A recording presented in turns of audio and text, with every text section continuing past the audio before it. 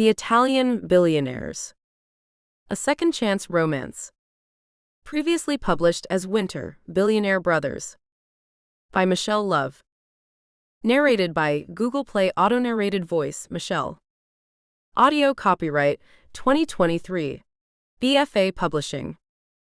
Note: all of Michelle Love's books have a happily ever after and no cheating. Blurb. I promised not to fall for anyone again. But these two brothers are too hard to resist. Meeting the Winter brothers changed my life forever. And everything turned upside down when they arrived, because now I'm caught up in a sibling rivalry. Tommaso is friendly and outgoing, while Raffaello is a distant, brooding bad boy who keeps himself. The hardest decision would be choosing between them. But all of that changed when people around me began to die. Snowfall. Inka pulled her coat around her tighter as she ran from the truck to the inviting warmth of the coffee shop. The squall, which had blown in from the sound overnight, brought with it searing cold winds and fine rain which invaded clothing relentlessly. The door blew open just as Inka reached it and she dived in, grateful that it pulsed with heat. Someone had turned up the heating way too high, thank gosh, she thought, and smiled at Nancy behind the counter. Hey kiddo. Her adoptive mother offered her a towel to dry her hair. How goes things? It had been 2 days since the attack in the city parking lot, and although Inka had been thoroughly interrogated by Scarlett, she'd also sworn her to secrecy. I just want to forget it. And the fewer people who know, the better. I don't want Tyler and Nancy to worry. Scarlett hadn't been happy, but something in Inka's face had made her agree. Now Inka smiled at her mom. Good, thanks. Nancy watched her hang her coat up. Really? Inka didn't answer her for a moment, and when she turned back to Nancy, her voice was strained. I'm fine, Nancy. But she knew she couldn't keep the truth from Nancy for long, especially after last night when, tormented by nightmares, Inka had suffered a full-blown panic attack and called her adoptive mother at 3 a.m., sobbing and incoherent. Inka waited until the tea house was empty, then asked Nancy to sit down with her. In a halting voice, she told her what had happened. Inka had spent her day off in Seattle, happily avoiding the rain by ducking in and out of bookshops and coffee shops. Busman's holiday, she grinned to herself, trying not to compare this coffeehouse with her own small tea house in the small town just outside Seattle. Overlooking the bay, the little Japanese-influenced gathering place had been Inka's dream when she was studying business at college. With the help of Nancy and Tyler, she'd opened it 5 years previously, not knowing what the people of small-town America would think. The Sakura Tea House was about as far from Starbucks as they could imagine, but they loved it. Even the grizzled old mountain men came to drink her specialist brews and chat with their friends. Inka lived in the small apartment above the tea house, but whenever she had a day off, she would escape, either to hike along mountain trails or into the city to find new reading material. 2 days ago had been the latter. She'd finished the pile of books on her nightstand, and although there was still a couple of other piles of unread books in her living room, she told herself there was always a good reason to buy more. Books were her drug of choice. Hours of browsing and reading relaxed her into an almost soporific state, and she simply did not consider the fact that by the time she left the bookstore and headed back to the parking garage, it was already dark outside. She didn't hear him behind her until the last second, and then, as her assailant grabbed her, she went into survival mode. Adrenaline flooded her system, and she fought back as he attempted to wrestle her to the ground. Inka Sardi was no pushover, despite her diminutive height of 5'2". She'd studied self-defense martial arts and she used her body to unbalance her attacker, elbowing him rapidly and firmly in the solar plexus, then turning and ramming her thumbs into his eyes. The attacker, a young guy with dirty blonde hair and a pockmarked face, yelped and staggered away, cussing her out. Inka quickly got into her car and banged down the locks. She drove out of the parking garage, and it wasn't until much later, at home, that she began to feel the post-traumatic effects. She practiced deep breathing to calm down. She tried to stop her body trembling.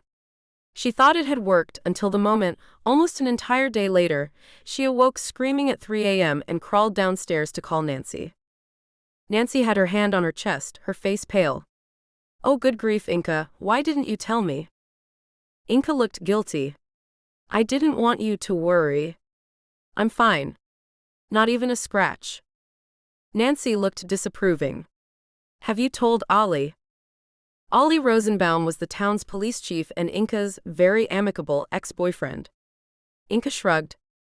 Although she and Ollie were still close friends, she still felt the pain of the breakup initiated by Ollie a few months ago. It's not that I don't love you, he'd said gently, it's just, I think we both need more than just being good friends. But you are my best friend, Inka, you always will be. And he'd kept true to his word. He still came by the tea house every day and they hung out all the time.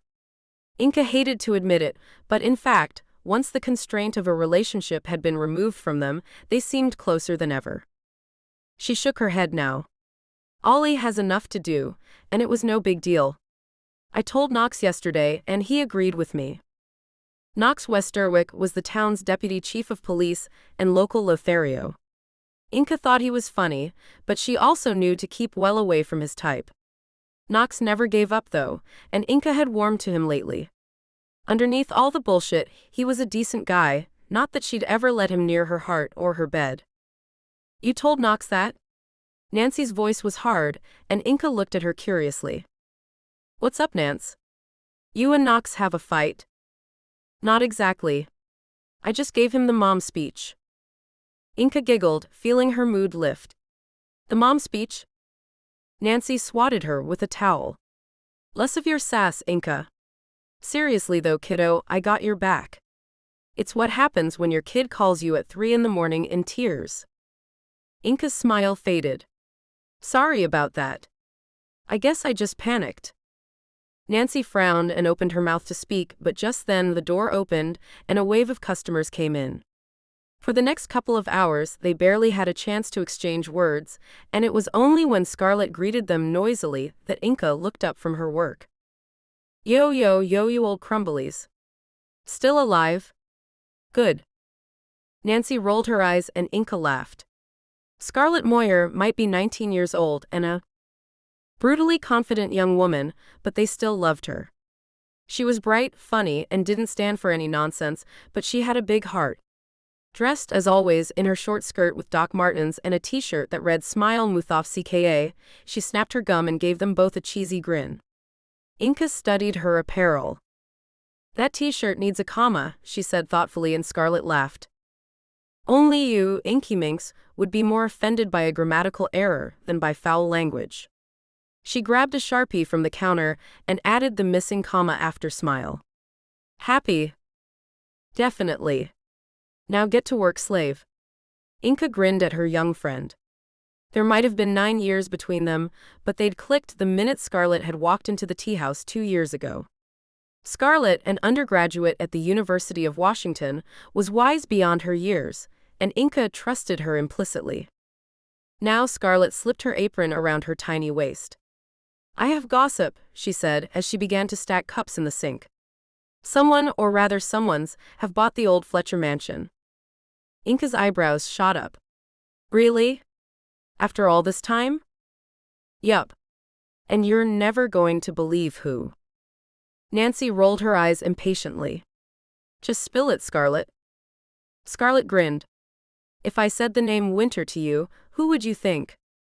Both Inka and Nancy looked blank, and Scarlett gave a hiss of frustration. Gosh, grandmas.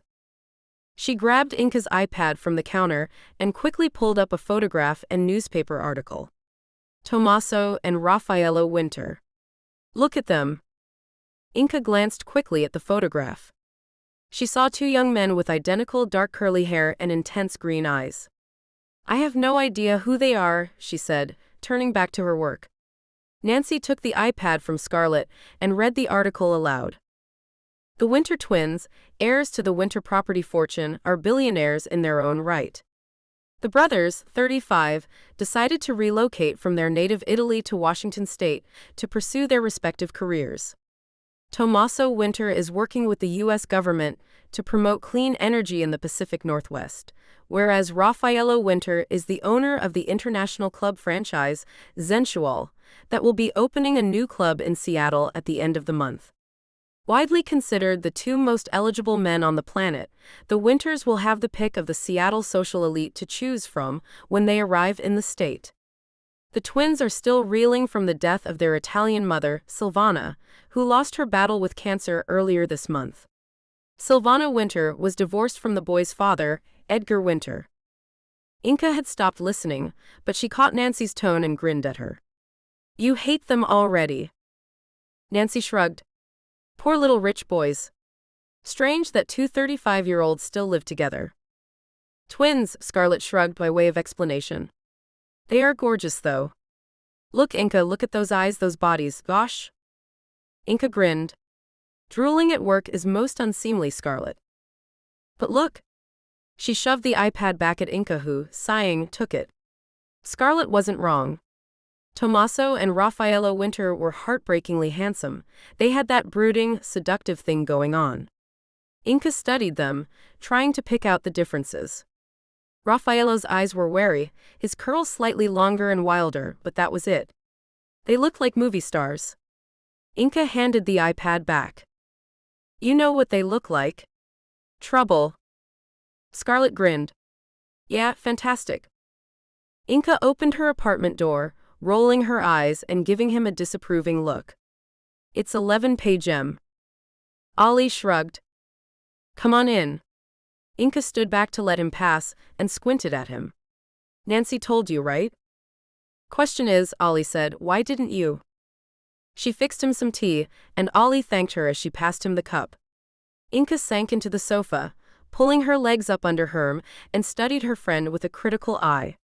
Ollie, at 33, was 5 years her senior. His light brown hair was cut short, his hazel eyes crinkled at the edges. Clean-cut, all-American, Ollie Rosenbaum was the epitome of trustworthy and noble. "You're not my bodyguard, Ollie." She softened her words with a smile. "It was really nothing. I handled it." "Why didn't you tell me?" Ollie raised his eyebrows at her. Inka rolled her eyes. "Because you have enough to do, and what could you have done anyway?" "Nothing. It was over in less than 2 minutes, and I'm fine. Like I said, you're not my bodyguard." Ollie sipped his tea. "Are you pissed with me or something?" "No, sweetie, just tired. How are things with you?" Ollie nodded. Good. Good. Listening, Inka suppressed a smile. "What's her name?" Ollie laughed, his expression sheepish. "Molly. She's a criminologist, working out of the city." Inka felt a pang in her chest but smiled at him. "Nice. How long have you been seeing her?" "A week or two. Look, I wanted to tell you because I'm thinking of taking her to Levi and Jim's, and I didn't want to just tip up there and—" "I get it," Inka interrupted.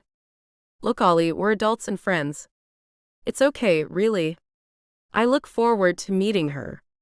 We both need to move on." Later, after Ollie left, Inka went into the bathroom to shower and get ready for bed. She stepped out of the shower and wrapped a towel around her long dark hair and grabbed her moisturizer. Gazing in the mirror, she looked at herself critically. She had café au lait skin courtesy of her Indian birth mother and almond-shaped green eyes from her Japanese-American father.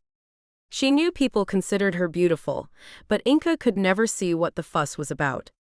She had to be honest, the attention she got wasn't always welcome. Catcalls, lascivious and repellent remarks, even grabbing hands, had all been part of her life since she was a teenager. Her curvy body drew men to her constantly. It was the reason why she had taken self-defense classes. Inka couldn't remember when her dislike of the attention had started. Nancy and Tyler had adopted her from a very young age, and she couldn't remember her life before that. She'd asked Nancy once, and Nancy, her face pale, had merely told her, "Be thankful you can't remember." Inka had been satisfied with that for a while. But lately, she had been having vicious nightmares about violence and a woman screaming. She had woken up shivering and gasping for air. Even with Ollie, it had taken her a few weeks of dating before she trusted him enough to sleep with him. Inka laughed softly to herself now, wondering how many other 28-year-olds could boast of only ever having one lover. She clicked off the bathroom light and got into bed, thinking about what Ollie had told her. Inka wondered if she herself would ever find anyone else, and realized that if she didn't, it wouldn't bother her. She was happy enough alone. Ollie Rosenbaum made his way to the small town's police department. His night shift was just starting and he flicked through a couple of messages before settling down to some paperwork. It was a half hour before one of his deputies, Fred, stuck his head in the door. "Boss? We just got a call. A body's been found, down near the reservoir. Looks like a homicide." Everyone was talking in hushed tones as Inka arrived at work the next morning, clumping down the stairs, still half asleep. She definitely wasn't a morning person. "Hey y'all," she said sleepily to Scarlett and Tish, the other teenager she employed. Tish had bright red hair and wore full makeup even at this time of morning. They grunted in greeting, then went back to their conversation. Inka switched the coffee machine on and went to open the front door. "You two thinking of doing any work today?" she said pointedly. Scarlett, her usual grin missing, turned to her. "Have you heard?" "About what?" "There was a body found up near the reservoir last night. A young woman. She was stabbed to death." Inka felt sick. "Gosh, that's horrific. How did you hear?" "On the news, national as well as local. Really brutal too. Poor woman." As if on cue, Ollie pushed into the tea house, followed by a small dark woman. He greeted them and introduced her. "This is Molly Welsh. She's been collecting evidence at the scene." He gave Inka a meaningful look and she realized this was his new girlfriend, Molly. She smiled at the newcomer, noticing how different she and Molly were. Molly was even tinier than Inka and effortlessly chic, almost French in her way of dress. She had short cropped dark hair, huge brown eyes and a cute face. She smiled back at Inka with genuine friendliness. Inka got them both coffee and sat down with them. Ollie shook his head. "It's bad, Inks. Poor kid was only young, late teens, early 20s. Stabbed repeatedly in the stomach, almost gutted." Inka grimaced. "Who would do that? I can't remember the last time we had a murder around here." 1976, Ollie said. "Before either of us was born. That's how rare it is." "Any leads?" "None." Inka smiled at Molly and changed the subject. "So, I hear you're going to be wined and dined at Levi and Jim's?" Molly nodded. "I've heard great things." "You heard right. Levi is a genius chef, and what Jim doesn't know about wine isn't worth knowing. They're a couple, right?" "Right.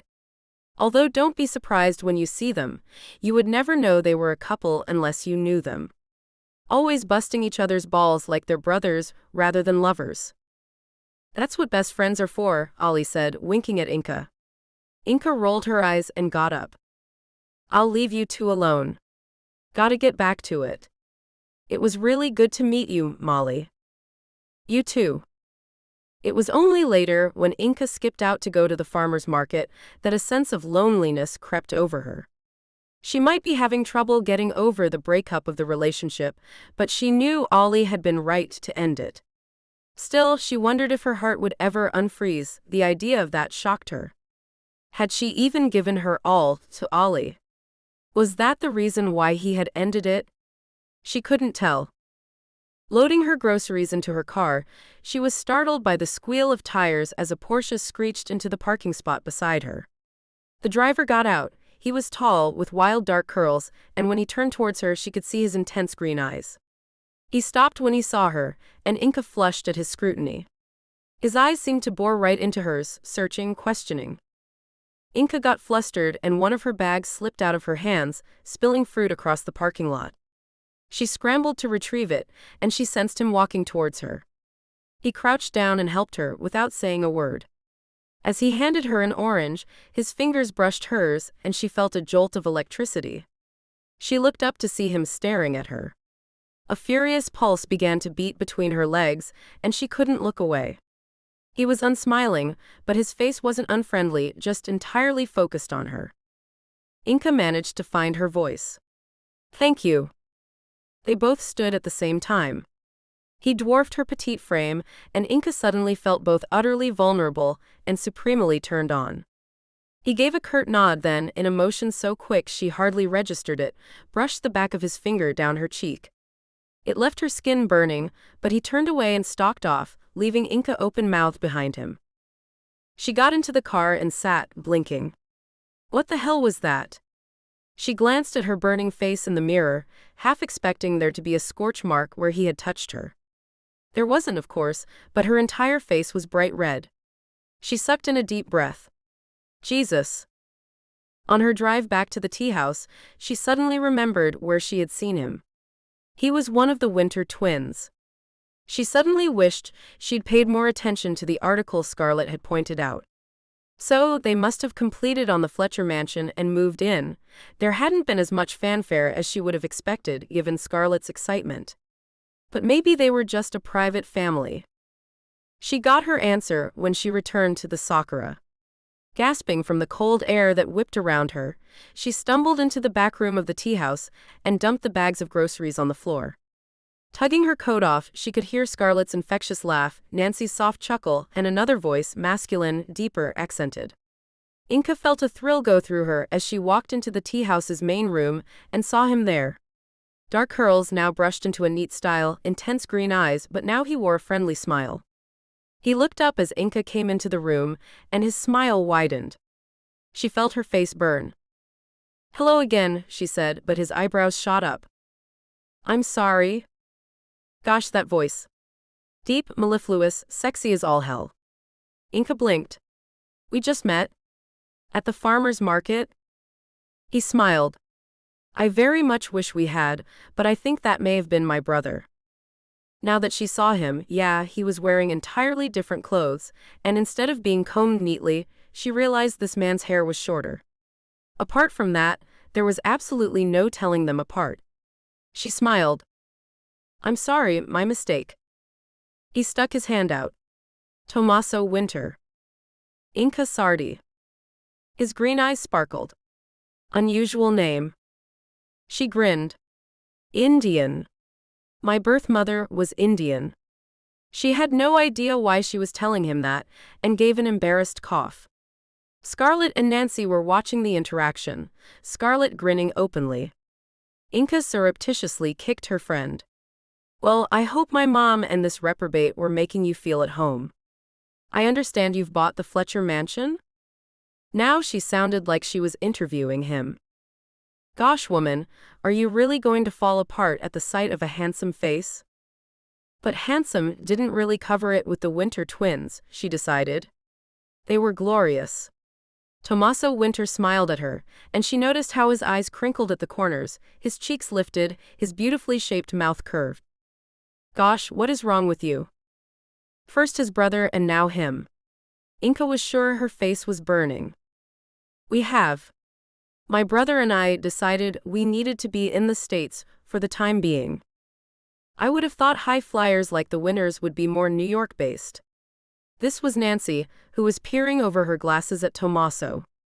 Inka groaned internally. Was Nancy about to go into one of her rants about the uber-rich? Tommaso grinned at her. Neither Raph nor myself are New York people. And besides, Seattle is at the forefront of business, Amazon, Microsoft, Starbucks, Boeing. It made sense. Nancy seemed satisfied with this. She gave Inka a slight nod, this one's okay. Inka suppressed a smile. Mr. Winter. Tommaso, please. Tommaso. The name felt like a caress in her mouth. Have you had time to get to know the town? He shook his head. I was hoping to find a guide. His eyes twinkled at her, and Inka felt her stomach flutter. Desire. Gosh. Scarlett nudged her. Inka's an excellent tour guide, she said brightly. And she's a total geek. She'll tell you all about the lovely but dull little town we call Willowbrook.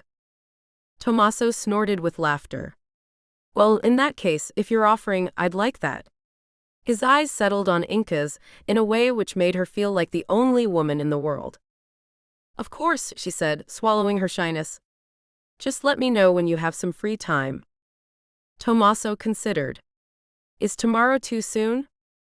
Inca didn't look at Nancy or Scarlett. Not at all, it's my day off. Say 10 a.m. He smiled and took her hand, kissing the back of it. Perfect. I'll see you then. Thank you, ladies, for your warm welcome. I have a feeling this place will be something of a haunt for me. When he'd gone, Inca looked almost open-mouthed at her friends. What the hell just happened? Scarlett and Nancy were both giggling like schoolgirls.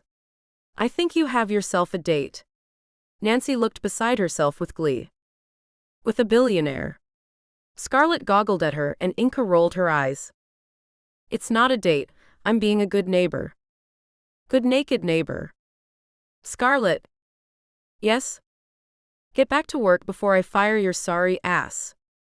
Knox Westerwick walked the half-mile or so from the harbor to the police department. The station was as quiet as he'd found it yesterday. A couple of faxes sat on the machine, and he glanced at them. Warnings about Lyme disease and a flyer for a town committee meeting. He checked the answering machine. No blinking red light. Knox wandered around the building. The police department took up no more than 4 rooms in the big stone-built structure. A glance at the bell pad indicated the other offices were let to a surveyor and an insurance company. He wandered to the big window overlooking the back of the office to see the back of a firehouse to one side and apartments to the other. He could see down to the water in the distance, glittering green against an azure sky. Knox had to be honest with himself. He was bored. Bone-crushingly bored. Even scraping around, offering to speak to school kids about road safety or whatever small-town cops talk to kids about these days, was a no-go. Ollie had done all that recently, so Knox had accepted the grateful apologies of the principal and given up. Knox glanced at the clock and wondered when Ollie would make an appearance. He went over to the filing cabinet, searching for any old case he could follow up on. Nothing. He slipped the files back into the cabinet and sat back in his chair, toying with the idea of sneaking over to the tea house to flirt with Inca and Scarlett. Instead, he picked up the phone to check in with Ollie. Hey boss. Missing me already? Hey Knox. Man, can you get whoever you can together and come out to the reservoir? There was the briefest pause, and in that moment Knox knew something was terribly wrong. What is it? Ollie's voice was defeated and tired. We found another one. Inca glanced over to the man in the passenger seat. As they had driven from Main Street, Inca had kept up a commentary, a practiced overview of the town's McNuggets, the Twin Harbor lighthouses, Gayer Lake and its adjoining golf resort, the West Coast Road with its views of the Cascades. Tommaso Winter was good company. He was funny and erudite.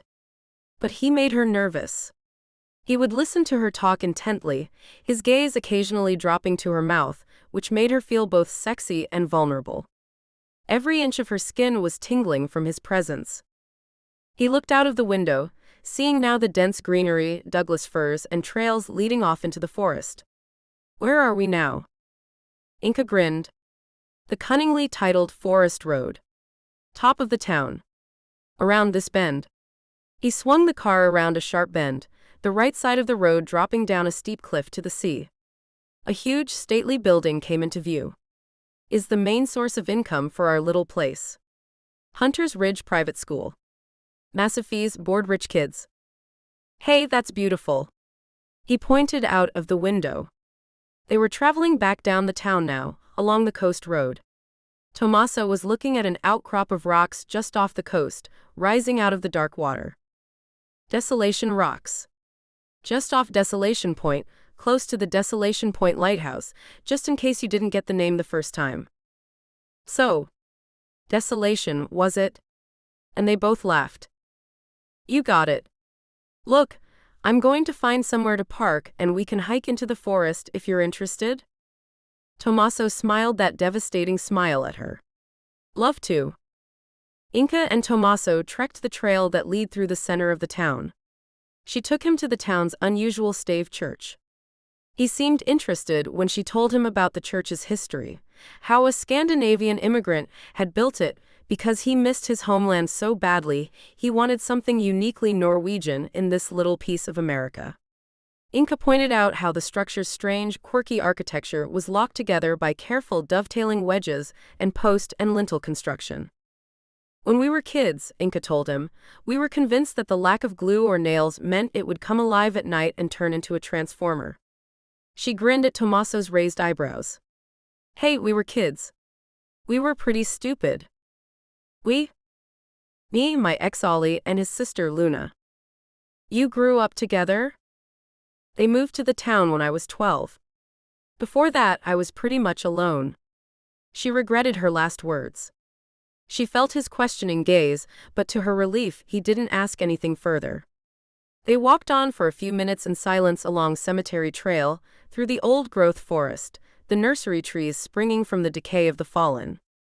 At the gates of the cemetery, which stood in the center of the town, Tomaso stopped. You know what I'm wondering? What's that? We've been walking a while now, and I have yet to see any willow trees. For a town named Willowbrook, I would have expected there to be more. So far, I've seen one, the one in the middle of Main Street. Inka grinned. And you know what? That's it. That's your one. The founder of the town didn't get far into the town before naming it.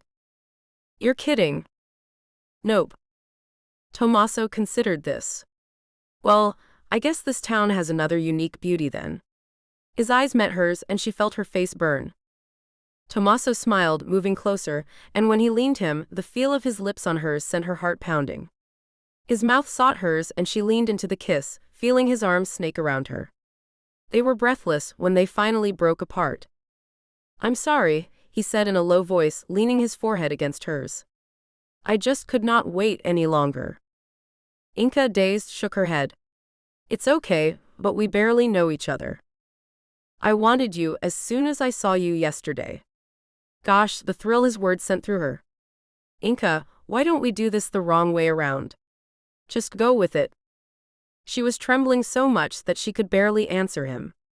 Tomaso lifted her into his arms. Bella, tell me stop at any time and I will stop. But she didn't tell him to stop. Feeling as if she were in a dream, she let him lead her back to the car, him sliding into the driving seat this time, and then he drove them to his home. The Fletcher mansion had been empty for many years, and Inka had always wondered about what it was like inside, but at this moment, she couldn't focus on anything but Tomaso Winter. Her sense had fled. Who was this man? And why was she going along with it? All she knew right then was that if he wasn't inside her soon, she might die of longing. Tomaso held her hand as they walked to his bedroom, and as he closed the door behind them, Inka realized what a risk she was taking. No one knew she was here. All worries fled when Tomaso kissed her again, pushing her overcoat from her shoulders and running his large hands down her curves. Bellissima. His low, deep voice, with that Italian accent, sent vibrations of pure pleasure through her. His tongue gently massaged hers. He tasted wonderful, of fresh air and toothpaste. With a growl, he tumbled her onto the bed, and then his hands were pushing up her skirt, pulling her panties down, and his mouth was on her then. Inka gasped at the feel of his tongue lashing around her button. What am I doing? What the hell am I doing? But she didn't stop him. He stripped her, kissing every exposed part of her skin, until she was a quivering mass of desire. Tomaso. He grinned, standing to quickly strip his clothes off. He had a firm body, elegantly shaped, masculine, a small smattering of hair on his chest. The feel of his skin next to hers was intoxicating, and Inka couldn't tear her eyes from his clear green gaze. Tomaso teased her. Inka had never experienced this intensity before. It was all-consuming. Tomaso made love to her, his prowess obvious, his focus on her absolute. Tomaso buried his face in her neck. He collapsed on top of her, his mouth seeking hers, whispering her name over and over. Inka closed her eyes, reveling in the feeling of him holding her. Was this what she had been missing all these years? Sensuality, desire, with the thrill of the danger. Who was this man? When she opened her eyes, he was watching her. His mouth hitched up in a smile. You are beautiful, Inka. So beautiful. His fingertips traced a line down her body, to her belly. She gave him a shy grin. I have never done something like this before. Just go with it. He was so confident, and his hand, tracing a pattern on her belly, was making her crazy. Inka touched his face. I know you said we should do this the wrong way around. I think we achieved that. He kissed her. Inka, the moment you walked into that tea house yesterday, I wanted you. But I suppose you have the same effect on most men. Inka felt uncomfortable then. Honestly, Tommaso, I hadn't thought about it. As I said, this isn't what I would normally do. But you, sir, are something else. And I thought, what the hell? Tommaso grinned and moved on top of her. You're the perfect tour guide, he murmured, and I hope much more than that. Inka smiled as he gently wound her legs around his waist. As he teased her, she sighed happily. I don't expect anything from you, Tommaso, but, oh. Tommaso grinned wickedly. I'm going to make you mine all night long, Principessa, in every way you'll allow. Say my name, Inka. Tommaso. Inka woke cold and shivering. The light in the room was blue, and she could tell it was very early morning. The bed beside her was empty, and the sheet that had been wrapped around her was now down at her hips. She sat up, blinked, and shook her head. What the hell had she been thinking? Last night had been the most erotic, sensual time of her life, but in the cold light of day. She got up and went into the bathroom. There was a toothbrush and a basket of toiletries left out on the side for her, and she smiled. She showered quickly and got dressed, shoving yesterday's underwear into her pocket. Feeling incongruous and shy, she padded through the large mansion, only now just noticing how beautifully it was decorated. The winter's aesthetic was obviously minimalism and clean lines. Navy, gray, and a monochromatic color scheme made her shiver a little. It was the opposite of her messy, cozy, colorful apartment. She found the kitchen and saw him at the stove, flipping pancakes. Grinning, she walked up to him and slid her arms around his waist. Good morning, Mr. Winter. She jumped back as he dropped the pan and spun around. Oh shoot. Inka stepped back, horrified. Raffaello Winter glowered at her. Gosh, I'm so sorry. I thought you were Tommaso. She felt the heat rush up her body, and suddenly she felt like a slime ball. The man in front of her was as physically divine as his twin, but somehow danger radiated from every pore. His eyes were hooded, dark with menace and anger. Inka felt a frisson of fear. Hey. Both of them turned to see Tommaso watching them, a strange smile on his face. Inka felt a wave of humiliation. I'm sorry. I mistook your brother for you. Tommaso grinned. Again.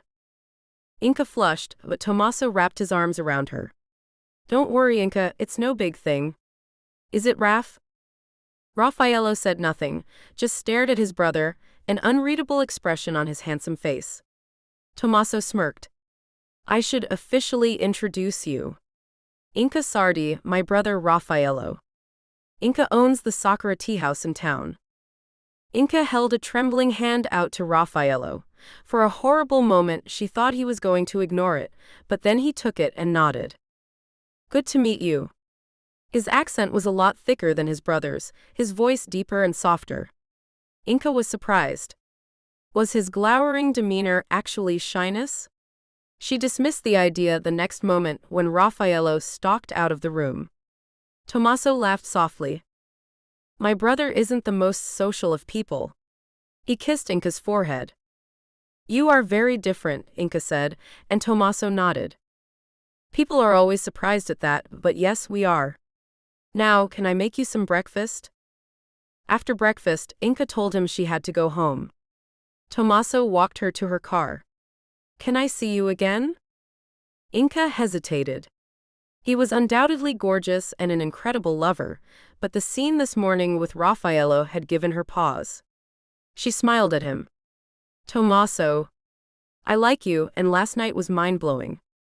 But I don't know if I'm really suited to the whole wrong way around thing.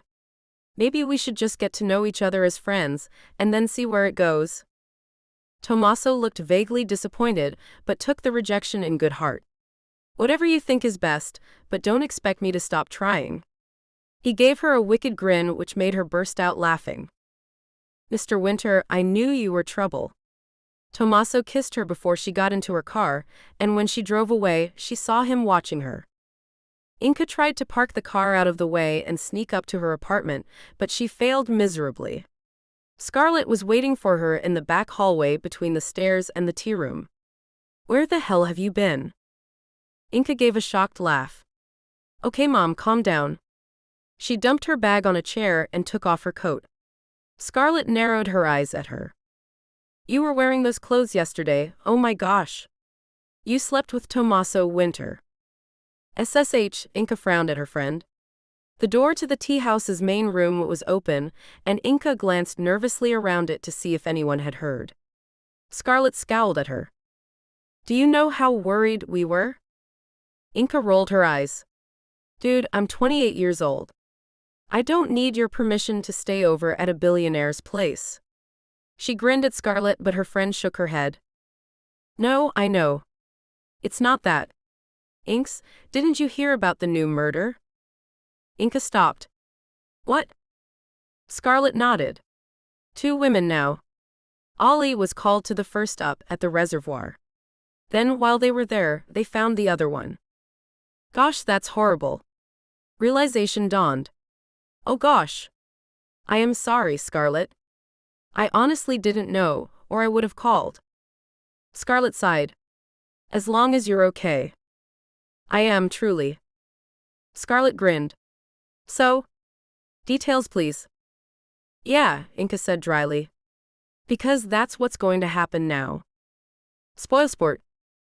Nancy stuck her head around the door. Ah, daughter mine. Glad to see you're not dead. Any chance you two can do some work today? Tommaso had been waiting for Raffaello to say something all day. After meeting Inka, his brother had disappeared into the depths of the mansion to work, and Tommaso hadn't seen him. Now, though, as Tommaso sat chatting with Debbie, their new chef, Raffaello made an appearance in the large kitchen. Good evening. Tommaso smiled at his brother, and Debbie nodded to him. She was a middle-aged woman, no nonsense and very discreet. Her food, the twins had discovered in a very short time, was out of this world.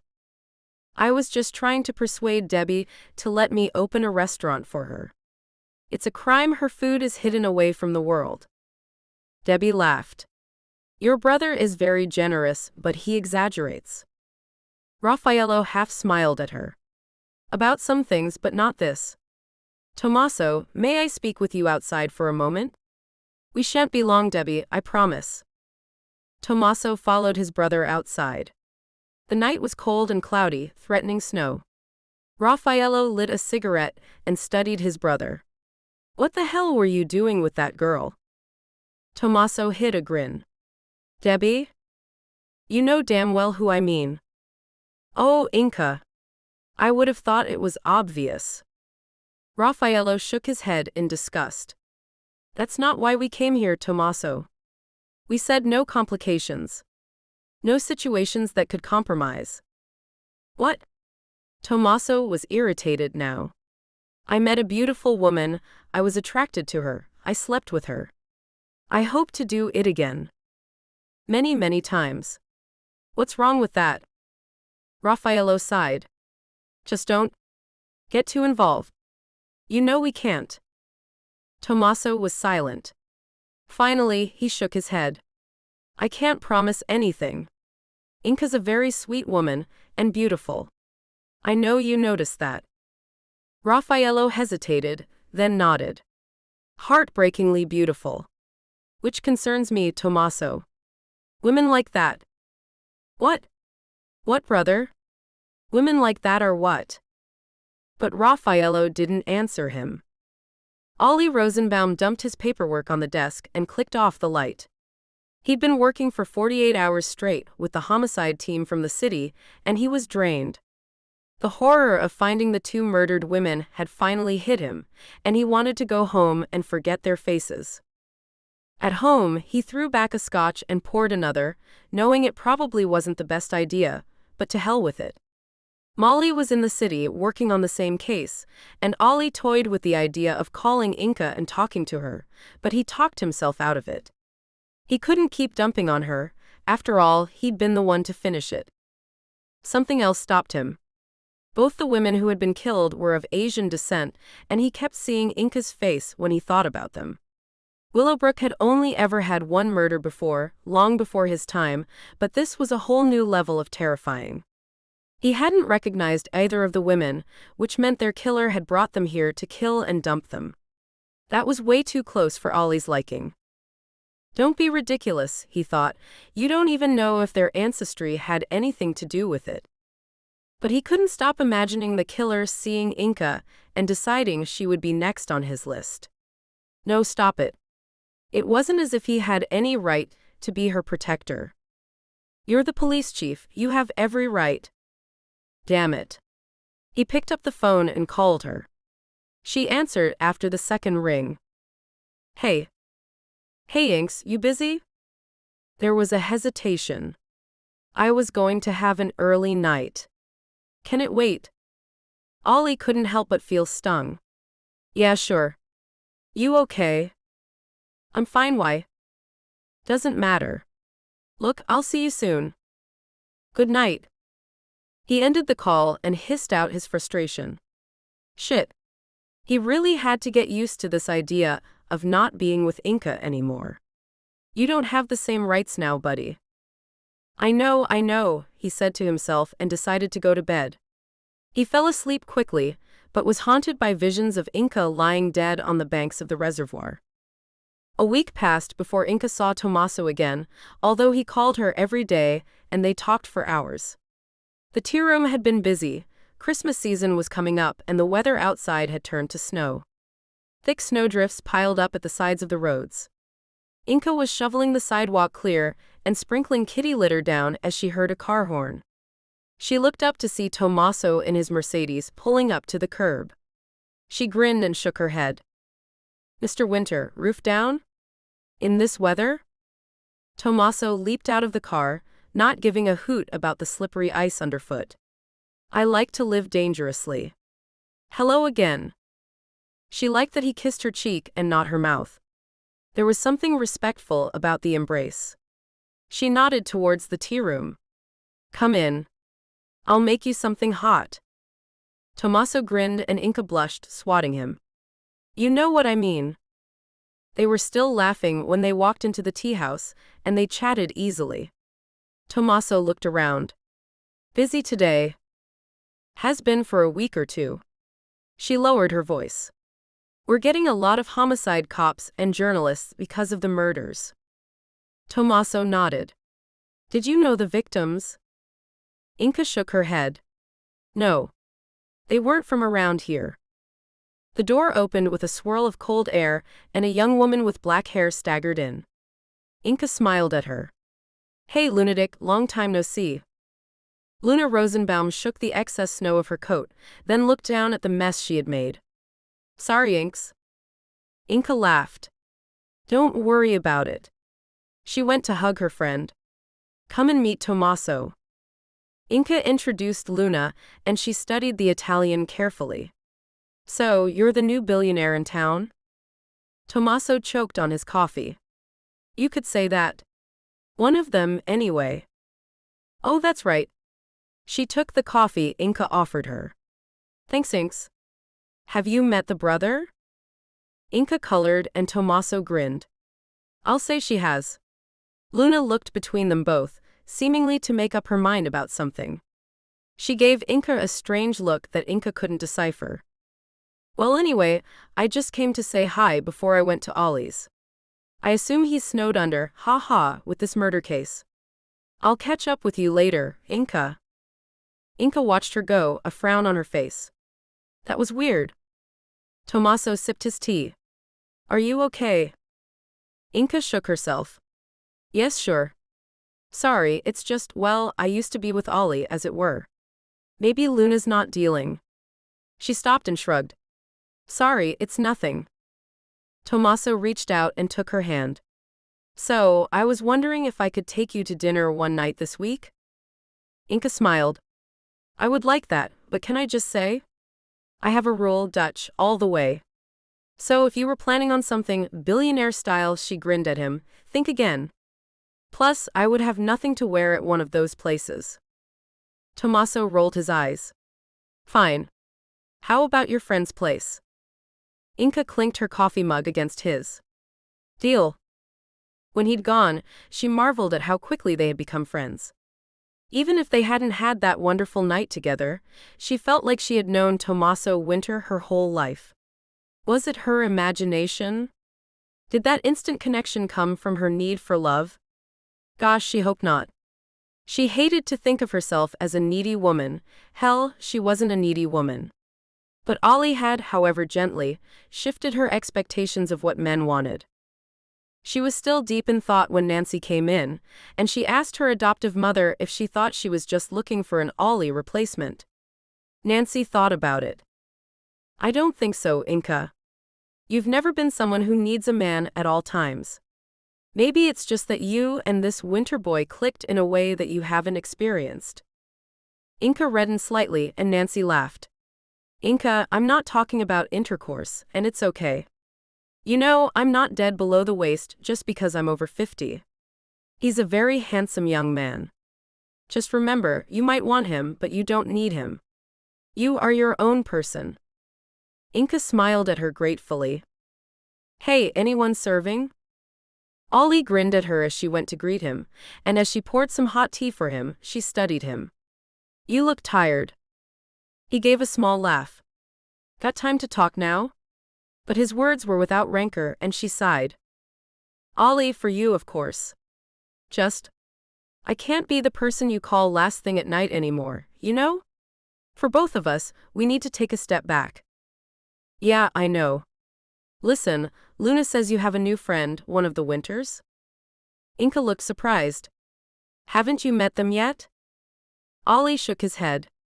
I don't know whether this sounds bad, but for once, the department has been busy. I wish it wasn't for the reason it was. Me neither. Any progress? Inka saw Nancy join them, listening to what Ollie was saying. We've identified one of the women. Kristen Chu, a lawyer from Seattle. Her family is pretty broken up. I would think. How did she die? Ollie hesitated. Stabbed. Multiple times. Poor kid was almost gutted. Inka looked sick. Gosh. Nancy shook her head and Ollie looked at her. The other woman was Asian too. Nancy and Ollie shared a look and Inka sighed. Just say it. Wouldn't hurt to be extra vigilant. I thought serial killers were only called that after at least 5 victims? Don't be a wise ass. Nancy gave her daughter's butt a swat. Just be careful. Inka rolled her eyes. Okay. Ollie smiled at her. So, when are you going to introduce me to your new boyfriend? Not boyfriend. Friend. But Inka felt relief that Ollie seemed to be okay with it. And anyway, I wanted to talk to you about Luna. Is she okay? She was a bit off earlier. Ollie looked uncomfortable. She's having trouble with us splitting. You know how unstable she feels all the time. Gotcha. Tell her I miss her, will you? We need to have some girly nights in. Ollie nodded. I will. Thanks, Inks. Look, all joking aside, you'll make this old man happy if you make sure your deadbolt is on at night, okay? Promise. Inka remembered his words that night, and when she went up to her apartment that night, she shot the deadbolt across and double-locked it. Weary, she took a long bath, then heated up some leftovers in the microwave and sat in front of the television. Outside, the snow was piling up again, and she gave an involuntary shiver as she watched the snow fall silently over her little hometown. Willowbrook was the only town stuck out on a tiny peninsula on the Washington coastline. The one road out of town would sometimes get blocked with snow during winter, and then the town became like an island. Inka had always loved the place since Nancy and Tyler had adopted her and brought her home from the children's home in Seattle. She had never questioned their love for her was as strong as hers for them, and she had never shown any interest in finding out her family history. Lately, though, feeling lonely was becoming a habit, and she'd wondered if she should push Nancy harder for information. Maybe I'll ask Tyler, she thought, grinning to herself. Tyler was softer than Nancy. Younger by 10 years than his 70-year-old wife, Tyler, a tall African-American with a slender figure and a kind face, doted on his girls. As far as Inka was concerned, he was her father and nothing would change that. Her cell phone buzzed, and she picked it up without looking at the caller ID. Hello? Nothing. Inka frowned. Whoever this is a bad line, I can't hear you. Hello? Nothing. She shut off her phone and forgot about it. She switched the TV off and the small lamp and sat in the darkness watching the snow fall. Her attention was caught by a movement down on the street. A figure stood under the street lamp. He looked up as if sensing her scrutiny, and their eyes met. Inka felt a thrill go through her, fear or desire, she couldn't tell. Raffaello Winter stared up at her, his expression unreadable. The next day, she was still thinking about him. It was her day off, and as she did her chores, she wondered what he had been thinking of, standing outside her apartment like that. Weird. Her phone rang again, and this time it was her realtor, Mindy. The apartment Inka lived in was leased from the owner of the building, but had offered Inka first refusal on it when he decided to sell. She'd scraped together the deposit and had put her offer in, and now she knew Mindy was calling her to finalize the details. Hey Mindy. What's going on? Inka sat on a kitchen chair, pulling her knees up to her chest. She heard Mindy draw in a deep breath. Inka honey, I've got bad news. The thing is, Inka heard her sigh, the apartment's gone. It's been sold. For a moment, Inka didn't process what the realtor had said. Then her heart thudded, heavy with dismay. It can't have. I mean, I thought the offer I made was a lock. It was. It was, sweetheart. I'm sorry, but the owner just called me. They were called late last night by a private buyer who gave them a crazy offer. Inka sat upright in the chair. I'll match it. Call them. Tell them I'll match it. I want this apartment. There was a silence. Honey. Mindy hesitated. You can't. You can't match it. The buyers offered 3 times the market price. Inka was speechless.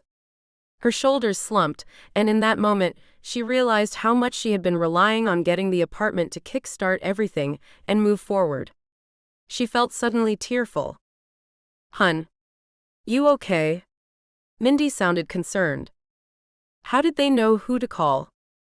She heard Mindy give an annoyed hiss. Jeb. Don't worry. I've nailed his ass to the wall. He knows better than to give out that information. Look, I'm going to email you over some other prospects, we'll find you something. Inka drew in a deep breath. Yes. Yes, of course. I'm sorry. I'm just disappointed, is all.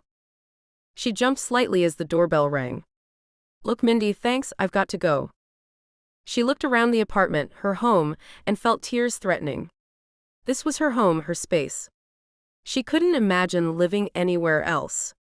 She grabbed her jacket and headed out of the door.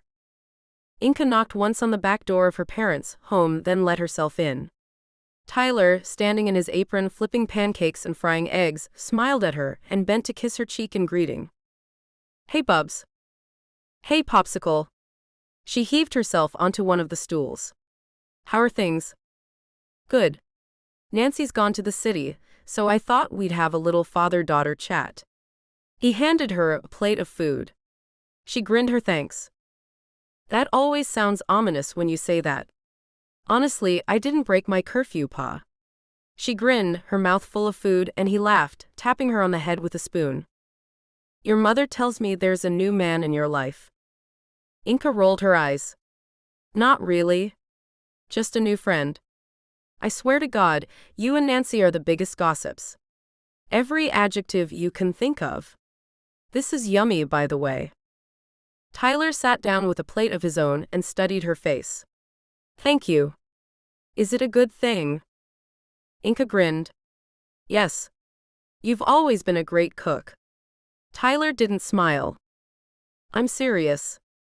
I worry, Bubba, especially after all that business with Oliver. Inka smiled. Tyler had never called Ollie Ollie, not once. Inka thought about it for a long moment. I think so. I mean, I'm just getting to know Tommaso. He's not my boyfriend or anything, we're just friends. Tyler put his head on one side, his expression kind. So, no romance then? Inka acquiesced with a small laugh. Possibly. I really don't know. But Pops, that's not something I want to discuss with you, no offense. They ate in silence for a few minutes, then Inka remembered. I got some bad news before, I didn't tell you, the apartment was sold out from under me. So, now I have to start looking all over again. Tyler was taken aback. What? Yep. Apparently, someone offered 3 times the asking price late last night. Can you believe it? She sighed and shook her head. I didn't actually realize how much it bothers me. I'd had it all planned, how I'd redecorate and fit all my stuff in. It's like I had it all planned in my head and now, damn. It's frustrating is all. Ollie had tried not to think about the murders, but couldn't let it go.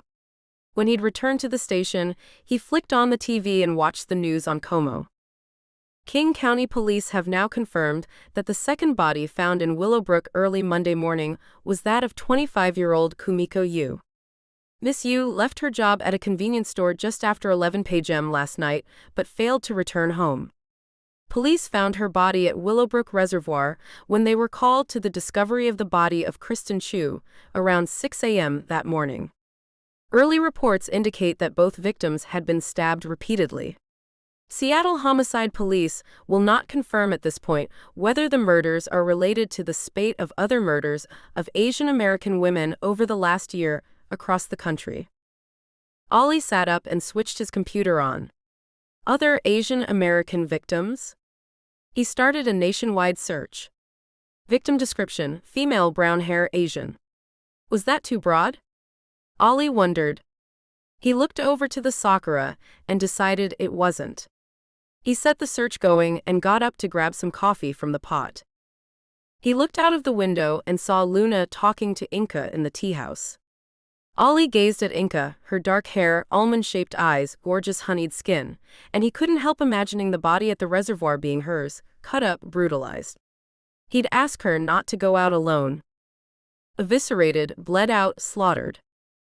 Bile rose in the back of his throat, and he looked away quickly, pushing the image out of his mind. He rubbed his eyes as if scrubbing the image from his mind, sat back in his chair, and looked for something to distract him. He'd already dealt with the report from a robbery at the golf course. He picked a drawer at random and pulled a handful of files from the cabinet. Fixing himself some instant coffee with a wistful look across to the tea house, he sat down to read. Hunter Leeds, the town's mechanic, limped into the tea house just after lunch, carrying a large expensive box. Inka greeted him, turning to pour his usual brew. Hunter, an old school friend of Ollie's, didn't look happy. Got a delivery for you, Inka. He put the box on the counter. Inka gaped at him. What is it? Hunter shrugged, obviously put out. Scarlett ran her fingers over the name on the box. Expensive. She sounded impressed. Winter asked me to bring it to you. Hunter's voice cracked with tension. Inka was astonished. Why didn't he bring it himself? Hunter shrugged. Beside Inka, Scarlett shifted, impatient. Open it, open it. Inka lifted the top of the box. Tissue paper. She pulled it apart and pulled the dress out. It was gorgeous, pale pink, decorated with tiny beads. Wow. Scarlett was impressed. Well, he's just gone up in my estimation. She peeked inside. Even got your size right. That is going to look amazing next your skin. Inka was frowning. Okay, this is weird. Why on earth would he buy me a dress? Kind of personal, don't you think? And why the hell wouldn't he bring it to me himself, instead of getting Hunter to do it? Scarlett shrugged. Perhaps he's just marking his territory. She stuck her tongue out at her boss, but Inka was frowning. Flowers would have been enough. If anything. Scarlett could see she was disconcerted. Hey, look. The guy's a billionaire. Could you imagine the type of women he's used to? He's probably just doing what he thinks you'd expect. You have to admit that. Inka nodded. Okay, yes, but I thought he knew me well enough to know I'm not like them. Scarlett shook her head. Give him a break. Inka ran her hand over the dress. I don't know what to do about this. It's too much. But I don't want to offend him. Wear it. Scarlett shrugged. What harm can it do? Hunter stood silent, watching the two women. The phone rang and Scarlett stepped away to answer it. Inka smiled at him. Hunter, you look worried. It's okay, it's just a dress. Hunter shook his head. You just be careful around him. I don't want you getting hurt or nothing. She leaned over and grabbed his hand, squeezing it. Hunter, why would Tommaso Winter want to hurt me? I don't trust him. Inka gave a frustrated laugh. You don't even know him. I seen him watching you. You've seen Tommaso watching me? A little thrill of pleasure ran through her, and she tried not to smile. He watches you. He said things. What things, Hunter? Hunter flushed, shifted in his chair. He didn't look her in the eye. I told him to leave you alone. He says he could have you if he wanted you. Inka didn't know what to say. I'm sure you're wrong, Hunter. He doesn't mean any harm. He's just new in town, getting to know everyone. You are very sweet to worry about me, but it's okay. Later, she asked Scarlett if she minded covering for her. Inka picked up the box. Scarlett looked disappointed. You're taking it back to him, aren't you? Inka nodded. It's too much too soon. Be careful on that road. More snow is on its way in. Inka steered her car carefully along the steep hill leading to the Fletcher, no, the Winter mansion now, she grinned to herself. How very apt. She cursed as her car's back wheels slid out from beneath her and she wrestled the wheel until she straightened up, heart thumping. She pulled up in front of the big house and, box in hand, carefully climbed the icy stairs. She rang the doorbell and waited, shivering. The door was yanked open and the familiar man stepped out, staring at her. For a moment, she thought it might be Raffaello, but then his smile stretched across his face and she relaxed. Inka, gosh, come in. I'm sorry, you just took me by surprise. He guided her inside and took her coat. As you surprised me, Inka said gently, trying not to be distracted by the way his green eyes locked onto hers, or the soft way his fingers brushed the inside of her arm as he took her coat. Tommaso smiled at her, leaning in to brush his lips against hers. Didn't it fit? I had to guess your size. It's not that, she said, and couldn't help the moan that escaped as his lips found her throat. It's just too much. Tommaso stepped back to look at her. It wasn't a thank you for sleeping with me gift, if that's what you think. Inka laughed. I know that. You are very generous, but I can't accept it. Tommaso considered for a moment. Fair enough. Look, now that you're here, you must stay for dinner. The weather's getting bad. Raf and I were in the kitchen, come meet him properly. Inka felt her stomach churn with nerves as they walked hand in hand to the kitchen. Tommaso introduced her to Debbie. They already knew each other vaguely, and so the conversation was easy. Then Raffaello made an appearance. Inka's chest tightened when she saw him, and all she could think of was seeing him on her street, gazing up at her apartment. He seemed to notice her reticence when she greeted him. You are well? She nodded, and wondered why his accent was so much thicker than Tommaso's. During dinner, which was a mouth-watering lobster bisque, followed by lamb so tender it fell off the bone, Tommaso led the conversation, but Inka found that Raffaello had thawed a little. Ironic, she thought, glancing out of the window. Outside, the weather had worsened, and now all she could see was a whiteout. Raffaello noticed her glance. Did you drive here tonight, Miss Sardi? Inka suppressed a smile. So formal. Inka, please, and yes, I'm afraid I did. He nodded and looked at Tommaso. Our guest must stay the night, I think. I was hoping she would, Tommaso said with a grin, but Inka felt awkward then. Tommaso noticed. Because of the weather, of course. Of course. After dinner, they moved to the living room, where Raffaello poured them all large drinks. Inka took the glass of scotch, not wanting to spoil the atmosphere by telling them she didn't drink much. She felt the effects an hour later, and for the first time, she saw Raffaello smile. I think the scotch has taken effect. She half smiled. I think it has. Raffaello drained his glass. I'll give you two some privacy. Good night, Inka. Tommaso. Good night, Raffaello. His name felt foreign and exotic in her mouth. Tommaso gave a soft laugh when his brother had gone. You realize you called him Raffaello? Inka clapped her hands over her mouth. I'm sorry. I don't drink alcohol, and it was a big glass. Big. Tommaso chuckled. You are adorable. He kissed her, taking her by surprise.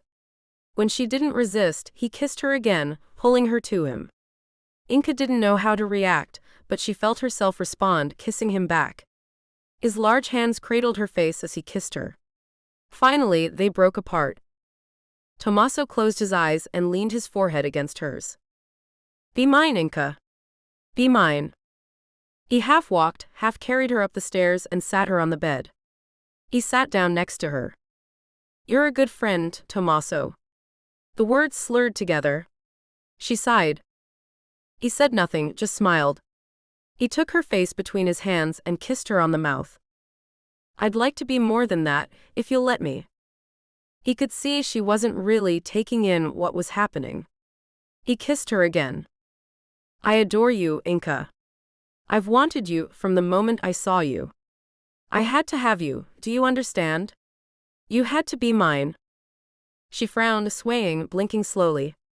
He pushed her back onto the bed. Just let me take care of you. Just relax now. He undid her jeans and pulled them off. She was really fading now, completely malleable. He pulled her t-shirt off. He smiled down at her.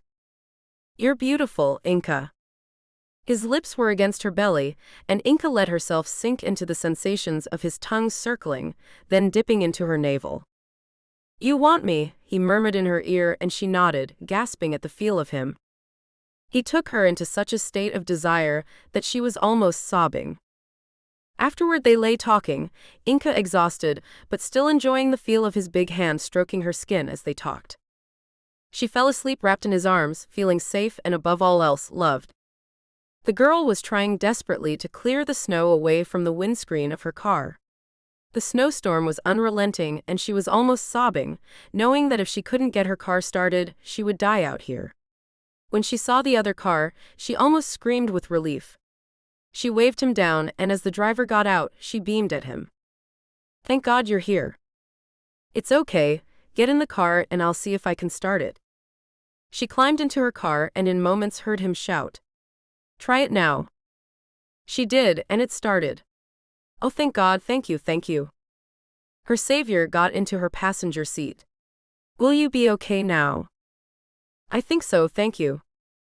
The car's heater was kicking in now, and she unzipped her jacket. I can't thank you enough. How about a kiss? She looked startled. Excuse me?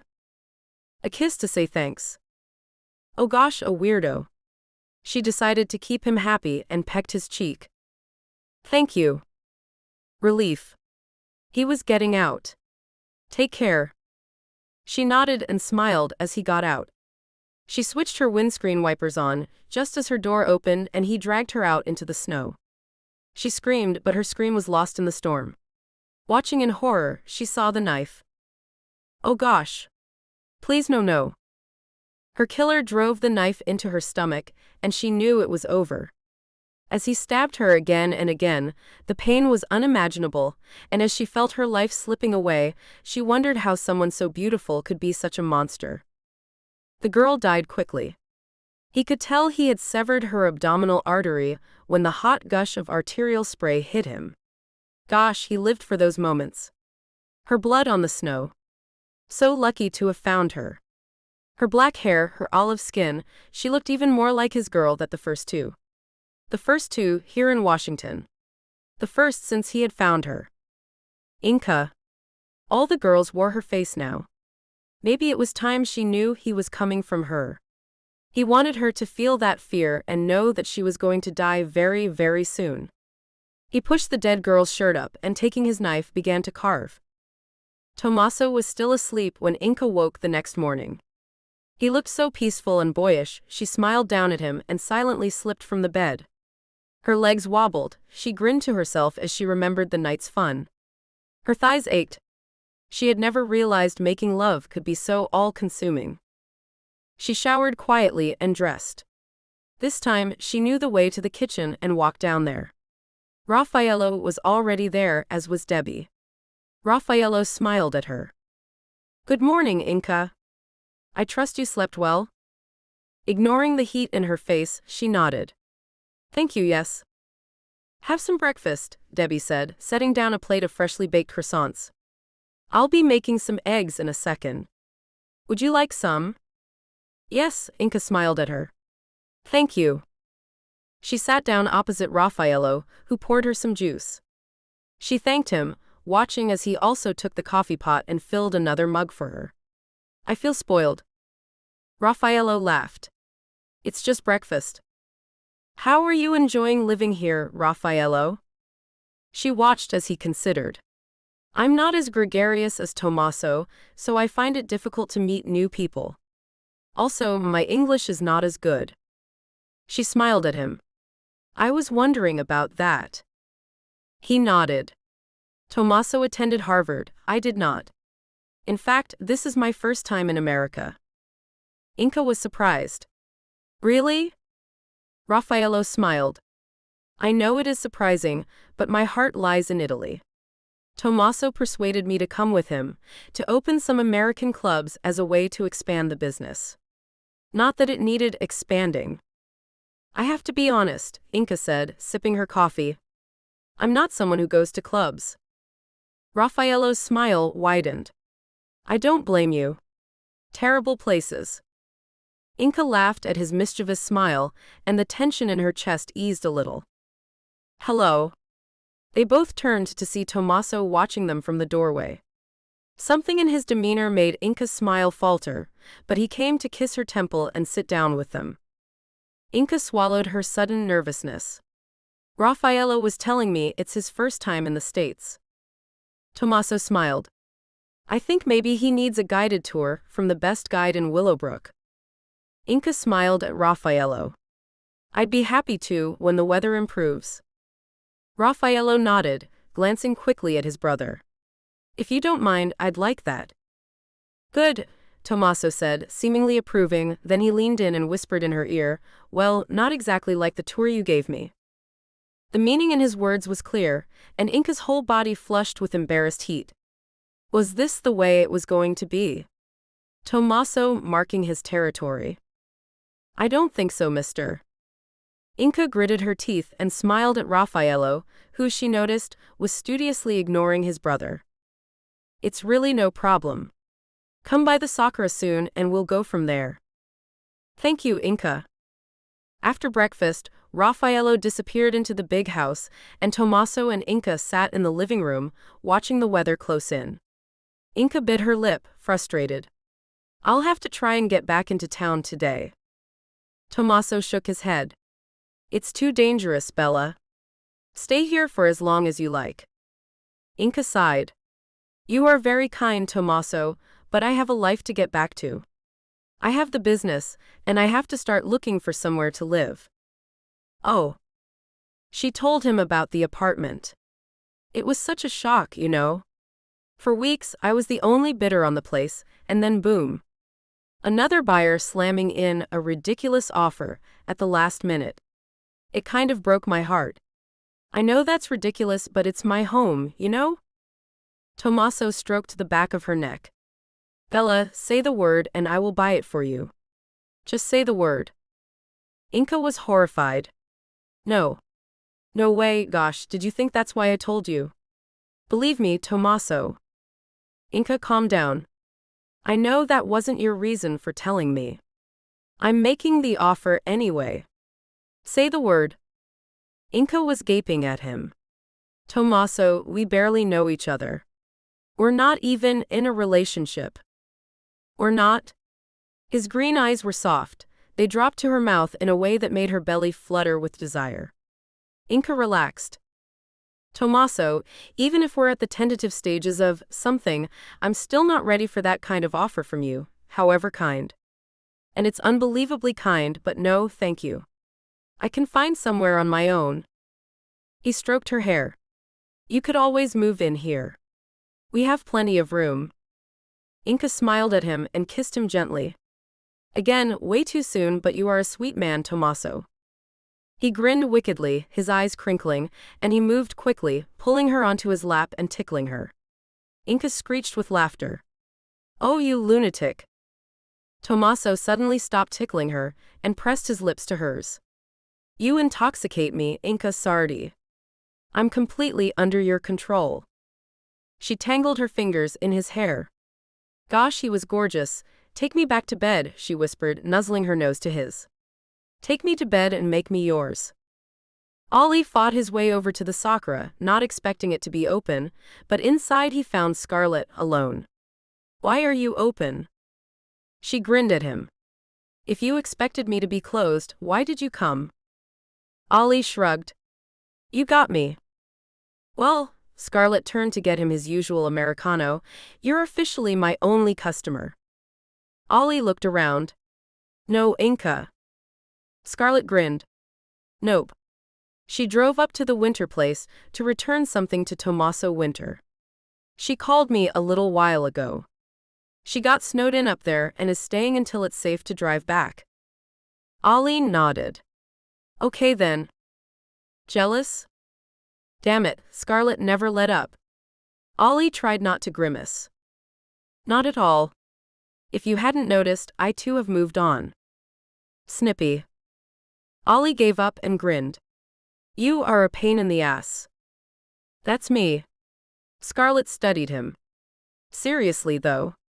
She's fine, so what's your thing with the Winters? Who says I got a thing? I know you, Scarlett said. You're not sure about them. Ollie sighed. It's not really the Winters bothering me. It's the murders. Scarlett, in my 10 years of being a cop, I've never seen anything so depraved, so brutal. I can't shake the image of those girls, and the fact that they're Asian American. You can see why I'm a little antsy about Inca's safety. She's a big girl, Scarlett said gently. And she can look after herself. It's my job to make sure you're all safe. Scarlett shrugged. Fair enough. Just don't get too controlling. You don't have that right anymore. Gotcha. Look, Scarlett, why don't I walk you home? No, one's going to come in today. Scarlett shook her head. I'm good. I have stuff to catch up on, stock checking, stuff like that. Thanks though. Later that night, Ollie shouldered his way into his apartment and flicked on the lights. He snagged a bottle of water from his refrigerator and opened the door onto the small balcony. The snow had finally stopped, and now the night was calm but still bitterly cold. The apartment overlooked the harbor and the ferry landing, and he saw now that the last ferry of the day was waiting. He had thought the weather would stop the ferry service to the city, but no, he saw the lights of the ferry bobbing in the water. He was surprised to see a familiar figure striding along the jetty. One of the Winter twins, he couldn't tell which one, jogged up the gangway and disappeared into the ferry. Where the hell are you going at this time of night? Ollie frowned and glanced at his watch. 11:45. Ollie pondered for a moment and shrugged. No business of his what they got up to after hours. He drained the water bottle and headed inside. He showered and brushed his teeth and collapsed gratefully onto the bed.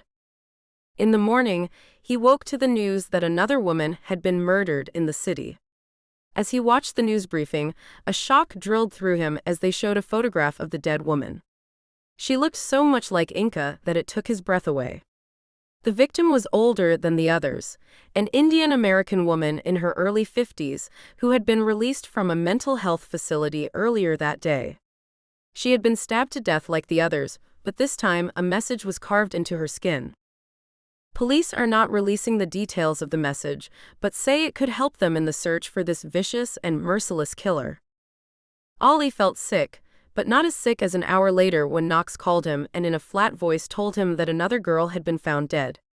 He drove out to the site and saw the horrific scene. The body was frozen, the girl's terror forever etched on her face, her clothes pulled up to reveal just what her killer had done to her, as well as the carved message on her skin. Ollie looked at Knox and saw he was as shocked and horrified as he was. It was what Ollie feared the most. The carved letters and pale skin. Inca. Inca drove home alone, despite Tommaso's insistence that he should come with her. She had gently declined. I have so much to do, Tommaso, to get back to work and find a new place. Thank you for everything. She'd been at the winter home for 2 days before the weather had settled enough to return home, but she had to promise Tommaso she would keep the dress he had bought her and wear it to dinner that night. Smiling, she kissed him goodbye. I'll see you tonight. He slid his hands around her face. I'll miss you. She opened the door to the Sakura to find it busy and Nancy and Scarlett run off their feet. I'll be down in 1 minute, she promised them before running upstairs to change. More like 10 minutes, Nancy grumbled when she returned, but she kissed Inca's cheek. How was your sojourn at the billionaire's mansion? Inca rolled her eyes. Very pleasant, thank you. We burned $100 notes for warmth and made the servants race naked in the snow so we could bet actual gold bullion on them. Sarcastic minx. Nancy tried not to grin. Get to work. Yes, boss. Apparently, the entire town of Willowbrook had been going stir-crazy at home during the storm, and they had all descended on the tea house that day. Inca, Scarlett, and Nancy didn't get a break all day, and when evening rolled around, they were all exhausted. As they were closing, Ollie and Knox came in. Inca locked the door behind them. Both men looked shattered. What's going on? Inca went to make them some hot sandwiches as they told the women about the new murder victim. Nancy watched them carefully. There's something else you're not telling us. Ollie sighed and Knox looked uncomfortable. You all better sit down. The woman exchanged glances but sat down as requested. Ollie took a deep breath in. The body we found and the one found in Seattle, both had been stabbed to death and then mutilated. A name had been carved into the dead women's stomachs. A warning. A threat. What name? Inca already felt a heavy dread settle over her as both Ollie and Knox turned to her. Just say it, she said in a low voice, and Ollie nodded. I'm so sorry, Inca. Yes. It was your name. Inca put her head in her hands. Nancy looked shocked and sick. Are you sure whoever it was meant? She nodded towards her daughter. Ollie patted her hand. No, we can't be sure, of course. It's just, with the ethnicity of the victims, and the location of the deaths, and the relative uniqueness of your name, Inks, especially in the county, we have to assume that it could be a death threat. Inca threw up her hands. But why? I don't think I have any enemies.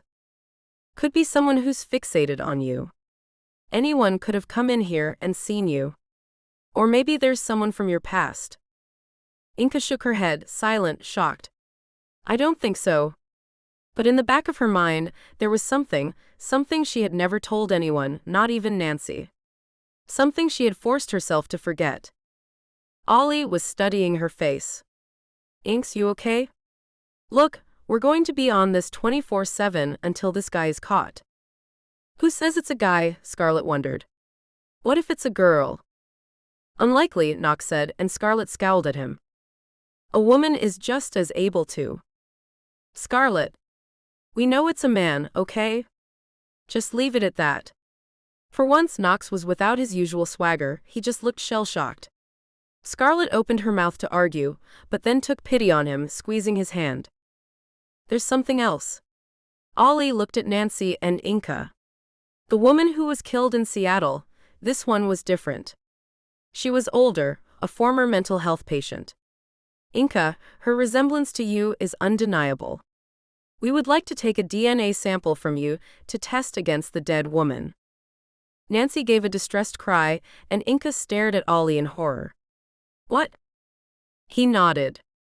I'm so sorry, Inka, but we have to investigate the possibility that the woman murdered in Seattle was your birth mother. Ollie looked up as his sister Luna came into the police station, balancing 2 cups of coffee. Hey, haven't seen you around for a while.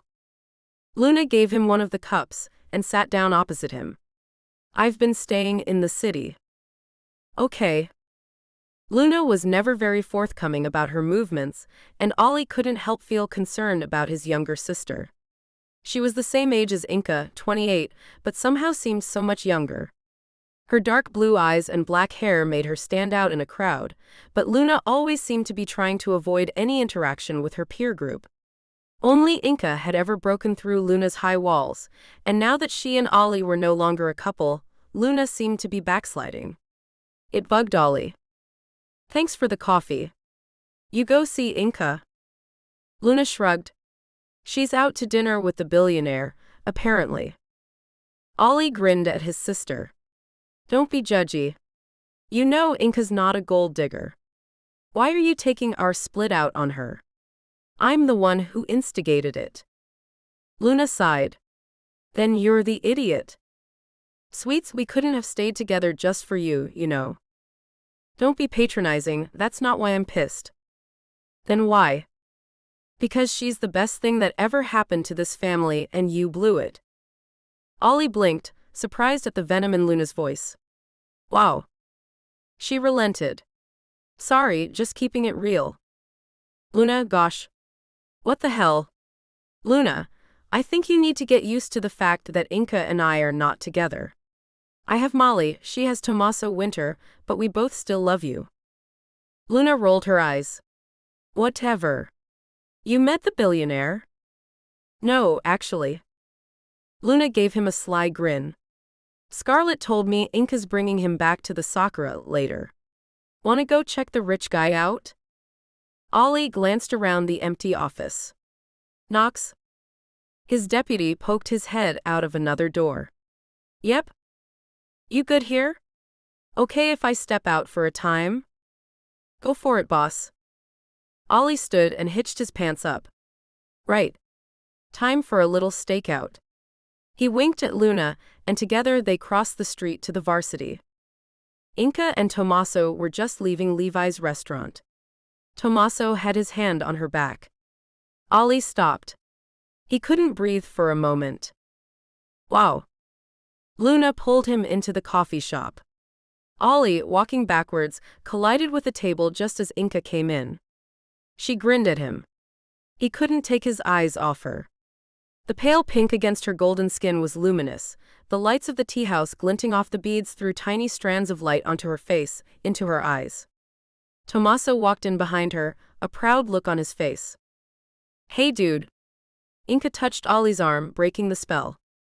She walked behind the counter and grabbed the coffee pot. She filled 3 mugs and passed one to each of them. She grabbed a soda from the cooler for herself. Wow. Ollie repeated and she flushed. Tommaso sat down at the counter. Ollie eyed him and nodded at Inka. That's a nice dress. Tommaso bowed his head. Just a little token of my esteem. Aha. Ollie suddenly didn't like this guy, he was way too confident. Tommaso smiled. Chief Rosenbaum, I feel I haven't had the chance to get to know you properly. He offered his hand and after a hesitation, Ollie shook it. Inka beamed. I don't want to offend you, Tommaso, but I'm just going to go out back and change. I'm terrified of spilling coffee on this dress. She gave them both a smile and disappeared. Scarlett went to clear the tables and close the door. Luna sat in silence. Ollie couldn't resist. Personal. Address. Tommaso nodded. That's what Inka said. Perhaps it was inappropriate. Ollie was taken aback by the other man's admission. He thawed a little. How long do you think you'll be staying? Tommaso smiled. At the moment, we have no plans to leave. Plenty of time to get to know everyone. Ollie nodded. Sure. Tommaso leaned over and refilled his coffee. He offered the pot to Ollie, who shook his head. Tommaso looked at the other man. Perhaps you and Molly, is it, would like to join us for dinner one night? Ollie felt his conciliatory mood disappear at Tommaso's proprietary tone. He stood up. Aha. He knocked on the backroom door. Inks, I'm going now. Tommaso smirked into his mug and Ollie gave him a withering look. Inka poked her head out of the door. Okay, night then. Ollie touched her face and smiled. Night, darlin'. He walked towards the door. Good night, Chief. Ollie nodded at Tommaso, curt and annoyed. He waved to his sister and went out into the night. Outside, he crossed the street, looking back over at the tea house. He watched Tommaso talking to Inka, touching her face, kissing her tenderly. He thought. He knew exactly what he was doing. Ollie sighed, reminded himself that he had no right to be annoyed or to be jealous, but a knot of tension had lodged itself in his chest. He lit a cigarette, feeling like an intruder as he watched the two of them. His friend. His Inka. He knew he was being petulant. He coughed and pulling himself together. She's not your Inka anymore, buddy. He winced at the pain the thought caused him. He crushed the remainder of his smoke under his heel and went to work. Tommaso stayed over at Inka's apartment, and she saw him taking it all in. I like it, he said. It's very you. She smiled and he took her in his arms. Inka, I need to tell you something. I've never been this happy. She smiled at him, both touched and nervous. Tommaso, I love spending time with you. I do, but I don't know if I'm ready for a serious relationship. Tommaso shrugged. It's okay. You will be. She laughed at his certainty and he grinned and swept her into the bedroom. As he started to strip her, she kissed his neck. I really do love that dress, Tommaso. I'm glad you decided to keep it, he said, brushing his lips along her collarbone. But I prefer what's underneath it. I'm going to make you mine all night long, Principessa. The fact that he was still dressed in his impeccable Armani suit while she was with no clothes was a complete turn-on for Inka.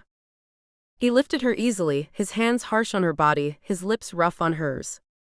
He kissed her brutally. Inka let herself go, feeling every sensation he was sending through her body. He smiled up at her as he made love to her. Inka loved the way Tommaso looked at her. With this man, she felt more sensual, more feminine than she ever had with anyone else. Afterward, they soaked in her little bathtub together, Inka leaning back on Tommaso's hard chest. His fingers traced a pattern in soap bubbles on her belly. Bella, I like this place. It is a shame you have to move. I know, she sighed, distracted by the feel of his fingers on her skin. I guess I'll really have to step up the search for a new place. You know my thoughts. His lips nuzzled her ear, then moved to her shoulder. Inka smiled, closing her eyes. I do. They lay in silence for a time. I don't think your police chief likes me. Inka opened her eyes. Ollie's harmless. He's probably doing that man thing you all do. Tommaso laughed. I have no idea what you mean. The marking your territory thing. Not that I'm either of your territories, just to remind you. She felt his laugh rumble through his chest.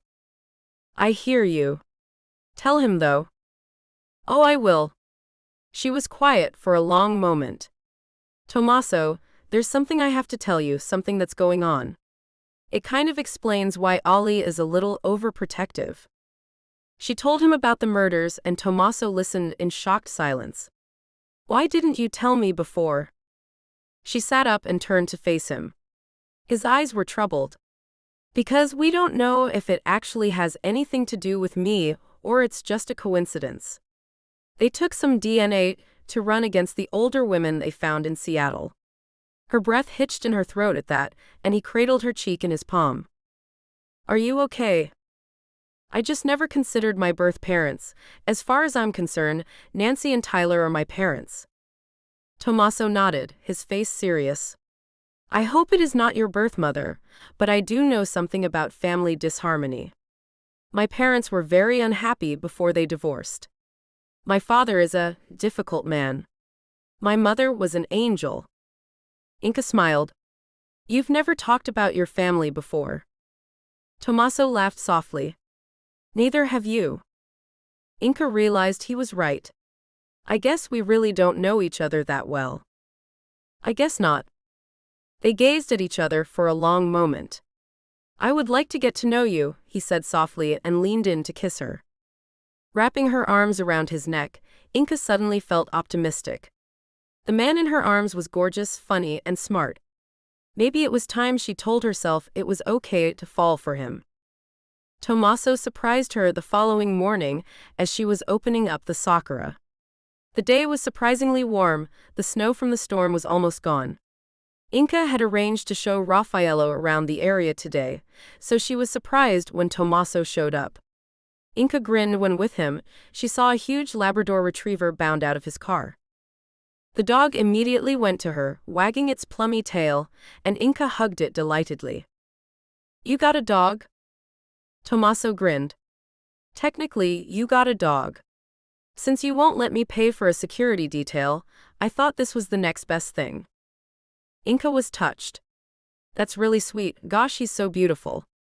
What's his name? Boomer. Hey look, I didn't choose it. I got him at the pound. Inka almost felt like crying. Tommaso, I don't know what to say, thank you. I hope it wasn't presuming too much. It was, but Inka didn't care. She fussed around the dog, making him excited and crazy. She grabbed a bowl of water for him. Tommaso, he's lovely, thank you. She kissed him as they heard a horn toot outside. I think my brother is here, Tommaso said, then looked at Boomer.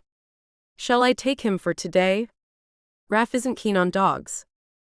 Inka was still smiling as she slid into the passenger seat of Raffaello's car. When Raffaello didn't start the car, she turned to look at him. He was watching her, his green eyes intense. Is there something I should know? Inka felt her face burn and looked away. Not at all. So where shall we start? I saw another road along here. I'm assuming it leads around the town? Inka sighed, relieved. Yes. It's the only other. I was going to say highway, but that would be overstating its size. She laughed and Raffaello smiled. For a small town, it seems bigger than it looks. Inka nodded. It's because there aren't many buildings. The population is less than 250 people, not counting the pupils at the school. During the semester, the population triples. Good for business. They drove in silence for a little while. Inka gazed out of the window at the coast road, its fir-lined cliffs, the steps down to the beach carved into the stone. Where does this road go? Raffaello's question brought her out of her reverie.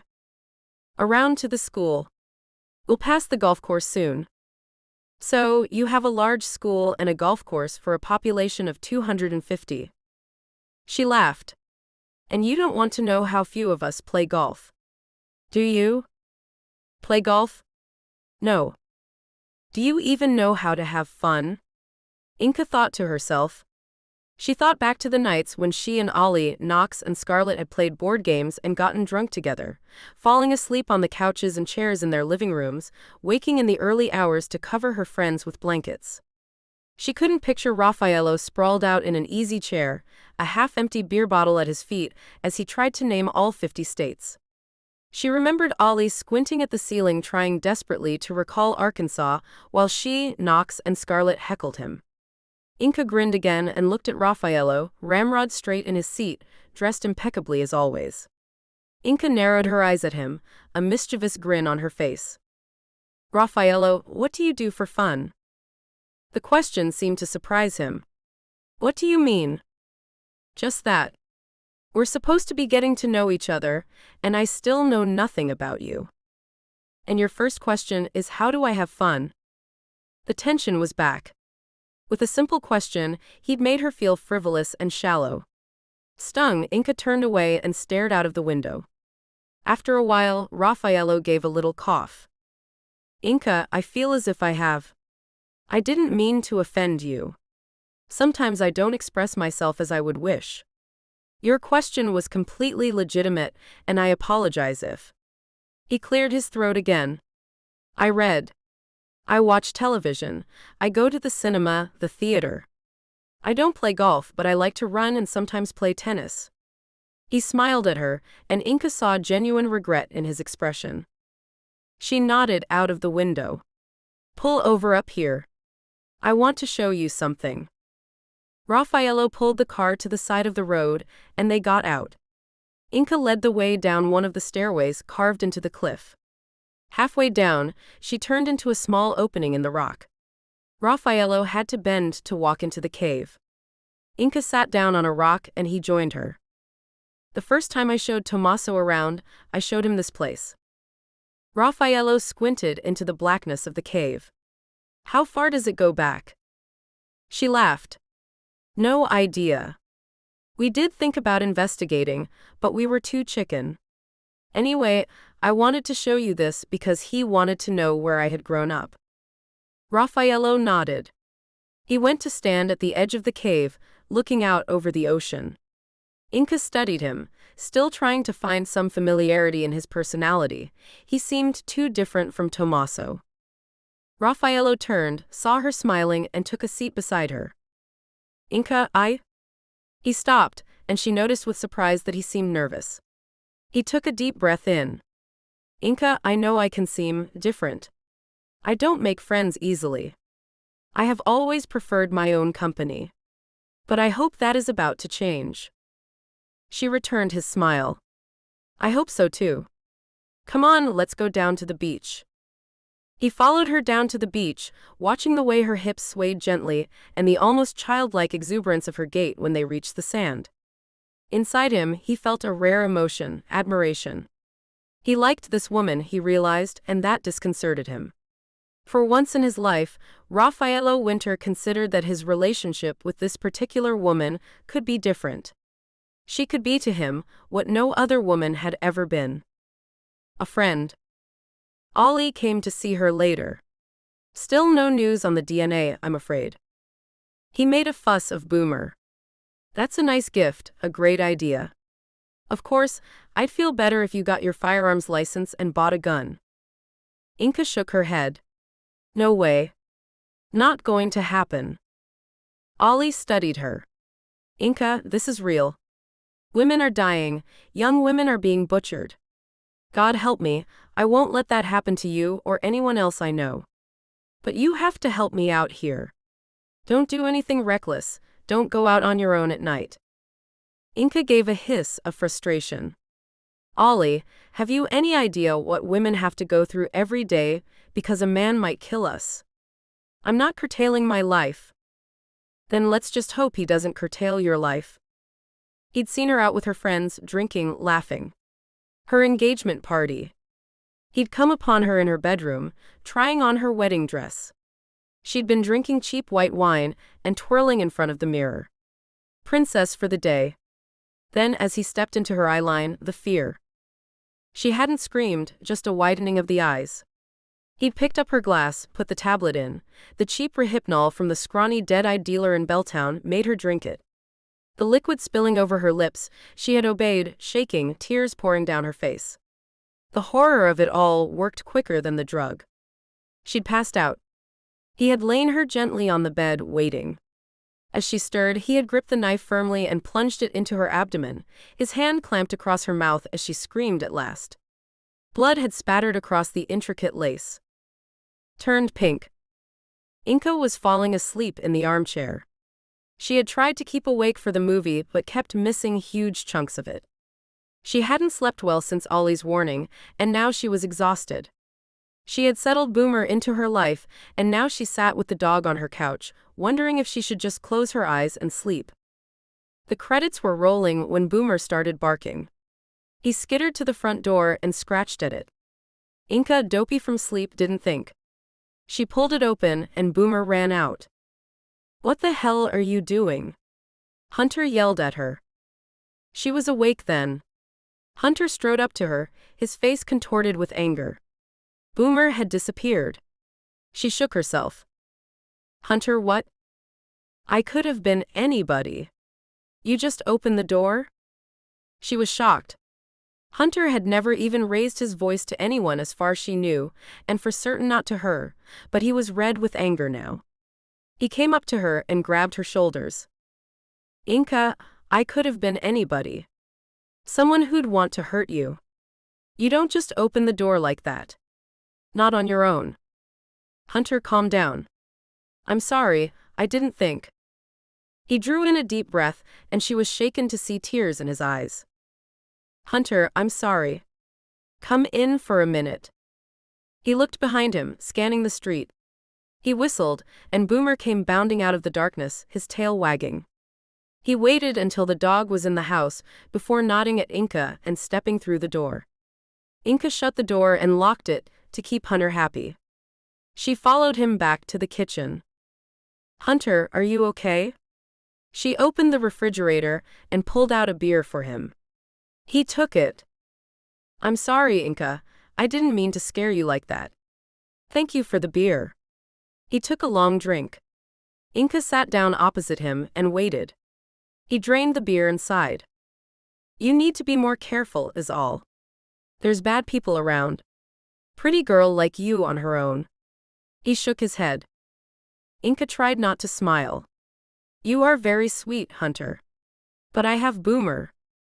He looked at her in the eye. Dog ain't no protection against a knife or a bullet. Inka swallowed. He had a point. Hunter, I know everyone on the peninsula. Who'd come over from the mainland just to... There's a lot of other people between me and, after all. She smiled and pointed out the window. The next land that way is Japan. I'm okay. I promise. Ollie would want me to look out for you. I know, and don't think I don't appreciate you. I do. You're my family, Hunter, don't ever forget that. I'm sorry about earlier. I promise I will be more careful. I'll keep Boomer in the house and keep the door locked.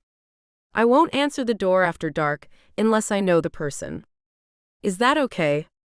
Inka got up to get him another beer and to pour herself a glass of milk. Not all bad people are strangers. Hunter muttered and she turned, frowning.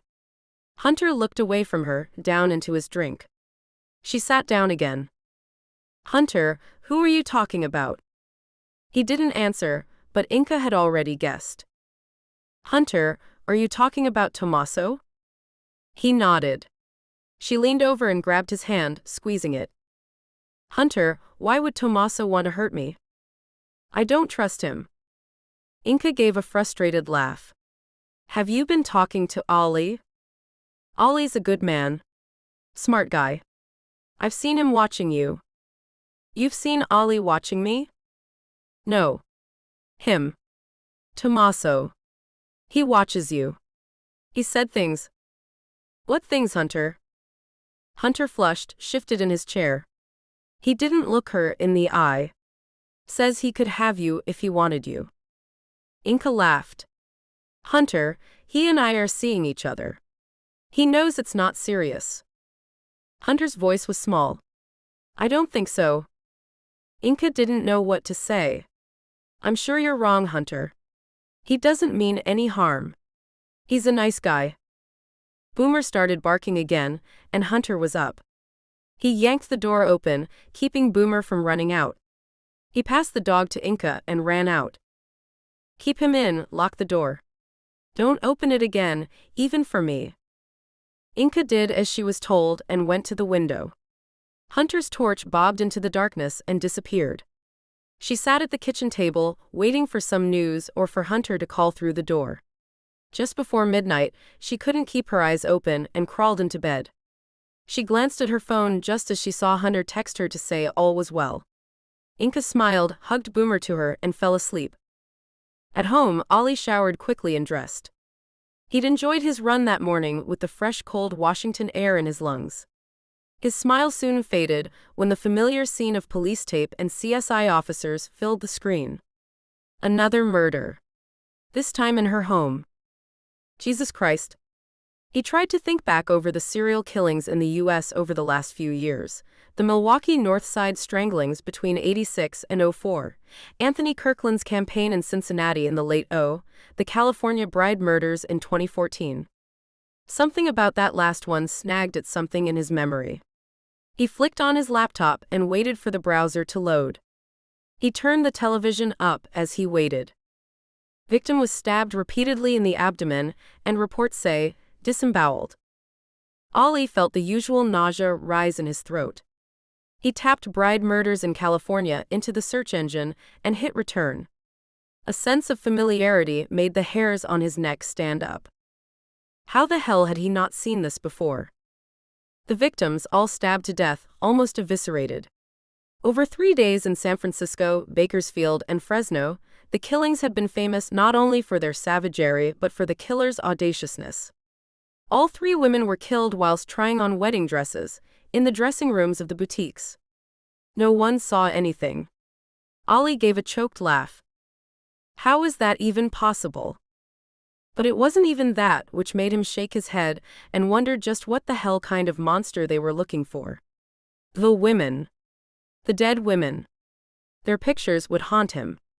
The beautiful faces of Kelly Cho, Zhang Mha, and Melissa Tang stared out at him from the screen, every one of them reminding him of his tiny brunette ex-girlfriend. How's things going, Missy? Tyler smiled down at her. And how is the boyfriend? Inka saw Tommaso look up, his interest piqued. They were all gathered in Levi's restaurant for his partner's birthday, and Inka had invited Tommaso as her +1. So far, she'd introduced him to her father, Tyler, her friends, and now he was chatting with Scarlett. Ollie joined Tyler and Inka, casting suspicious glances at Tommaso. Inka ignored him and turned to Tyler. It's good. I mean, we're all just getting to know each other. It takes time. Sometimes it can be rocky, but we're getting there. There was a long silence. Inka sighed. Just say what you want to, guys, she said, shooting a glance over to Tommaso at the bar. But keep your voices down. Tyler grimaced slightly. I don't know about that one, he said, his deep soulful voice low. Seems to me you need to watch him. There's something off. Ollie raised his glass slightly. Exactly what I think. Inka looked back and forth between them. Both were people she would trust with her life.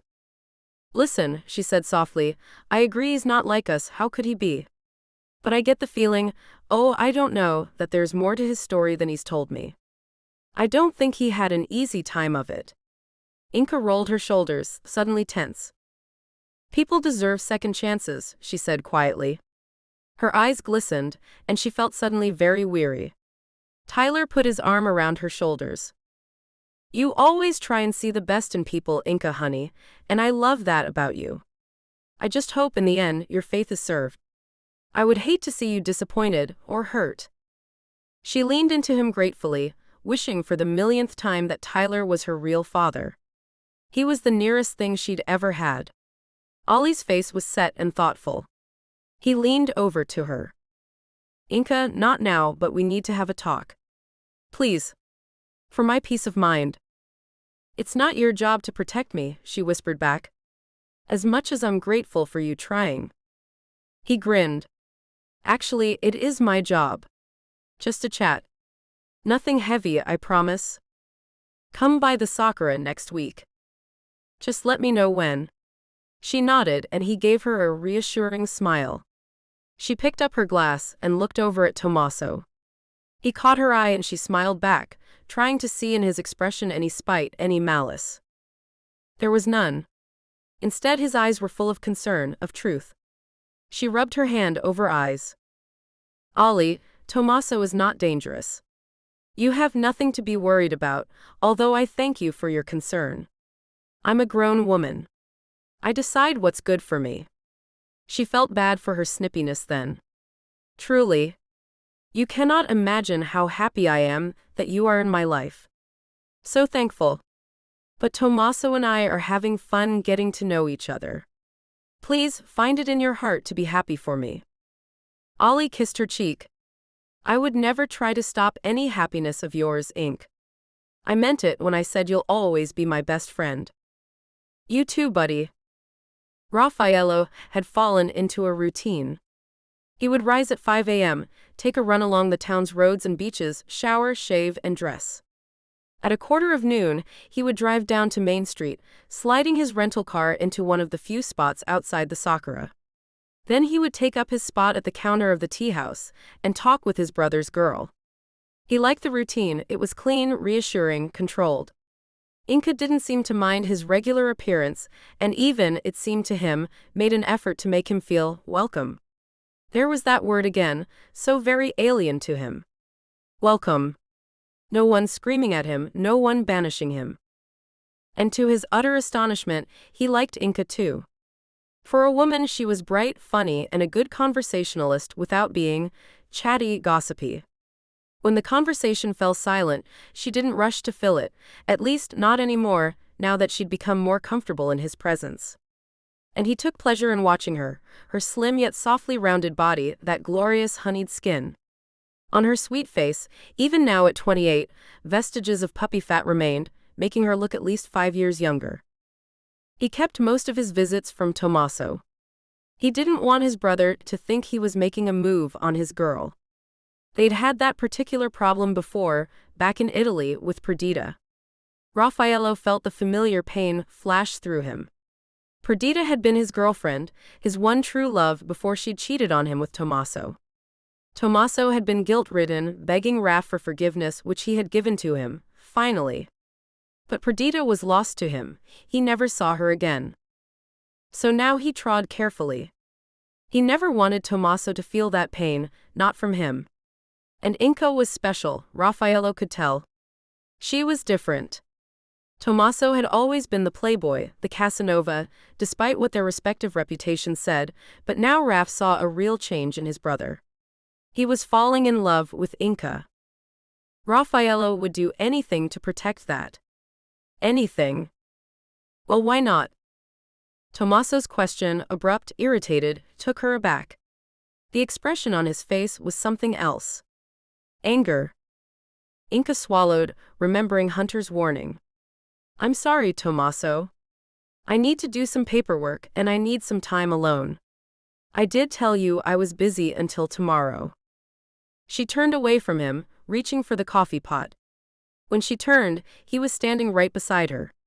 She started and the pot smashed to the floor. Jesus, Tommaso. He held his hands up. I'm sorry. I didn't mean to startle you. I was just coming to help. Lift a coffee pot. She was aware her tone was snippy. She crouched down and started to pick the pieces of glass up. He didn't bend to help, nor did he move. As she stood to put the glass into the trash, she was aware of the closeness of his body, and that he was watching her. Her skin prickled, and she didn't bother to hide her discomfort. Even in the soft warmth of the tea house, she shivered. Are you okay? She didn't answer him. I've offended you. His tone was amused. Inca wasn't impressed. No, Tommaso, you just startled me. It's fine. Well, clearly not. I'll leave you alone. He stalked out, leaving Inca to gape after him. Had that actually just happened? Where was the fun-loving, good-time man she had spent last night with? It was like he'd been body-swapped with someone else. She was still upset later when Ollie came to see her and asked her to sit down with him. She closed the tea house for a while and braced herself. We have the DNA results, sweetheart. I'm afraid my hunch was correct. The murder victim was your biological mother. Emotions she didn't understand rushed through her, and she gave a little moan of distress. Tears came then, and Ollie held her while she cried. I'm so sorry, Inca. I don't know why I'm crying, she said eventually, wiping her eyes.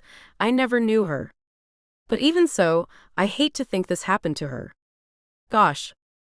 Ollie nodded, his eyes serious.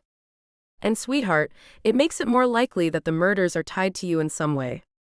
Inca, listen, whatever you tell me now is strictly, and I mean completely, between you and me. I won't tell a soul, but I get the feeling you're hiding something. Inka stared at him for a long moment, then closed her eyes. Ollie took her hand. Inka, is there anyone who might want to cause you harm? Anyone? Slowly, Inka nodded.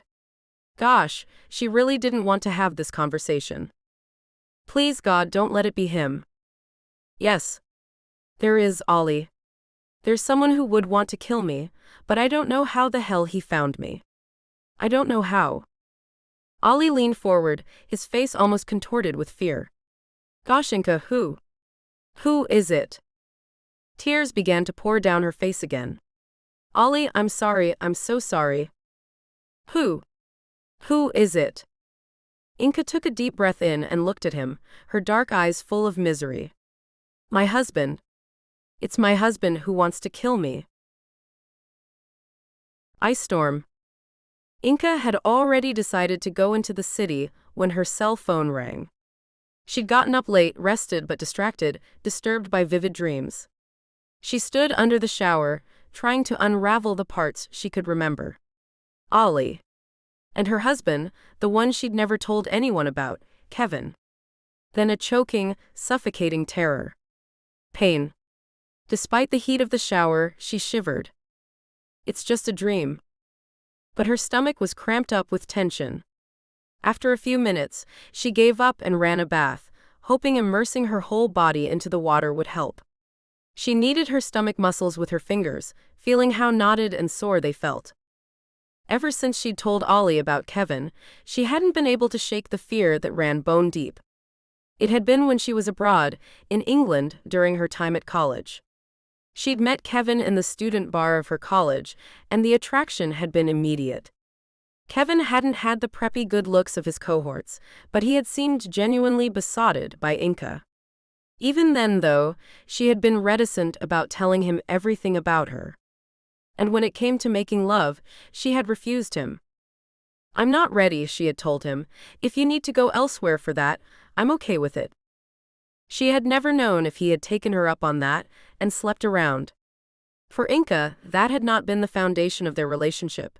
To her, she had found a good friend. To Kevin, however, it was more. He had appeared to fall in love with her, and when he had told her he wanted to relocate to the States, he had asked her to marry him so he could get his green card.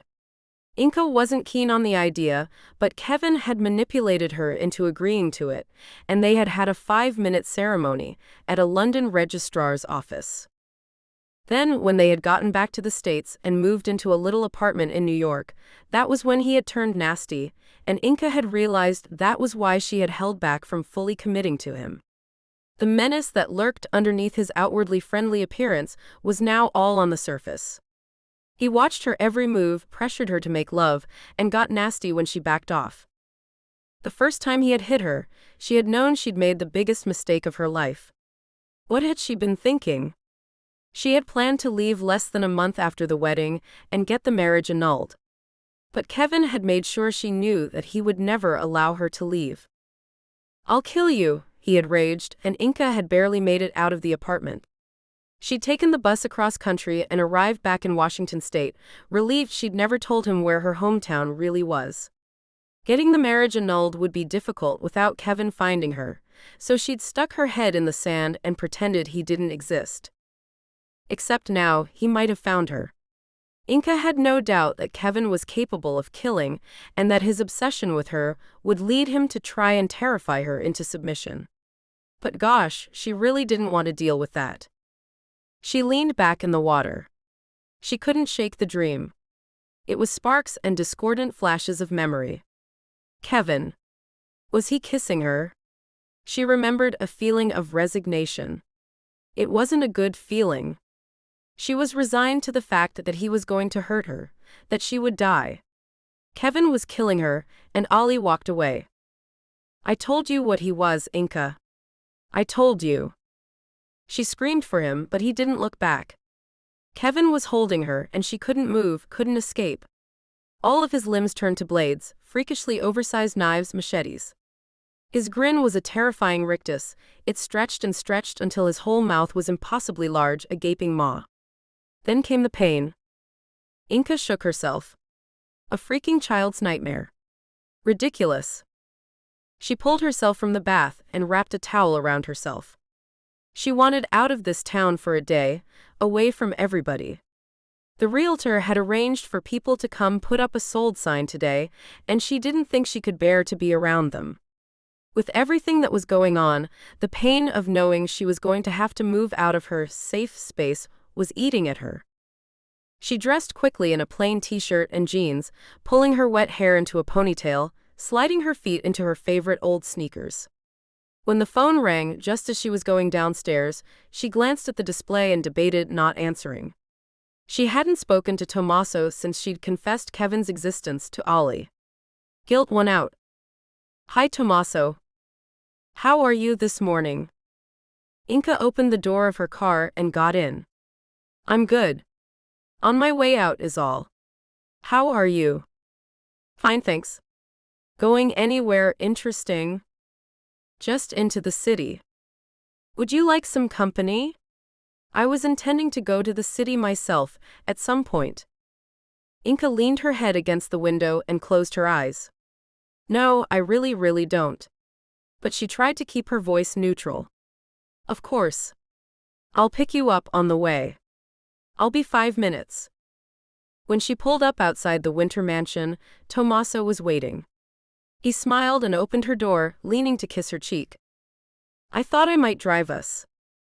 Inka opened her mouth to protest, but Tommaso was already walking to his car. She sighed and followed him, sliding into the passenger seat of the sleek Mercedes. He smiled at her. "Ready, my darling?"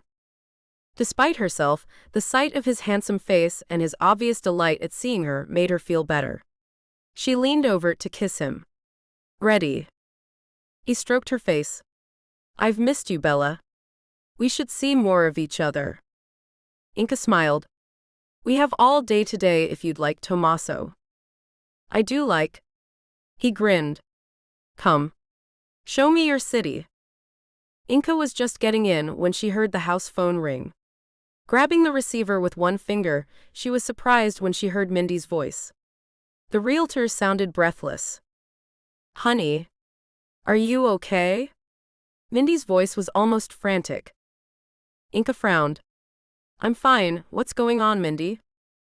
Against the tumult of Mindy's greeting, the sudden silence that followed was jarring. And when Mindy spoke, the ice in her voice was a shock. "Well, I guess then I had no need to call. Do you even care that you've ruined someone's day and lost them money? Wasted my time?" Inka was speechless. "Mindy, what the hell are you talking about?" "I'm talking about the guys who were coming to set up your house sale signs. Those guys that were going out of their way to do that for me. If you had a problem with the dates, you could have just called me and I would have rescheduled. Is this about the apartment? Are you punishing me for losing it?" Inka interrupted her. "Mindy, I swear to God I have no idea what you're talking about. The guys were coming today, weren't they?" A building panic hammered at her chest. She couldn't recall if she'd seen their sign outside the apartment. Mindy's short bark of laughter held no humor. "Well, I thought so until half an hour ago when you called to cancel." "Wait, what?" Inka's head began to pound uncomfortably, and she knew another migraine would follow if she didn't calm down. "I've never called them, Mindy, not ever. I wouldn't even know their number. I certainly didn't call to cancel this morning." Mindy's voice was hard as she intoned, "I'm calling to cancel the appointment because I don't want you or your workers anywhere near my property." A ribbon of ice trickled down Inka's stomach. "Mindy, I swear to God I never made any calls. I will get you my phone records if you want, but I did not make that call. I was in the city with my boyfriend a half hour ago, or at least in his car on the way back. I would never, ever treat someone like that. Come on now, you've known me for months. Do you really think I'm capable of behavior like that?" Mindy suddenly sighed. When she spoke, she sounded tired and drained. "No, I don't, I guess. The guy was really upset in the way he said you spoke. What's going on, Inka?" The pain in Inka's head was shrieking now. She sat down on the bottom stair and rubbed her free hands over her eyes. I have no idea. Someone must have called and pretended they were me. She shook her head. Who would do that, though? I'm really sorry for the sign guy, even if it wasn't me. Jesus. Mindy sighed again. Who would? She didn't even get the rest of the sentence out when Inka realized. Her shoulders slumped and she gave a low, resigned groan. There was only one person petty enough and who hated her enough to do this. Mindy, it's okay. It's someone messing with me, and I think I know who it is. She apologized again, said her goodbyes, and set the phone down. The doorbell rang, and as she went to answer it, she felt anger sweep over her as she contemplated just how she would pay back her tormentor. She opened the door to see Ollie smiling at her, but his smile faded when he saw her face. What's up? Inka sighed. Ollie, would you happen to know if Belinda Clements is back in town? The queen of all evil. Ollie grinned as she stood aside to let him in. I really don't know. Why? Inka told him, and Ollie rolled his eyes. It does sound like something she'd do, but like 10 years ago. What's her beef now? Who the hell knows? I really could do without it though, you know? Ollie patted her arm. Listen, we can deal with a spiteful little slimeball like Belinda. I want to talk some more about this ex-husband of yours. Inka sighed. I wish he was an ex-husband, believe me. You have 1 hour. Tommaso is picking me up in 2 hours for dinner. Deal. Later, when she was showering and dressing for dinner, she thought about Belinda again. The two of them had been sworn enemies since childhood. Inka had refused to bow down to her queen bee schoolyard antics, and Belinda had instead made Inka the target of all her spite. It hadn't changed when they grew older. Belinda's jealousy of Inka's beauty and popularity, especially with Ollie, with whom Belinda was besotted, meant she had criticized and griped at Inka, until at last, Belinda found some rich idiot to marry her, and they moved to California. Inka really hoped it wasn't Belinda who had bought her beloved apartment. I'd be tempted to leave a candle burning, she thought darkly, then smiled. Belinda Clements was the least of her problems, and now all she wanted was to enjoy her evening with Tommaso. Despite her reluctance to see him that morning, his company had been just what she had needed. Screw you, Belinda. You won't spoil anything for me. 6th grade, Willowbrook Junior High. Then. Chink. Inka ignored her, far too busily immersed in booze-saving Scout and Gem. A drop of purple soda flicked onto the page in front of her. Hey. I called you Chink. Inka pushed her glasses up her nose and glared at the ginger-haired girl in front of her. Belinda Clements was grinning nastily at her, her band of nervous-looking acolytes hanging back. They knew what was coming, and clearly, Inka thought, it was going to be bad. As you well know, moron, I'm Indian, Japanese, and American. What do you want, you little jerk? She stood up and faced the girl. Belinda's gang skittered back, jabbering quietly among themselves. Inka Sardi was small, but she could launch herself with all the power of a cannonball on someone who riled her. Belinda grinned. Guess what my papa told me? He said Tyler uses a zucchini with your mommy, right in her Volvo. Inka rolled her eyes. This was nothing new. It's vulva. And you're an idiot. The girls behind Belinda giggled, then stepped back as Belinda rounded on them, eyes blazing. Shut up. They shut up. Inka grinned at her. That all you got, lame ass? She picked up her bag, shoved her book deep inside, and gave Belinda what she hoped was a withering look as she pushed past her. Belinda hooked a finger in the top of her t-shirt and jerked her back. Inka stumbled and the others laughed. Belinda bent down to Inka's ear and whispered, Does Tyler use that zucchini with you too, pig dog? Do you enjoy it? And Inka was on her, yelling, pounding her small fists into the girl's face and body. The entire yard came running then, most of them shouting encouragement at Inka. After a minute or so, Inka felt herself being picked up and carried off by a teacher. She struggled, still incensed, trying to get back to Belinda, who was being helped to her feet amid snickering from the other kids. Inka Sardi. Quit it. Quit it now. The teacher, Mrs. Lindo, tried to contain the squirming child. Inka gave in, but gave Belinda the finger as she was carted off to the principal's office. She heard a bark of low laughter coming from behind her. She looked past the school gates to see a youth no more than 15 or so grinning at her with cigarette in hand. The look on his face said he was impressed. She gave him the finger too, which only made him laugh harder. The principal, Bill Porter, a squat African-American with a jolly face, said he was disappointed in her. He winced when Inka relayed in a dull voice exactly what Belinda had said to set her off. He sighed but said that because of the provocation and her history, or the unfortunate incident, he was prepared to overlook the fight this time. Inka was used to people referring to the unfortunate incident. Nancy and Tyler would never tell her what it was, and Inka had stopped asking. All she knew was, it got her out of most trouble. Make no mistake though, Inka, I cannot keep making exceptions for you. Next time it happens, I'll suspend you. Take a good look at your behavior, young lady. Inka thanked him politely and walked out into the secretary's office. The school secretary was shooing a blonde woman in her 30s into the outer office. A girl of about 7, dressed impeccably in a princess costume, came skipping in. Inka returned her friendly smile, then stopped as the boy from earlier rolled around the doorjamb and grinned at her. Inka flushed, remembering she'd flipped him the bird. As she passed him, he chuckled again and she shot him a glare. She tried not to smile as his merry eyes twinkled at her, but failed. Behind her, she heard Mr. Porter greet the woman. She introduced herself and then pulled both her children to her side with an exasperated sigh. For God's sake, behave.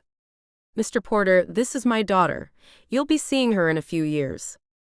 Inka turned to leave the office just as Mr. Porter asked the boy his name. The boy winked at her. Hello, he said with a face-splitting grin. I'm Ollie. Nancy was waving the paper at her angrily as Inka entered the tea house the next morning. She'd hoped to get there before anyone and had walked into town wanting the fresh air. Sleep had eluded her for the rest of the night, and she'd given up trying after a while. She couldn't get that call from Mindy out of her mind. Mindy had been so sure it had been Inka who had called the guys and abused them.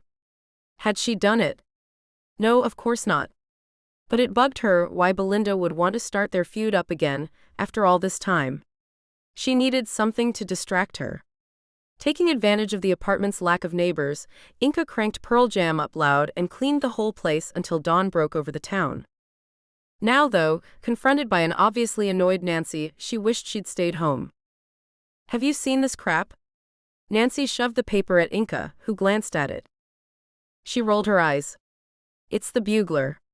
What do you expect? She dropped the paper on the counter without reading the article. Nancy wasn't letting it go, though. The Geisha murders. Geisha. She followed Inka into the kitchen, huffing to herself. Inka chuckled. It's a rag, Nance. They can't function without giving something a tagline. And they've no more sense or decency than to use a racial stereotype. She stopped and looked at her mom. You're going to stew on this, aren't you? Yep. Inka sighed and went to open the front door. Tommaso was waiting there, smiling at her. He kissed her as he stepped in. Hey you. How are you feeling? She tried to smile, then shrugged. Okay. These things happen. Come on in and I'll get you some coffee. He followed her to the counter. Nancy appeared at the door and squinted at him. He smiled easily at her. Hey Nancy. How are you? Boy, did you pick the wrong time to ask that, Inka muttered at Tommaso, who looked alarmed. Why, he started, but then Nancy waved the paper at him. Look at this. Tommaso took the paper, looking confused. Nancy glared at him. Don't you think it's outrageous? Nancy, leave him alone. Inka nudged her mother, who huffed. If he cares about you, then? Nancy. Inka was red-faced and poor Tommaso, just looked confused. Nancy stomped out of the room. Tommaso looked at Inka. What did I do? Nothing. It's not you. Inka waved off his question. She's just in a mood. Apparently, the murders now have a nickname that she objects to. She gave him the newspaper. Plus, she's always in a funk. She raised her voice slightly, grinning at Tommaso. She's been in a bad mood for the last 70 years, I think. From the back room a voice came, I can hear you. Nancy poked her head out of the door, ignoring Tommaso. Inka gave Nancy her best cheesy grin. Nancy scowled at her. We're out of oolong. I'm going to the market. Inka's grin widened. Okay, geisha, she added, and ducked as Nancy fired a dish towel at her. She disappeared again, and Inka turned back to Tommaso. He was reading the paper intently. She left him to it while she poured his coffee and wiped down the tables. Hey oldies. How you doing? Scarlett scooted into the tea house with Luna behind her, punching Inka's arm. Guess what, Inks? Inka rubbed her arm and scowled at her young friend. What? Luna met someone. Inka raised her eyebrows. You did? It was a little unlike Luna to announce a new boyfriend. The girl usually sneered at relationships or anything lasting longer than one night. Tell me more. Luna chuckled. Nope. Not yet, but maybe if I see more of him. He's hot. English. Inka went cold but shook herself. No way. So what's he look like? Swoony. That isn't a word. Is too. But yeah, he looks like a male model. Inka relaxed a little. Kevin had most definitely not been male model material. The handsome ones are always trouble, she said, running a hand through Tommaso's dark curls. That's so very, very true. Knox appeared at the door then and grinned at them all. We are such a rare breed. Scarlett made a gagging noise, and Inka laughed at them both. Tommaso looked up, not seeming to take in the newcomers, and instead turned to Inka. Please tell me you don't go into the city alone? His eyes were locked on hers. She smiled and nodded. Sure, sometimes. She looked away from his intense gaze, feeling the burn of embarrassment creep onto her face. She moved away, but he caught her hand. I'm serious. Not at night? She nodded again, taken aback by his fierceness. He seemed to realize this and took a deep breath in. His smile was rueful. Sorry, but... He looked at Knox for the first time, and Inka quickly introduced them. Tommaso nodded at the paper. You know about this? Knox's face was resigned. Too much. It's bad. Guy's a maniac. Tommaso nodded and turned to Inka. You have to take this seriously. Please. Inka saw Scarlett's eyebrows rise. She couldn't tell whether her friend was impressed by Tommaso's concern, or... Hey. They all started a little. Ollie was standing behind them, watching. Inka smiled at him. Hey you. She felt relieved that he'd broken the tension, but she noticed, Ollie studiously ignored Tommaso as he pulled up a seat at the counter. Luna hugged her brother from behind. Hello and goodbye, bro. I have to scoot. Hello and goodbye. Loser. Dillhole. Luna grinned at him and waved at Scarlett and Inka before she left the tea house. Ollie sipped his coffee. Tommaso pushed the paper at him. You see this? Ollie glanced at it. Same as most people around here. Most local people anyways, he added, a ribbon of petulance creeping into his tone. Inka shot him a warning glance. Tommaso smirked, shaking his head. All right then. He got up to go. Inka, I'll see you later. Yes. I'll see you later. 8. My place. Tommaso nodded, smiling, then said his goodbyes.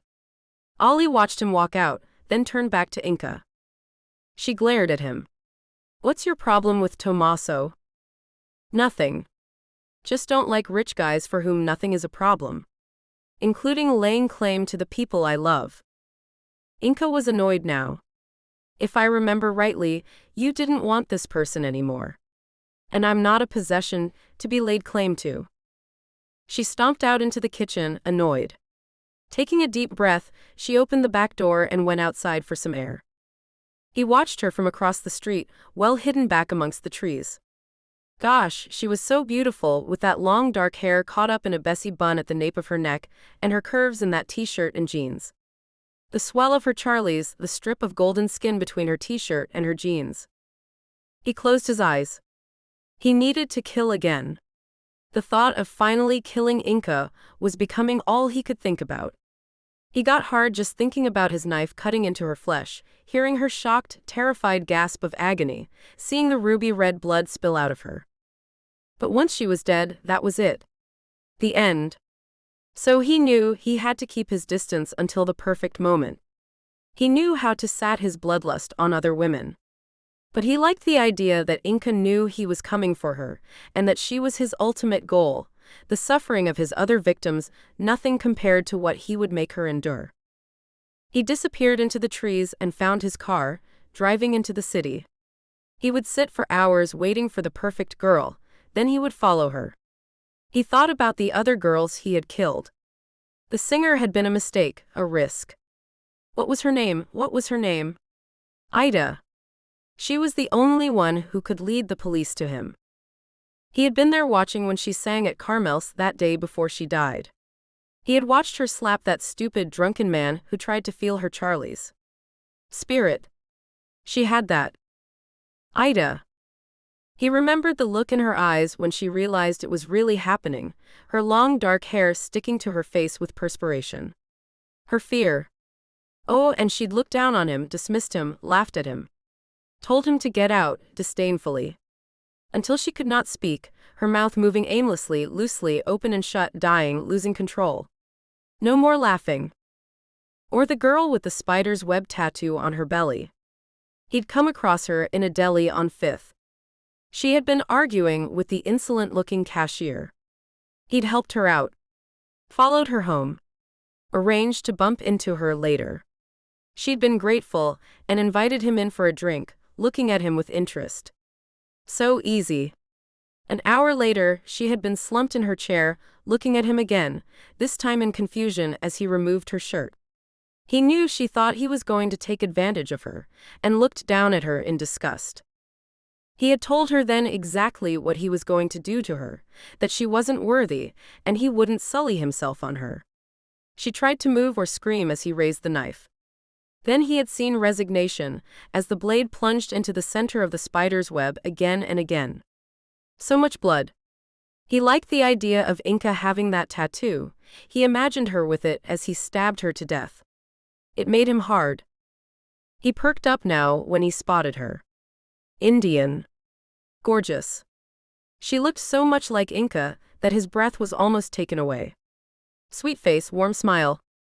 He followed her home, almost laughing out loud when she drove back to Willowbrook, so close to Inca, and waited until after dark.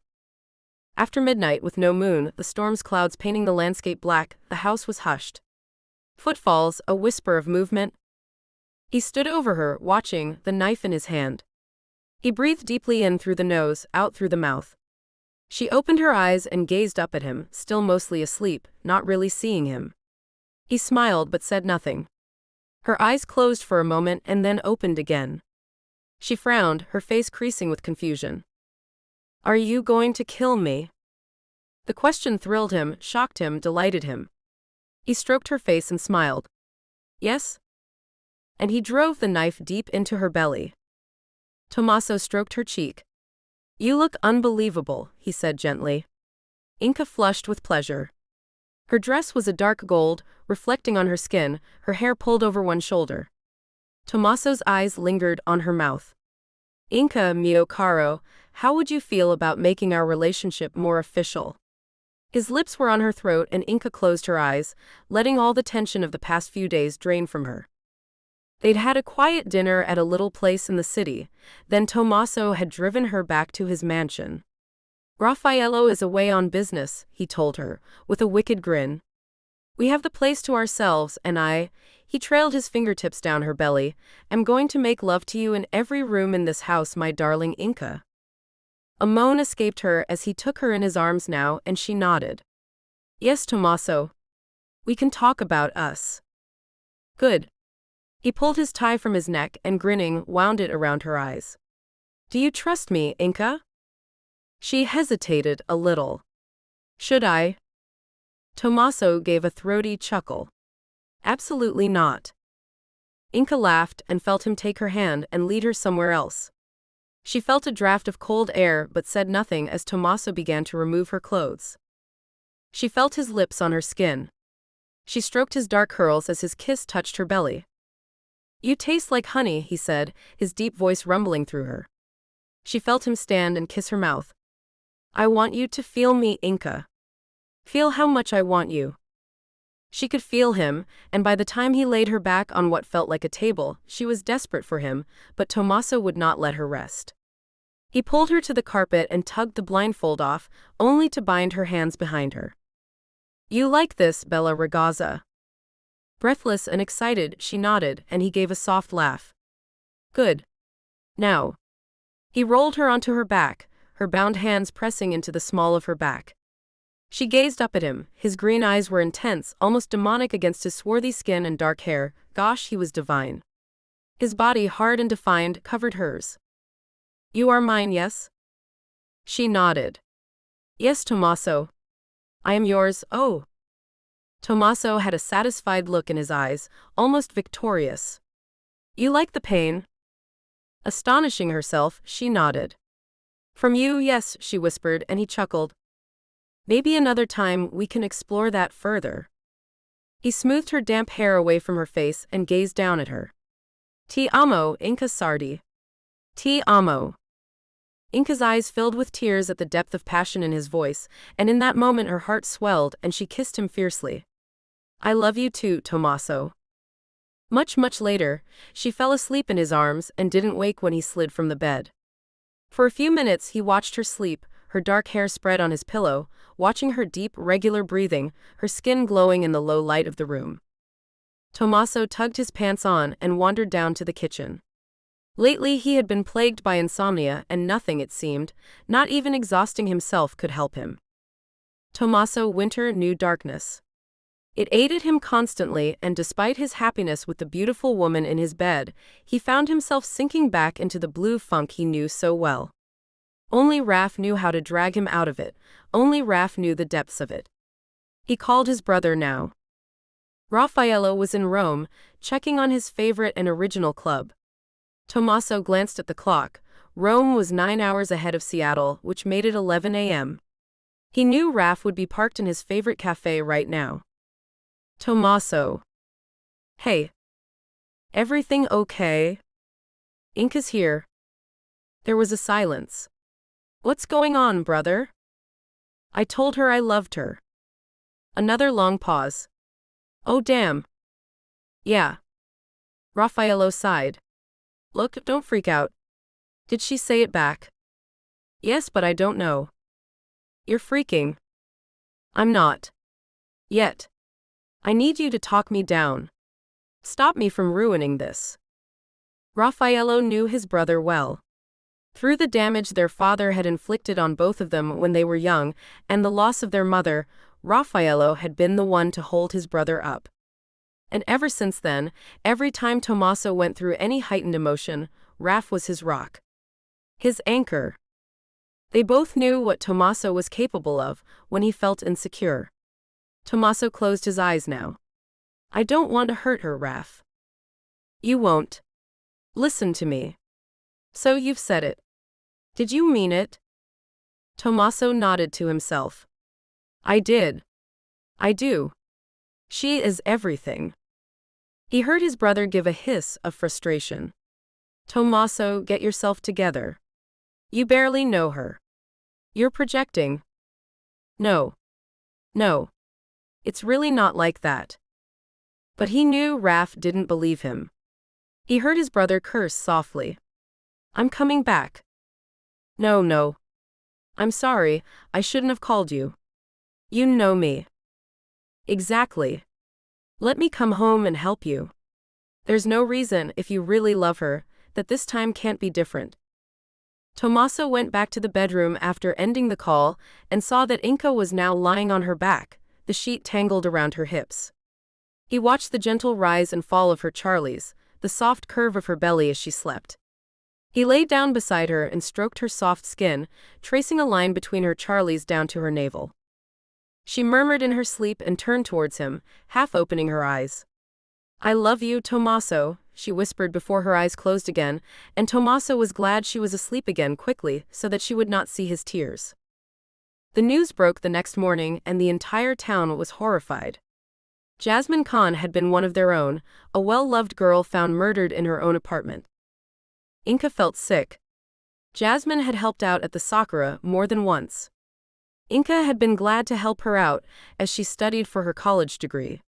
Jasmine had only been 17, sweet, intelligent, and now this.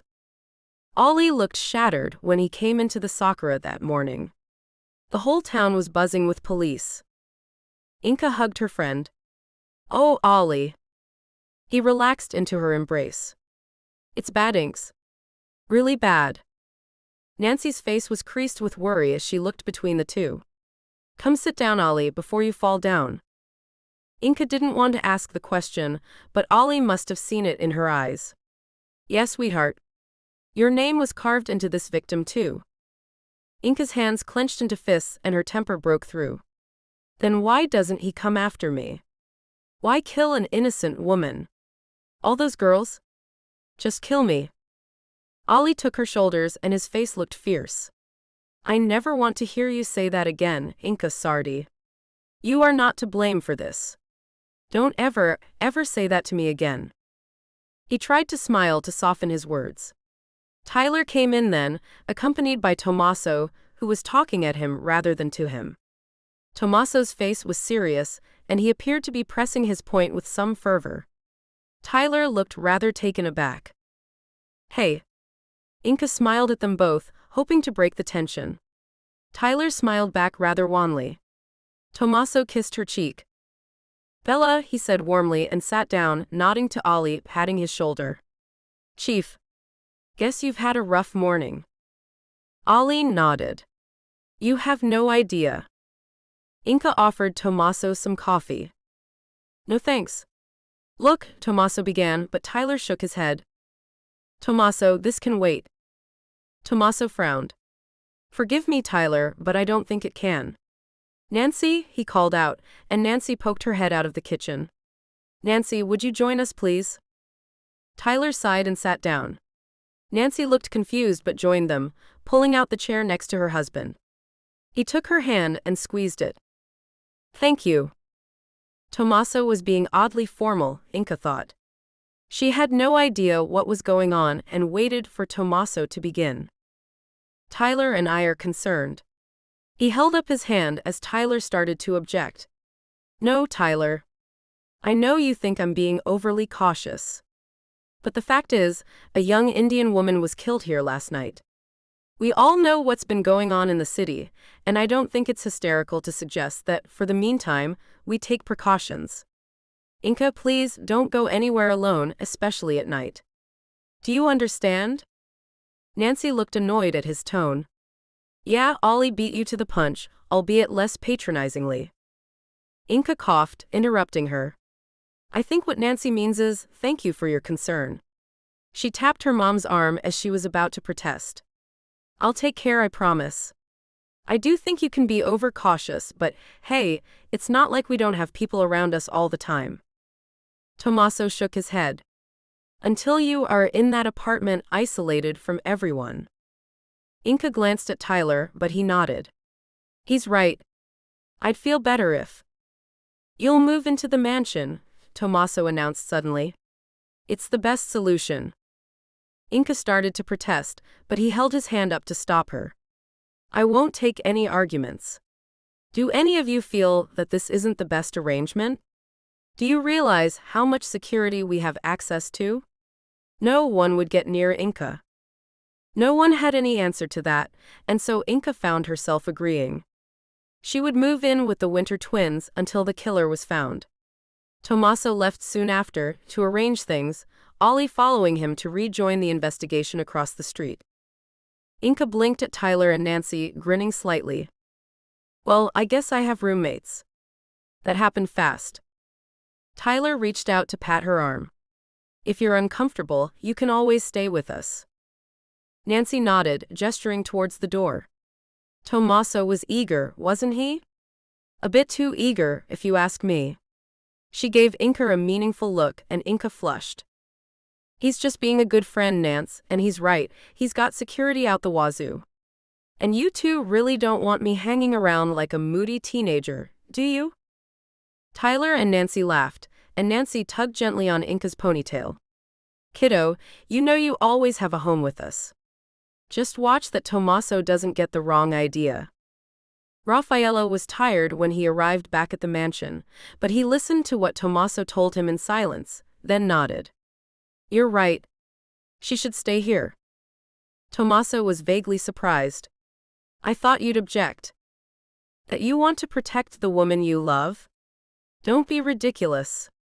I don't want anything to happen to Inka either. Thank you. Tommaso turned to leave his brother's room, knowing he was exhausted, but Raffaello called him back.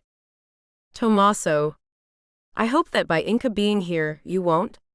He trailed off, but gave his brother a meaningful look. Tommaso cocked an eyebrow. Won't what? Raffaello sighed. You know what I mean. Inka is an independent woman. She's under our protection, yes, but we have no right to dictate what she does or where she goes. Tommaso's smile faded. You think I would try to control her? Wouldn't you? Tommaso looked annoyed now. Inka is different. I know. I'm just saying, don't get too entrenched with her that you can't see anything else. She'll feel suffocated. You think I'm suffocating? You can be. Even with your good heart, you know what has happened in the past. If Inka really means that much to you, give her space. Tommaso gave his brother a tight nod and left the room.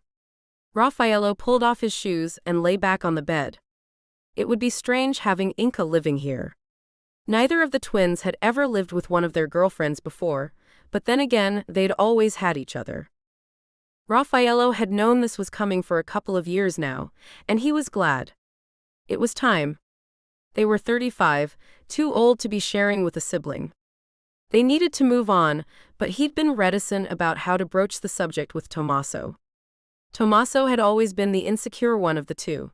Again, Raffaello thought darkly, more fall out from their father's shitty parenting. But Raffaello liked Inka and didn't want her hurt because Tommaso hadn't worked out all of his issues. For himself, he had no intention of getting involved with anyone. The emptiness within him was something he clung to. It stopped him from feeling. It had been an age since he had been attracted to anyone enough to make a move. His looks meant he could have anyone, and yet he found he wanted no one. Yes. He told himself that he wanted no one. There was no woman who could penetrate his walls. No one. Except that when he dreamed at night, he dreamed of café au lait skin and a warm, sweet smile. Inka had packed everything she owned, and Tyler had helped her load her boxes into his garage. She didn't want to take all of her stuff to Tommaso's mansion, despite his protests, but Inka felt she needed to have something rooted back in her old life. It was weird enough to be moving in with Tommaso. He'd cleared space in his closet, or rather his maid had, and now her clothes were hanging next to his expensive handmade suits. The fact that she would be sharing his bed, his room, hadn't even been discussed, just assumed. Tyler saw her face as they tidied the garage up. You okay, Bubba? You can always change your mind, you know. Our offer will remain open. She smiled at him gratefully. Thank you, Popsicle, but I think this is the right move. I love Tommaso. I really do. Tyler studied his adoptive daughter. You do? Inka was surprised. Yes, of course. Why do you ask that? Tyler shook his head. It's just, you don't seem excited about him. When I fell in love with your mother, I was like a horse with ginger up its butt for the first few years. Inka giggled at the image. Lovely, Pa. I guess it just feels more relaxed than that. More sedate? Inka thought about it. Yeah. Like it just is, you know? Each to their own. That's what I think. Tyler nodded. He'll keep you safe. Inka stopped, and then let the fear show in her face. He will. Pa. I don't understand what is happening. Why, if someone wants to kill me, why not just do it? Tyler paled but nodded. Before he'd retired, before all of this, he had been the island's police chief, privy to investigations and resources that he wished desperately to have access to now. The thought of Inca being a target was agony to him. I can't answer you, Bubba. But nothing is going to happen to you. I promise. Later, in the split-level duplex on Hewlett Avenue, Tyler poured himself a finger of scotch and slumped into the armchair. He heard Nancy moving around in the kitchen, the smell of roast chicken and thyme drifting through the house. She poked her head in the room. Hungry? Tyler tried to smile and nodded. Smells great, Nance. She hesitated for a moment, then walked over and sat down on the arm of his chair. He patted her leg as she kissed the top of his head. The TV flickered quietly in the corner, the familiar scenery of the town invaded by reporters from the city. They watched it in silence. Eventually, Tyler sighed. I'm worried about Inca. He felt Nancy nod. I know, honey. The reassurance he expected from her didn't come, and he felt the knot in his stomach tighten. Nancy's eyes were concerned. She sat down in the chair opposite him and took his hands. But honey, she's an adult. She's stronger than you think, she really is. She's come so far and grown so independent. All we can do is support her decisions and hope, whoever this maniac is, that he doesn't get to her. Tyler studied her face, her dark eyes just starting to crinkle at the edges, her brown hair just starting to show fine strands of gray. Nancy Hama had come into his life at a time when he'd come to terms with being alone. After his initial adoption of Inca had been turned down, I am sorry, Mr. Sardi. The child is damaged and you are on your own, he'd slumped into despondency. Nancy had been one of the nurses at the children's unit in Seattle, where they'd taken Inca after the horror of what had happened with her birth parents. Nancy and Tyler had talked long into the night over Inca's sleeping form, her tiny body bandaged, the little crease between her brows starting to relax.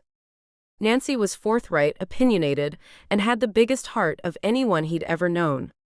When Inca had left the hospital, Nancy had gone home with Tyler and never left, ere adoption of Inca successful this time. He sighed. Can you believe she was married and never told us? No. And believe me, I let her know how dumb that was. Nancy's expression was fierce and Tyler smiled before sighing. I don't know if I trust Tommaso Winter. Nancy was silent for a moment. We can't interfere. It's up to Inca now. I'm not about to tell her she can't be with the man she loves. Are you? She knows the risks. He stroked her face and she leaned into his touch. What would I do without you, Pooks? She smiled, then mock-grimaced. Yuck schmaltzy. Come eat this chicken before I throw up. Tyler laughed and took the hand she offered. Inca and Tommaso ate with Raffaello that night, and Inca was surprised that Raffaello was making an effort to chat with them. She hadn't thought he had it in him to make polite conversation. He even smiled at one point, and Inca was surprised how happy it made her to see him laugh. He had the same devastating smile as his brother, but somehow, because it was a rare sight, it made Inca want to cry. She decided she would try and make friends with the man, and by coincidence, that night Tommaso apologized to her. I have to go to Paris for a meeting, he told them both, and looked at Inca regretfully. And normally I would see this as an opportunity to take you with me, but you've already told me that you have to work. Inca nodded. I do, and believe me, I wouldn't normally turn down a trip to Paris, but I promised Scarlett the time off. Next time? She smiled at him. You're on. Tommaso looked at his brother. So? Raffaello smiled. I will be around. Inca and I can bond over making fun of you. Tommaso and Inca laughed. Enjoy, brother. Inca looked shyly at Raffaello. I have to go into the city on Friday to sign some paperwork for my mortgage application. I'll be happy to accompany you. Perhaps you can show me around the city. Have dinner too. Tommaso grinned at his brother. Raf, stop trying to steal my girlfriend. Inca winked at Raf. It's working though. Raffaello, keep it up. Raffaello smiled but looked a little uncomfortable, and Inca regretted the joke. She coughed to cover her embarrassment. There's a lot of touristy things we can do in the city, and some great places to eat. Raffaello nodded. Sounds good to me. Later, when they went to bed, Inca asked Tommaso if he minded her spending time with Raffaello. Of course not, you are family. He was a little distracted, given that he was pulling the straps of her dress down her shoulders and deftly unclasping her bra. His mouth found her, his teeth grazing her and sending waves of desire through her. Inca closed her eyes and sighed happily. His lips against her belly. And in one swift motion, he had her on the bed. Inca gasped at the violence of his movements. He made love to her, his smile triumphant, his hands pinning hers to the bed. You are mine now, Inca, you know that? Yes, gosh, yes. Tell me. I'm yours, Tommaso. He smiled down at her, obviously enjoying the command he had over her body. Il mio prezioso, do you remember when we talked about what we could try when we were together? Tommaso smiled, his eyes drinking in the way her body trembled and quivered under him, her belly undulating against his stomach. Gosh, you are beautiful. Well, I took the liberty of purchasing a few items we might have some fun with. Are you willing to try them with me, Principessa? His lips were on her throat when he heard her say yes, and he grinned. When they had recovered, he lifted her from the bed and sat her in a chair before going to the closet and bring out a beautifully carved wooden box.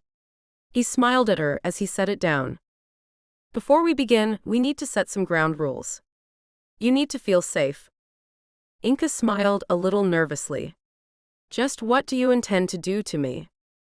He obviously heard the doubt in her voice and took her face in his hands, his green eyes fixed on hers. Nothing you will not permit. Everything you will allow. He covered her mouth with his, kissing her tenderly until her head swam.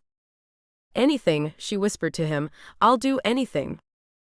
Tommaso chuckled, then drew out a long piece of supple brown leather. You know what this is?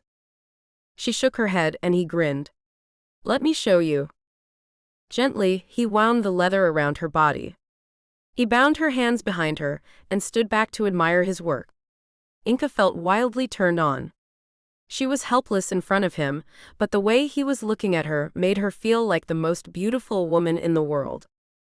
Tommaso stalked around her, not touching her until he stopped and knelt. Her hips burning. Inca felt the pain and the pleasure as he smiled at her.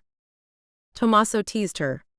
His teeth grazed the soft mound of her belly, his free hand gripped her thigh, fingers digging painfully into the soft flesh. He drove her into a frenzy, unable to move properly, utterly at his mercy. Tommaso freed one of her hands. Inca slid her hand, never taking her eyes from him. Tommaso freed her from the binds and pulled her down on top of him. That was only the beginning, Inca, mio caro. He reached into the wooden casket and drew out a paddle. Inca's breath quickened as she saw it, and she nodded, yelping as he brought it down on her buttocks. You like? Gosh, yes. Inca didn't know who she was at that moment, but all she knew was that she wanted this man to do anything to her he wanted. She wriggled impatiently and Tommaso laughed. Bad girl. The paddle slammed into her skin. Tommaso slid his hand and stroked her as he flipped her onto her back. Just a teaser tonight. When I get back from Paris, I'm going to punish you hard, mio caro, so hard you'll beg me to stop. The first nightmare came that night. She was walking through the mansion, the rooms dark, lit only by the moonlight through the vast windows. Inca padded slowly, dressed only in Tommaso's expensive white shirt, searching for something. She opened the front door to see a world painted white by snow. She walked out into the deep powder covering the garden, into a maze of lethal-looking icicles. He was waiting for her in the center of the maze. He being who? She couldn't see his face, it was shrouded by a black hood. All she knew was she loved him. He took her hand and led her to a mausoleum made of ice, laying her down on a long bed of ice. He raised his weapon above his head. Inca smiled as the long shard of glass in his hand was driven into her again and again. Inca woke shivering, cold, wet, and terrified. She was outside. How the hell was she outside? She was naked, curled up in the snow of the winter mansion garden, utterly frozen. Inca. Raffaello's voice was shocked, astonished, and scared. She looked up to see him running toward her. She covered herself, humiliated, but Raffaello tugged his shirt off and wrapped it around her, lifting her out of the snow and carrying her into the house to the kitchen where a fire still burned in the grate. Inca felt completely out of it as Raffaello disappeared. She saw the table next to the chair, along with an open book and a glass of scotch, and realized he had been awake all night. She blinked, hearing voices, then Tommaso and Raffaello were back, Tommaso looking half asleep but concerned. Raffaello, carrying a heavy wool blanket, wrapped it around her, then moved to heat a kettle. Tommaso knelt down in front of her. Mio caro, what were you doing outside? She shook her head, feeling that if she opened her mouth, nothing would come out. I only saw her when I went to have a smoke. Raffaello's voice was soft. And only then because I thought I saw someone in the woods. I went to look and found her in the snow, completely curled up. Inca had started to shiver now as the warmth of the fire got to her.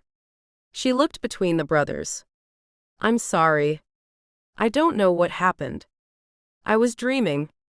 Gosh, no, a nightmare. I must have sleepwalked. Maybe we should call a doctor.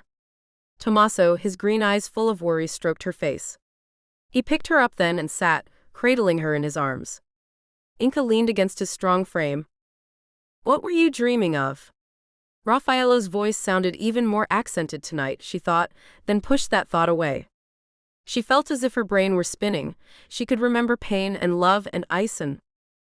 Have you ever sleepwalked before? Tommaso this time, and she shrugged. I don't know. His arms tightened around her, and his lips pressed against her temple.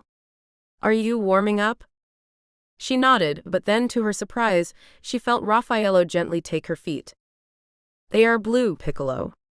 He smiled at her and, to her surprise, lifted them and put them under his arms. He winced a little at the cold. Our mother taught us this is the best way, human body warmth. He is right, Tommaso said. Inca leaned into him and felt a rush of love for both of the brothers. You never talk about your mother, she said softly. I would have liked to know her.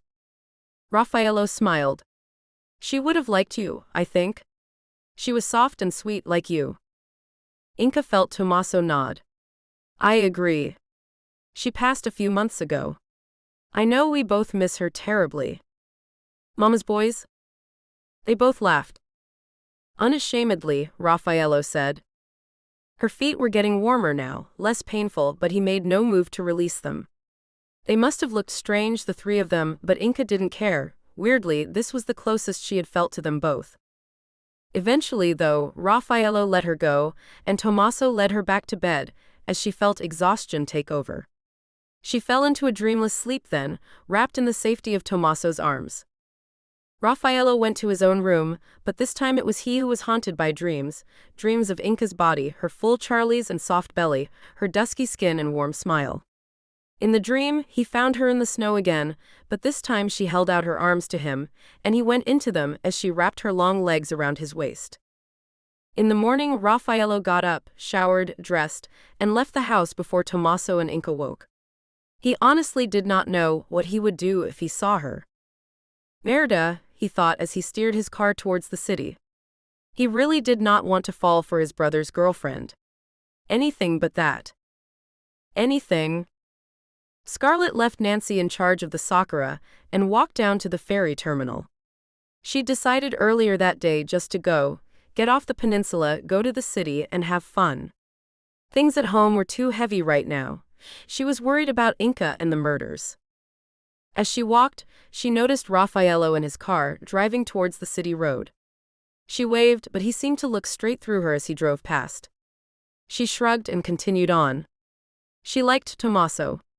He was charming, he was fun, and he was obviously crazy about Inca. But his brother was a mystery. A hot mystery, Scarlett smirked to herself and wondered if he was as enchanted with Inca as his brother. She suspected he might be. Her best friend had no idea of the effect she had on men. None, she thought, utterly clueless. Scarlett was still grinning when she got to the ticket booth. Harv, the ticket master, took her money. "How you doing, young nun? Still single?" Scarlett winked at him. "Saving myself for you, Harv." Harv's son, Sal, a slinky-hipped blonde sitting with his father in the booth, his long legs stretched out, feet on Harv's desk, called out, "Hey, what about me?" Scarlett cocked her head to look past Harv and raised her eyebrows at the young man. "When I grow one, I'll let you know." Harv choked on his coffee and guffawed. Sal grinned and shook his head. "Don't know what you're missing, girl," he called as she said goodbye to Harv. She turned and saluted him. "I've seen unhung heroes, Sal, I do know," she shot back, which made Harv laugh even harder and clap his crestfallen son on the back. Scarlett waved at them both and walked up the gangway to the ferry. She headed straight for the front deck and leaned over the side. As it pulled away, she felt her spirits lift. An afternoon in the city's best fashion shops, Nordstrom's, she thought with a happy sigh, and an evening of music. Gosh, I'd try and escape you for one day. She turned to see Knox walking towards her and smiled in delighted surprise. "Hey you." He was dressed in a dark green t-shirt, blue jeans and sneakers, casual, but she noticed the dark circles under his eyes and the slightly strained smile. Impulsively, she hugged him. He tensed for a moment, then returned the hug. Releasing him, she studied him. "You look like you needed that. Rough few days, huh?" He nodded and gestured towards the mainland. "That's why I'm here. Going to camp out in bookshops, have some coffee, maybe catch a band later. You?" She smiled. "The same. Hey, there's a great covers band at the Paramount on 9th and Pine." Suddenly, she felt shy. "I mean, I'm going, and I don't know if you're sick of the sight of me, but—" Knox laughed. "Would never happen," Scarlett rose. "I'd like to come. I've heard good things about that place. Maybe we can grab some dinner before?" She grinned. "You bet." The way he said her name made her stomach flip excitedly. They sat on the deck and talked for the rest of the journey, about music, books, art, carefully avoiding any mention of the murders or what had been going on. It was late morning by the time they got to Seattle, and as they walked off the gangway onto Alaskan Way, Knox took her hand. Inca told Nancy about the night she'd had, well, the sleepwalking part, not the good part that had come before. She grinned to herself. Her thighs ached and her body throbbed with the pounding it had taken. Tomaso's teeth marks were still on her belly. Gosh, what a night. On her break, she surreptitiously took her laptop into the back room and looked up some BDSM websites. She had never indulged before, but last night had awoken something inside her. She wanted to know more, try more. "What's that?" Inca started and slammed the laptop shut. Luna Rosenbaum grinned at her. "Too late," she said, and flopped down onto the couch next to Inca. Inca, bright red, grinned. "You are a pain in the ass. And where the hell have you been? I've barely seen you since you got back." "I know. I'm sorry, honey." "The English boyfriend?" Luna grinned. Inca studied her. "So, you over whatever I did to piss you off?" "What do you mean?" Inca sighed. "When you came back, it seemed like you were angry at me." Luna looked guilty. "I wasn't. I promise. Not really. It was just that I thought I would have to keep my distance because of you and Ollie splitting, and it broke my heart. I love you like a sister, Inks, and it killed me that you weren't together anymore." "I didn't do the dumping," Inca reminded her gently, and Luna nodded. "I know, and I am sorry. But seeing how you and Ollie are still good friends, I came around. I hate that you're not together, but as long as we can all get along, I'm good. He doesn't like your boyfriend, though." Inca was stung. "I knew he wasn't sure about him, but I didn't think he actively disliked Tomaso." Luna looked askance at her. "No. Because why would he hate his ex-girlfriend's drop-dead gorgeous billionaire boyfriend?" Inca conceded that, laughing. "That does sound good when you say it. But I couldn't give two hoots about Tommaso's money, you know. I know that. The brother's gorgeous too. Luna grinned wickedly. That's a threesome I could get on board with. Luna! Inka gave a shout of shocked laughter. Don't tell me you haven't thought about it. And they're Italian too. I bet you all the money in their bank accounts, they've shared a woman before. Not me, they won't. Inka was feeling very uncomfortable now, and was glad when Luna changed the subject. It was later, when Inka was alone in the Sakura, Nancy having ducked out for a moment, that the thought came back to her, and she couldn't shake it. Raffaello. She closed her eyes and imagined him being the one making love to her, tying her up, his quiet, brooding nature at odds with the sensations he was engendering inside her. Hello, Inka. Ice flooded through her veins. She knew that voice. She opened her eyes and felt the blood drain from her face. Kevin. He blocked the doorway of the tea house. Oh gosh, no. Kevin smiled nastily and reached behind him to lock the door. Tommaso stopped at a florist's in Willowbrook to order some flowers for Inka. He hated that he was going to have to leave her to go to Paris, but at the same time, he knew Raf would make sure she was safe. There was something he liked in the thought of his brother and his girlfriend being alone together. A twisted part of him wondered if his brother would make a move on her. He had seen it in Raf's eyes last night and knew that look of old desire. And who could blame him, confronted by Inka's lush, naked body like that? Of course, Raf would never take advantage, not like Tommaso. Gosh, would he ever stop feeling guilty about Perdita? Maybe he would feel better if Raf did make love to Inka. What the hell are you thinking? This is the woman you love. He shook himself. Still, it would be a thought that would fester. He thanked the florist for the blooms, hibiscus, peonies, gerberas and the brilliant jewel tones that Inka loved, and got back in his car. As he drove to the Sakura, he saw Nancy pounding at the door of the tea house, screaming and crying. People were running towards it as he brought the car to a halt with a screech and leapt out. Nancy. What's wrong? Nancy was beside herself. He's in there with her, he's hurting her, I know it, oh gosh. Oh gosh. Tommaso pounded on the door and could hear shouting from inside, an Englishman's voice, Inka's screams of pain, and he went cold. He threw himself against the door twice before it caved in, and he tumbled in. Kevin had Inka by the throat, his free hand curled into a fist and driving into her stomach. Inka choked, unable to fight the huge man off. Blood poured from a cut above her eye. Tommaso, with a roar, threw himself at the man, dragging him away from Inka. Tommaso launched a fearsome attack on Kevin. The other man was completely blindsided, still staring at Inka, who was on the floor, gasping as Nancy rushed to help her. Get off me. Kevin tried to free himself from Tommaso's grip. Ollie and his deputy burst into the tea house then, brought by the screams and shouts. Tommaso, drop him, Ollie ordered, and although half-crazed with rage, Tommaso did, breathing heavily. Kevin's face was a mess of blood, his nose broken. But Ollie took one look at Inka's stricken face, and he merely put a hand on Tommaso's back. Step back now, Tommaso. We got this. His tone was gentle and broke through Tommaso's rage. He blinked then and darted to Inka's side.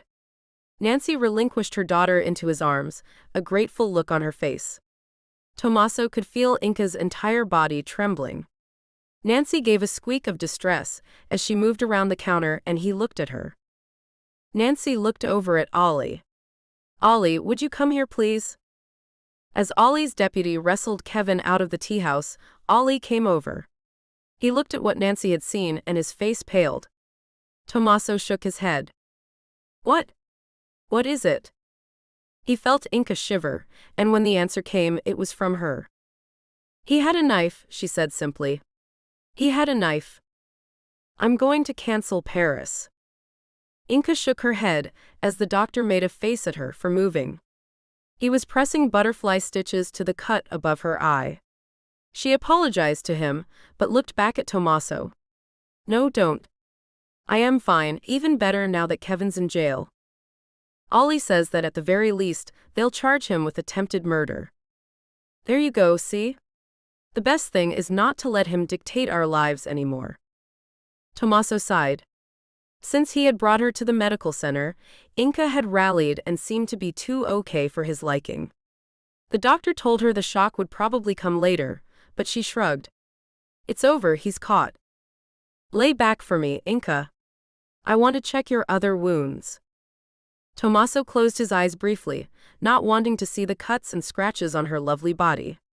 Kevin had tried to stab her, had come close, the tip of the knife making contact with her skin a few times, but she'd managed to disarm him before he could stab her. But then he'd started to choke her. Tommaso opened his eyes and took in the damage. Blood oozed from the scratches on her belly, her stomach, her arms, and her hands where she'd fought him. There was an inch-long graze on her throat and a deeper slash on her left shoulder. Gosh. The doctor was cleaning them, Inca wincing as the alcohol hit her skin. None of them are deep, thank God, he said. But perhaps a course of antibiotics wouldn't go amiss to fend off any bacteria from the knife. Tommaso waited until the doctor left them alone to get Inca's prescription. Maybe you should stay overnight. Inca shook her head. No way. I'm fine, honey. I promise. I want to be with you. Tommaso kissed her. I wish I had been there. You can't be there every minute, and it's my own damn fault for not locking the door when Nancy went out. He could have killed you. Yes. But he didn't. She gazed up at him, and he saw something strange in her eyes. Freedom. I feel released, she said, reading his mind. Like a weight has been lifted. Now I can annul the marriage and get Kevin deported if he doesn't go to jail. Oh, he'll go to jail all right. Tommaso looked fierce. As long as I'm free of him. Gosh, I feel so relieved. He stroked her face. I'm glad. Look, Ollie asked us to come by if you're up to it, to answer some questions. Of course. I'm fine. Let's get it done. He pressed his lips to hers. Warrior woman. She chuckled. Hardly. You saved my life, Tommaso. I love you, Inca Sardi. There isn't anything I wouldn't do for you. She wrapped her arms around him. Then let's go do this thing and then go home. How you doing, kid? Ollie looked up, startled. Tyler stood at the door to the office, smiling sympathetically at him. Ollie grinned and offered him a coffee. When they were seated, Tyler pulled his cap off and scratched at his head as Ollie indicated the paperwork on his desk. Paperwork out the wazoo, and yet no one's telling me anything. It's kind of frustrating. Tyler nodded. Well, you made your bed. Yup. They sat in silence for a while, then Tyler sighed. Indulge an old man. Tell me what you got so far. Ollie hesitated, then shrugged. All we can charge Kevin Harnett with is attempted murder at the moment. I say all, though attempted murder will put him away for a good long time. But we've still got to try and tie him to the other murders. You? City homicide has it. They came and got him this morning. He admitted to coming here to kill Inca. Sorry, he added when Tyler winced. From what I understand, Kevin Hartnett has a record for beating his women. Inca told me that this isn't the first time he's tried to kill her. Tyler put his head in his hands. She never told me any of that. Ollie leaned forward, his expression intense. She never told any of us, Tyler. Which concerns me. What if she finds herself in the same situation with? Tyler shook his head. No. Winter saved her life. You didn't see him, Tyler. He was in a frenzy. He almost killed Harnett. I would have done the same thing, Oliver. Tyler's voice was firm now. Don't let your dislike of Winter get in the way of the facts. He saved my daughter's life, and I will be forever grateful to him. He studied the younger man's expression, and Ollie looked away from his penetrating gaze. You still love her. A statement. Ollie cleared his throat. Let's get back to Harnett. We found the knife he intended to use. Look familiar? He tossed over a photo and Tyler blanched when he saw it. That looks like the one that was stolen from me last year. Yep. Tyler shook his head. I don't understand. You think it could be your one? He sighed. I don't know. I hope it is just coincidence. Is it the murder weapon in the other killings? Forgive me, but I'm not up on the forensics on all of them. When I talked to homicide, they hadn't identified it. All they know is that it's not your everyday kitchen knife. The wounds are jagged, but don't match a serrated or hunting knife. He gave a frustrated hiss. Man. Tyler was watching him carefully. Oliver, take it easy. You did your job. Inca is safe now. We can all move on. Getting his subtext, Ollie nodded. Tyler, I am moving on. You've met Molly? Tyler smiled then. She's a good girl, that one. You're a lucky man. Ollie returned his grin. I know. Tyler got up. Well, kid, if you need someone to blow off steam to, you know where I am. Try to remember why you left homicide, though. Ollie looked bleak. Hard to do when it seems to be following you around. He watched Tyler walk across to the Sakura to chat with Nancy and Scarlett. The thought crossed his mind that he would have enjoyed working with Tyler as chief. Curiosity piqued, he grabbed the report of Tyler's robbery from the file. He read down the inventory of stolen items: cash, passport, war memorabilia, jewelry. Petty larceny at best. He shoved the folder back in the drawer, frustrated again. He wondered again if he should ask if he could question Harnett again. Gosh, when he'd stepped into the Sakura that day and had seen Inca all bloody and in pain, then watched Tommaso beat the shit out of her attacker, all Ollie could think was, that should have been me saving the woman I love, wailing on her would-be killer. He'd realized then that he was still in love with Inca. Gosh, you fool, Rosenbaum. You utter fool. You should never have let her go. Inca finally persuaded Tommaso not to cancel his trip to Paris. It's 4 days, my love. If we can't make it 4 days apart, then we have bigger problems. After a night of passionate and definitely kinky lovemaking, she drove him to SeaTac herself and kissed him goodbye. Tommaso stroked her hair back from her face.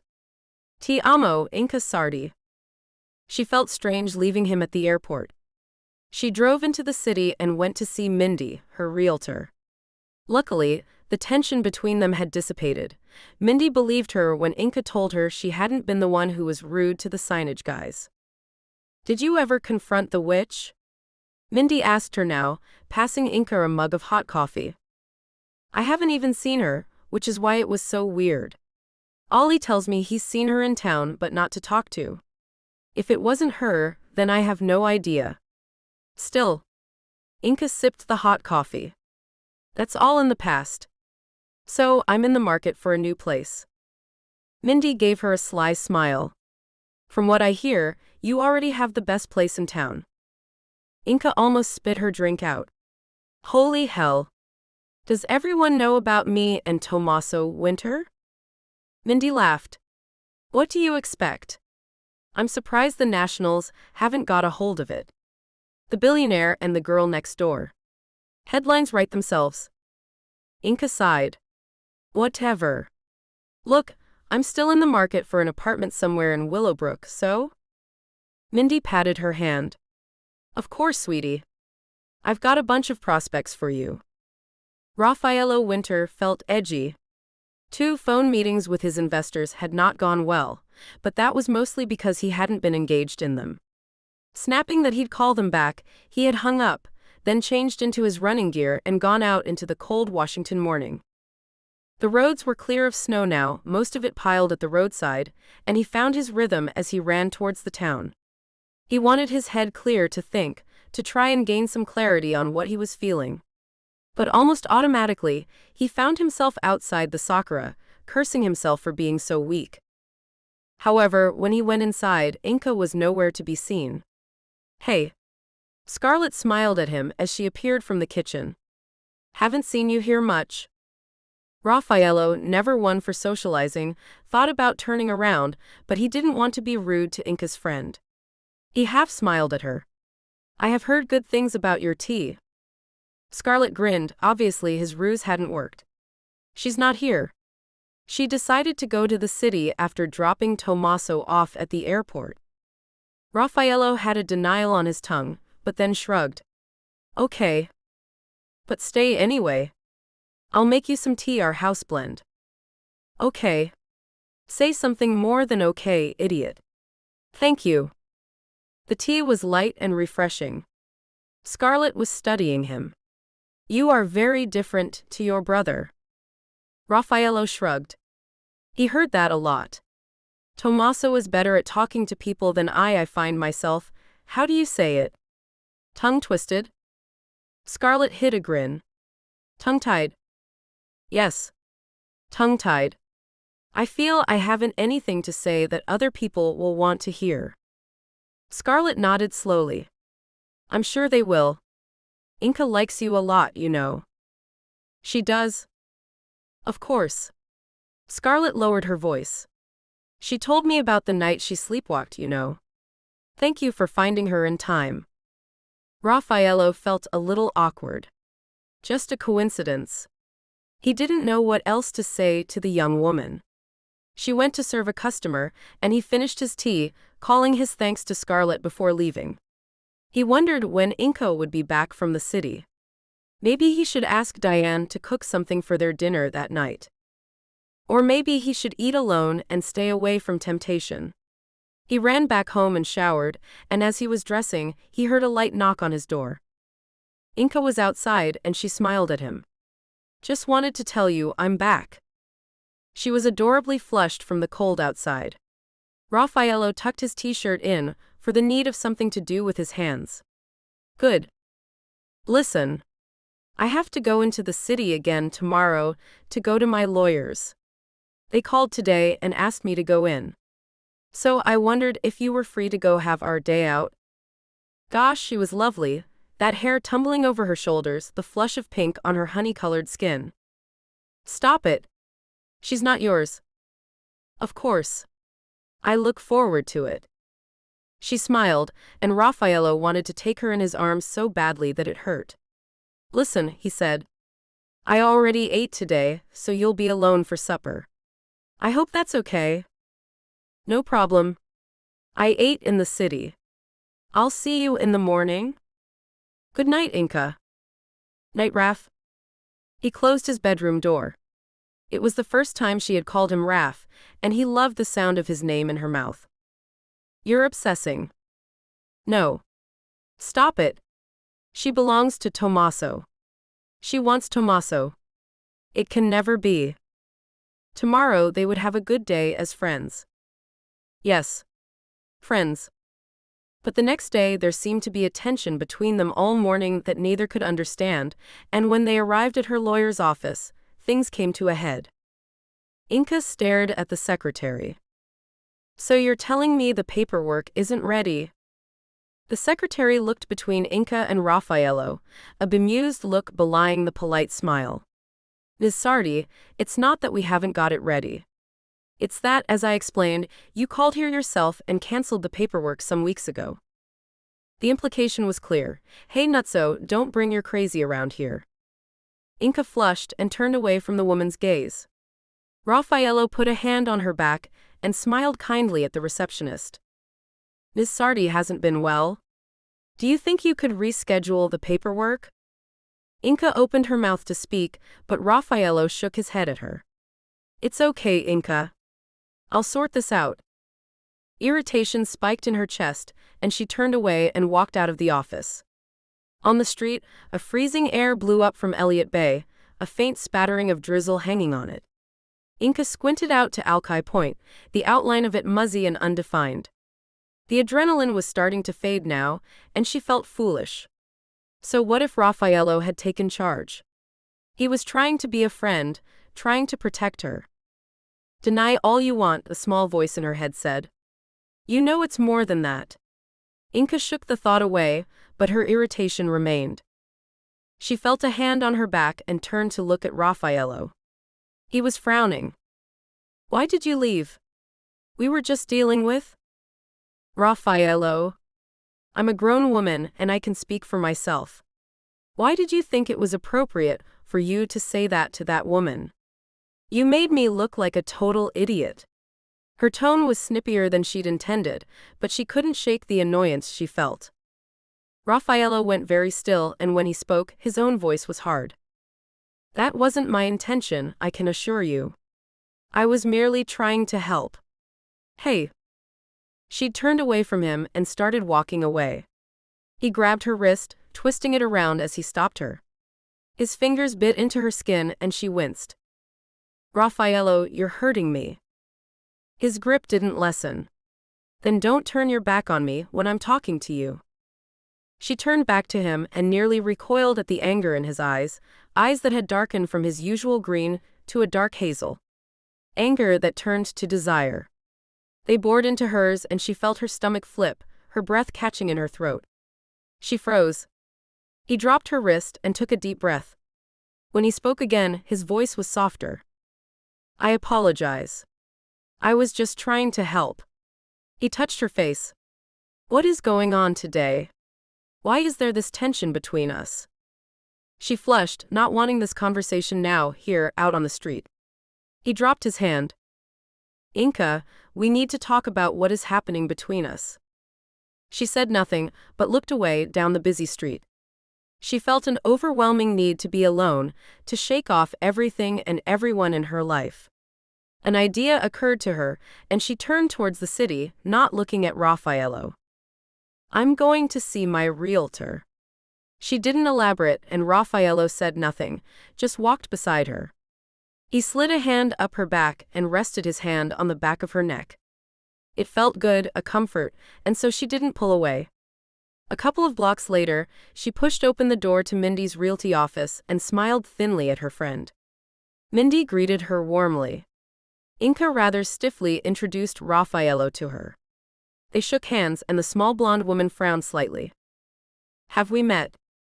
Raffaello smiled back at her. I'm afraid not, but I am pleased to meet you now.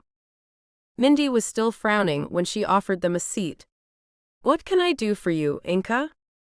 Not looking at Raffaello, Inka got straight to the point. I would like to see some more apartments. In the city, rather than Willowbrook. She felt Raffaello look at her in surprise, an expression that was mirrored in Mindy's face. Really? Well, that's why the change of heart. Inka's irritation suddenly went, and she felt her whole body slump. She shook her head, trying to not cry. I need a new start, a new life. And I can't do it in that town. Mindy nodded. Okay then, sweetheart. She peered closely at Inka, who felt her eyes fill with tears. She looked away from the realtor's inquiring gaze. Mindy leaned over the desk and squeezed her hand. I'll email you some details and we'll arrange some viewings next week. Inka nodded, managing to get a muttered thanks out before she stood, and almost ran back out onto the street in tears, filled with a crushing grief. What the hell was the matter with her? She dragged deep breaths into her lungs, trying to fend off the panic attack. She felt Raffaello standing next to her, but he didn't touch her. Eventually, the tension in her chest eased and she sighed, giving Raffaello a sheepish smile. I'm sorry. I just had to get out. She sighed. Raffaello gathered her into a hug, his arms tight around her. After a second, she returned his hold. He kissed her temple. I think this is the shock from the attack hitting you, he said gently. Tommaso said the doctor said this might happen. Inka realized he was right, and her body slumped against him. His arms around her felt good. I think that's why I feel on edge. Shall we go find somewhere quiet and private to eat? We can talk or not, entirely your choice. But let me take care of you, please, Inka. For Tommaso. For me. For you. She closed her eyes and nodded, feeling his arms tighten around her.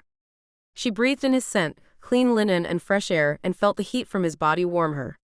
Why was she feeling like this? She looked up at him then, and their gazes locked. She felt a jolt run through her. I want you. Oh gosh, no. She pulled away, looking down. Yes, let's go find somewhere. She couldn't shake the feeling though. Desire curled in her stomach as he took her hand and they made their way to the nearest restaurant. Raffaello watched her as they sat at their table, drinks in hand. Inka, he said softly. I think I know what you are feeling. I feel it too. Inka shook her head. Raffaello. I love Tommaso. I do. I know. As do I don't want to feel like this. Raf, maybe we shouldn't spend time with each other. Not until Tommaso comes back. Perhaps. They finished their meal in silence. Afterwards, they walked along the waterfront. At Pier 59, Inka stopped. This is my favorite place in the city. Especially at night. The globe lamps were just coming on, lighting the lilac dusk. She leaned over the rail and looked down at the navy water, breathing in the salty smell of the bay. Raffaello moved closer to her, sliding an arm around her waist. She looked up and smiled at him. He frowned slightly. Come on. The fare is awaiting. As the ferry pulled away from the pier, Inka shivered as the breeze picked up. Raffaello put his jacket around her. She smiled her thanks and looked back towards the city. I'm biased, I know, but that's the best skyline in the world. What about Manhattan, Hong Kong, Sydney? He was amused. She grinned and pointed over to the horizon. Out of the violet night, Mount Rainier rose above the city. Volcano. Big-ass volcano, Inka said. Big-ass volcano trumps everything. Fair point. Beautiful, isn't it? He smiled but said nothing, kissing the top of her head. There was a new possibility opening to him that he hadn't figured into his plans. Raffaello tightened his grip on her and stared out at the ocean, contemplating a future of something completely alien to him. Love. When Tommaso returned, after the initial joy at seeing her, he noticed the tension between his lover and his sibling. Inka saw him weighing up the two of them and their relationship. So, did you have a good time in the city? Yes, thank you. Raffaello gave him a rundown of their day, but Tommaso still seemed on edge. And when he and Inka were alone, he asked her about it. What's going on with you and Raf? What do you mean? Tommaso looked annoyed. I'm not blind, Inka. There's tension. If I didn't know better, I'd say it was between lovers. Inka sighed. I would never cheat on you, Tommaso. But you're attracted to Raffaello. Inka hesitated. Yes. A little. I don't know why. A schoolgirl crush. But I love you. Tommaso sat in silence for a while, studying her. Inka went to him. I meant it. I love you, Tommaso. There is no one else. It's just a little blip. Thank you for being honest, mio caro. I'm sorry, Tommaso. He pulled her onto his lap and began to kiss her neck. Perhaps we should invite him to share our bed. Horrified, Inka pushed away from him. Tommaso. He shrugged, something dark in his eyes. Why not? It wouldn't be the first time we have shared a woman. Inka almost slapped him. She felt sick. Gosh, Tommaso, is this how you repay my honesty? You Americans are so uptight. It's not a big deal. Come on. Tell me you haven't thought about sleeping with my brother? Jesus. Inka gathered her purse and her things. I'm leaving, Tommaso. His hand snaked out and gripped her arm. Don't be silly. I was just joking. Inka ripped her arm away. Not funny. She stormed out of the mansion, down to her car, and got in. Still fuming, she drove into town and went to the Sakura. Tish was just closing up and Ollie was talking to her. He greeted Inka with a smile, which faded when he saw her strained face. Tish made her excuses and left. Spill it, Ollie said, but Inka shook her head. It's just a row. All relationships have them. Don't I know it, he said wryly. Molly and I split. Inka sighed. Oh, Ollie, I am sorry. She was lovely. Ollie cleared his throat and met her gaze. Not lovely enough. Inka looked away from his gaze and dropped her head in her hands. Please, Ollie, don't start that now. I can't do this. I'm sorry, Inka, but I have to say it. No. Inka was fierce then. You made your choice months ago. His eyes were sad. I know. I will do anything, anything to prove to you how much I love you, how much I've always loved you. He wrapped his arms around her. She looked deep into his eyes, then pulled away and stood, her face in her hands, and when she dropped them there were tears. He went to her immediately. The thing I don't get, she stepped away from his arms, is why. There was no sign. No warning. One day we were fine, the next you were done. Finished. Ollie's shoulders slumped. You don't trust me. He sat back onto the couch and leaned forward, his head in his hands. She waited, not speaking. Eventually, he looked up and sighed. I guess I don't blame you for that. Tyler said I'd have to prove myself. I messed up. I started to believe what my dad had always said about me. I wasn't good enough. Not enough for you. She shook her head, bewildered. But none of that came from me, did it? Did I make you feel like that? Ollie looked startled. No. No, of course not. Damn Inka. I don't know what I was thinking. The second the words came out of my mouth, I wanted to take them back.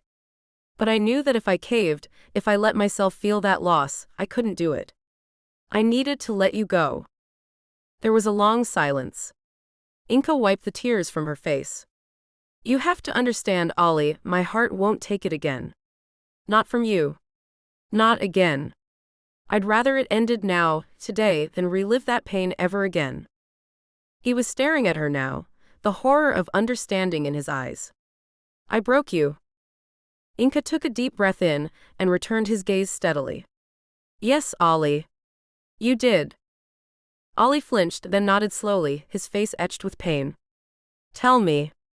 Tell me how to make it better. She touched his face. You can't. I can't be any more than a friend to you now, she said simply. I'm sorry, Ollie. He nodded. It's okay. Really? I made my bed. Inka sighed and looked away, thinking of Tommaso and Raffaello. And I made mine. Tommaso watched them from outside the Sakura, and his eyes hardened. That damn cop. He had known Ollie still had feelings for Inka, and now it looked like he was declaring himself to her. Would she think it was easier to go back to her old life? Tommaso knew he would rather die than let her go, but he couldn't help feeling that his ill-timed joke earlier had exacerbated this latest bump in the road. Except, it wasn't a joke, was it? The thought of your woman and your brother turns you on. Tommaso pushed the thought away. For right now, he couldn't take his eyes off the cop with Inka. He obviously still had feelings for her. Tommaso smiled grimly and turned away from the view. He suddenly saw Nancy across the street watching him, and he saluted sarcastically before getting back into his car. He regretted the rude gesture almost immediately, but his mind was filled with a plan. Ollie Rosenbaum had missed his chance with Inka. Now it was time he realized it. Raffaello was alone when Inka came home that evening. Where's Tommaso? Inka asked him as she took off her coat. No idea. There was an awkward silence before Raffaello sighed. Look. Inka, I've decided to go back to Italy. Pain ripped through Inka then, and she sat down heavily. Why? Raffaello sat with her and took her hands. You know why. We cannot go on like this. I think we both need some distance from each other. It's not fair on Tommaso that we feel the way we do. Inka's eyes filled with tears, and he cradled her face in his palm. You need space to figure out how you feel. Inka nodded but closed her eyes, leaning into his touch. The thought of not seeing Raffaello every day made her feel sick. I'll miss you, she whispered, and then felt his lips against hers just briefly, sweet and soft. She opened her eyes and gazed at him. His light green eyes, so like Tommaso's, were soft, full of love, and not thinking, she went into his arms, her mouth seeking his hungrily. It was inevitable then. As they tumbled to the floor, Raffaello's hand was under her dress. Inka's hands was taking his underwear. They made love slowly, as if drinking each other in, knowing they would soon be parted, clinging to each other, eyes locked. I love you, she whispered, knowing the absolute truth of her words, and he nodded, his eyes filled with love and pain. Anche io ti amo, la mia bella Inca. I love you too, my beautiful Inca. Inca's tears fell then, and she wrapped her legs and arms around him, never wanting to let him go. Oh gosh, Raf. What are we going to do? Raffaello buried his face in her neck, and she felt his tears too. I don't know, mio caro. I don't know. Outside of the room, Tommaso watched them making love and kissing and felt. He couldn't distinguish his rage from his desire, nor his betrayal from a sense of inevitability. He knew without doubt that Inca loved him, Tommaso, but now it was clear that she had the same feelings for Raffaello. He wanted both to kill them and to join them in their lovemaking. He debated going into the room, telling them he'd seen them, but no. He had a plan now, and this could wait. If Raf was going away, it would give him and Inca time to renew their relationship. He could forgive her this misstep, couldn't he? He walked silently away from the room where his lover and his brother were, and out of the house. He needed to get away, just for the evening. Needed to sat his rage somewhere else. And he knew just where. Ollie Rosenbaum felt bad. He should never have said what he had to Inca, he no longer had the right. So when, the next morning, he found himself in the Sakura again, he made the point of apologizing. It's okay, Inca said, her lovely face tired. We all do stupid things we shouldn't have. He studied her, the dark circles under her eyes, the wan skin. Hey, are you okay? She shook her head. No. No, I'm not, but there's nothing you can do about it. So please, let's not talk about it. He was silent for a while. Inks? I made a mistake. The words came out of her in a rush. But as soon as they were out, Tommaso Winter appeared at the door. Hello. Inca stared at him as if she'd seen a ghost. Ollie nodded stiffly. There was a long silence, and then Ollie coughed. Well, I better get to work. Later, Inks. Winter. Inca mumbled a goodbye and Ollie left, not looking again at Tommaso. Why did the guy get to him so much? He was Inca's boyfriend now. He should really try and get along with him. Except, he stole a look back over his shoulder. Inca looked wary, maybe even scared. Was Winter abusing her? I made a mistake. What the hell had she meant by that? Ollie didn't know, but he was sure as shit going to find out. But a couple of hours later, Ollie Rosenbaum was to discover that Tommaso Winter was not a man to be crossed. Not a man to be crossed at all. Later, when Tommaso had excused himself for a few minutes, and Inca had had time to collect herself, she looked up to see Scarlett coming into the tea house. Hey numbnuts. How goes it? Scarlett stuck her tongue out at her friend. She indicated behind her, and Inca saw Knox and Tommaso standing outside talking. Rather, Tommaso was talking at Knox, Inca observed with narrowed eyes. She sighed to herself. A second later, the two men walked in, and Tommaso immediately walked behind the counter to kiss Inca. She moved her head to avoid his mouth on hers, his lips brushing her cheek.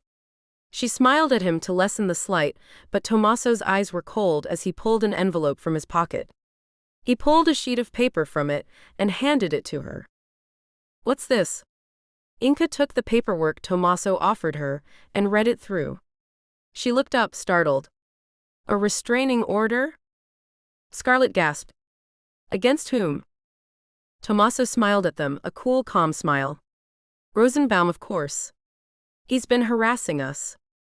Harassing Inca. Scarlett glanced at Inca, who looked as shocked as she felt. A couple of customers had left when the men walked in, and now the tea house was quiet and empty except for the four of them. Inca got up and handed the paperwork back to Tommaso. Tommaso, this isn't appropriate. Ollie is a friend. Tommaso put a finger on her mouth. Inca, it's been more than that, and you know it. He turned to the others. I'm scared that his obsession with Inca is dangerous. Now that Kevin Harnett is behind bars, I think we have been too complacent about Inca's safety. I truly believe Oliver Rosenbaum is the greatest threat to her. Scarlett put a hand on Inca's back. Tommaso, you're overreacting. Yes? Inca was starting to get annoyed. What was he playing at? Tommaso smiled at her, but his eyes were cold. I don't think so.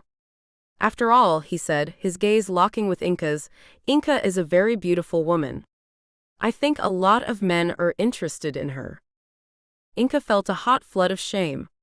He knows. Oh gosh. I'm sorry, Tommaso. Still, I don't think this is really necessary in Ollie's case. He's just being a friend. Tommaso was silent for a moment, then reached into his pocket. Okay. I understand why you're reluctant to think badly of your friend. If it was just an isolation, but take a look at these. I took these over the past 4 nights. The photographs were dark and grainy. It was clearly Ollie in his car parked outside the Winter Mansion, hidden in the woods, standing at the windows. At night. Alone. Inca was speechless. Scarlett's eyes filled with tears. Tommaso looked at Inca sympathetically. He clearly has a preoccupation with you, I could tell that from the first day. What concerns me is how deep it goes. I'm worried for you. Tommaso took Inca's hand. I just want you safe. Hell. Scarlett started to cry openly now, and Tommaso squeezed her shoulder. I'm so sorry, to all of you. Please understand this comes from a place of love, not control. I think he may be having some sort of breakdown. He's not thinking straight. Knox. And he turned to the police deputy, you must have noticed at work? Anything? Knox hesitated. Look, I still think a restraining order is unnecessary. Ollie's obviously got a lot going on, dealing with these murders. Anyone would be unstable. Tommaso nodded. Anyway, the restraining order remains. It's to stay away from me too, you've all witnessed his antagonism towards me. He bent and kissed Inca's cheek, I need to meet some contractors, darling. I'll pick up some takeout for us later. Scarlett Knox. He nuzzled Inca's ear again. Anche io ti amo, la mia bella Inca. Exactly what Raffaello had said to her. Oh gosh. She closed her eyes. When Tommaso was gone, the 3 of them remaining sat in an uncomfortable silence. Eventually, Knox stood. Look, I need to get to work. Inca, you want me to do anything? She smiled a strange half-smile. No thanks. Seems Tommaso's got it all covered. Scarlett and Inca looked at each other when they were alone. What's this all about, Inks? What the hell is going on? Inca shook her head. I don't know, Scarlett. But somehow I don't think it has to do with Ollie. Look, I need to talk to Tommaso. Could you look after the tea house for the rest of the afternoon?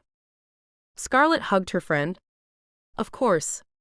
Go talk to your man. Ollie stared at Knox. You're kidding me. Knox shook his head. Nope.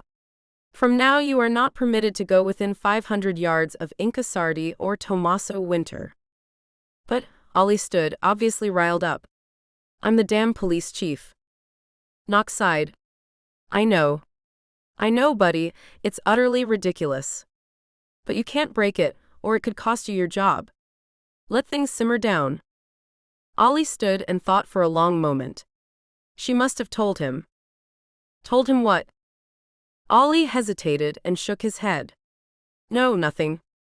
Look, I'll honor the restraining order, but in the meantime. He flicked his computer on and began to type. Kyle had a growing sense of unease. What are you doing? Ollie looked at him, his eyes angry but determined. Proving once and for all that I'm not the one Inca should be afraid of. Inca was sitting on the stairs, phone in hand, when Tommaso got back to the house. She waved at him. He held up the bag with the takeout. She gave him a thumbs up. Sorry, Nancy. Go on. Nancy sighed down the phone. Try and listen. I'm inviting you and Tommaso to dinner tonight. It's not difficult, is it? I'm not speaking German, am I? Inca snickered. Calm down, Grandma. There was a silence on the end of the phone. You are the spawn of the devil. Do you want to come to dinner or not? Inka was still giggling when she joined Tommaso in the kitchen. He was arranging the Chinese food on plates and smiled at her. Hungry? She hesitated. Um. Thing is, Nancy invited us for dinner tonight. Can we put this, and by the way, thanks for picking it up, but can we save this for tomorrow? Her apologetic smile faded as she took in the expression on his face. Irritation. Tommaso, He picked up the takeout boxes and started dumping them in the trash. She darted forward to stop him, placing a hand on his arm. Hey, we can put it in the refrigerator. He pulled his arm away without looking at her. It won't be fresh. I don't like to eat food that's gone bad. His tone was clipped and remonstrative. Inka was taken aback at the petulance in his tone. She watched helplessly as he emptied the still steaming food into the trash can. His movements were jerky and annoyed, his shoulders stiff with anger. Tommaso? I don't want to talk about it, Inka. Not yet. Not now. We have a dinner party to go to. Look at me. Tommaso hesitated, then met her gaze. Inka felt desolate at the pain in his eyes. Oh, Tommaso. I'm so sorry. He held up his hands. Please, Inka, not now. Inka moved silently out of the kitchen and went upstairs to dress. She could still hear him banging around downstairs. She sat on the edge of the bed, realizing that she was shaking with shock at Tommaso's overreaction to the dinner and sadness at his obvious pain. Finally, the banging around stopped and she heard him on the stairs. She got up and pulled the closet door open, pretending to look for something. She felt him watching her as he leaned against the doorframe. You should wear the pink dress. The one you wore on our first date. His voice was softer now, seductive. He was so changeable from one moment to the next. Inka stayed silent for a while, irritated herself now. She pulled out some fresh blue jeans and a t-shirt. She glanced at him then, her expression cool. I have to change. A small smile. Of course. She closed the door behind her and stripped off, pulling on the fresh jeans, then pulling her long hair through the top of the t-shirt. There was a soft knock on the door. She sighed. I'm coming, Tommaso. She glanced over at him as he drove them across the peninsula. His expression was normal and friendly. It was as if his little temper tantrum hadn't happened. He reached for her hand and she let him take it, feeling his large fingers squeeze hers gently. Tyler opened the door to them with a warm smile. Welcome, welcome. He hugged Inka and shook Tommaso's hand. I hope our invitation wasn't too last minute. Not at all. It was our pleasure. In fact, I insisted, didn't I, Inka? Tommaso clapped the older man on the back. Inka gaped at him as the two men moved through to the living room, chatting. Nancy poked her head out of the kitchen. Hey, small fry. Come give an old lady a hand, huh? Inka could feel Nancy watching her. She avoided the older woman's eye, but knew what she was thinking. She could feel the question hanging in the air. Tommaso's hand was on her thigh. Openly. Possessively. It was an overtly sexual move that was completely inappropriate in front of her parents. She tried to shift her leg away from him, but as they sat around the dining table, any movement would have been an obvious slight. Tyler and Tommaso were talking about, what were they talking about? Inka realized she had tuned them out a while back. Her irritation at Tommaso hadn't subsided. What was he up to? He'd been all charm, none of his early mood on display, talking to Tyler about his police career and about the property market. She, meanwhile, had been distracted, answering Nancy's questions in monosyllables. That's a beautiful ruby. Nancy was talking to her now.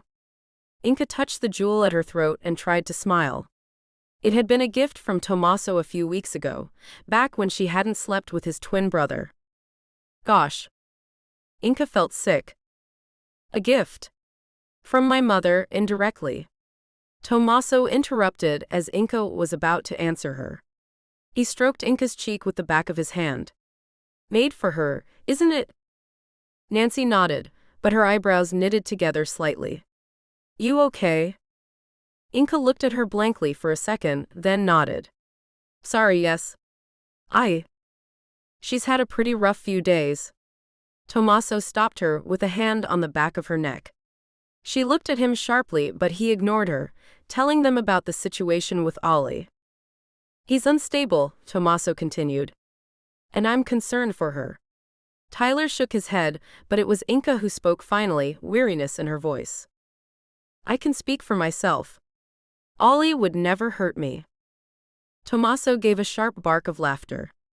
Because he's displayed such appropriate behavior so far. He leaned over and nuzzled at her neck, but she pulled away from him and stood, gathering up the empty plates, not looking at him. As she walked into the kitchen, she heard him speak in a low tone. It's okay, she's just stressed. Inka banged the plates down on the counter. Who's acting like a child now? She sighed, rubbing her hands over her eyes. She felt someone come in behind her and turned. With relief, she saw Nancy balancing serving plates and narrowing her eyes at her. What's up with you? Nancy put the plates down. Inka sighed and hesitated for a long moment. Nothing. It's complicated. It's between me and Tommaso. Nancy searched her face. You need some time alone. Inka nodded. Maybe I do. They went back into the living room. Tyler and Tommaso were seated at the table, photo albums spread across the table. Inka could see they were pictures of her childhood, age 6 in the children's home, at the beach with Tyler and Nancy at 9, hanging by the knees from the branch of the tree in the backyard, laughing wildly at Ollie swinging beside her. Inka's heart thudded with sadness. Tommaso smiled up at her. You were such a beautiful child. He got up and hugged her, whispering in her ear, and our children will be just as beautiful. You misheard. Tommaso's tone was light. He smiled at her before turning his eyes back to the road. Inka gritted her teeth. So now I'm deaf too? I know what you said, Tommaso. He was silent for a moment.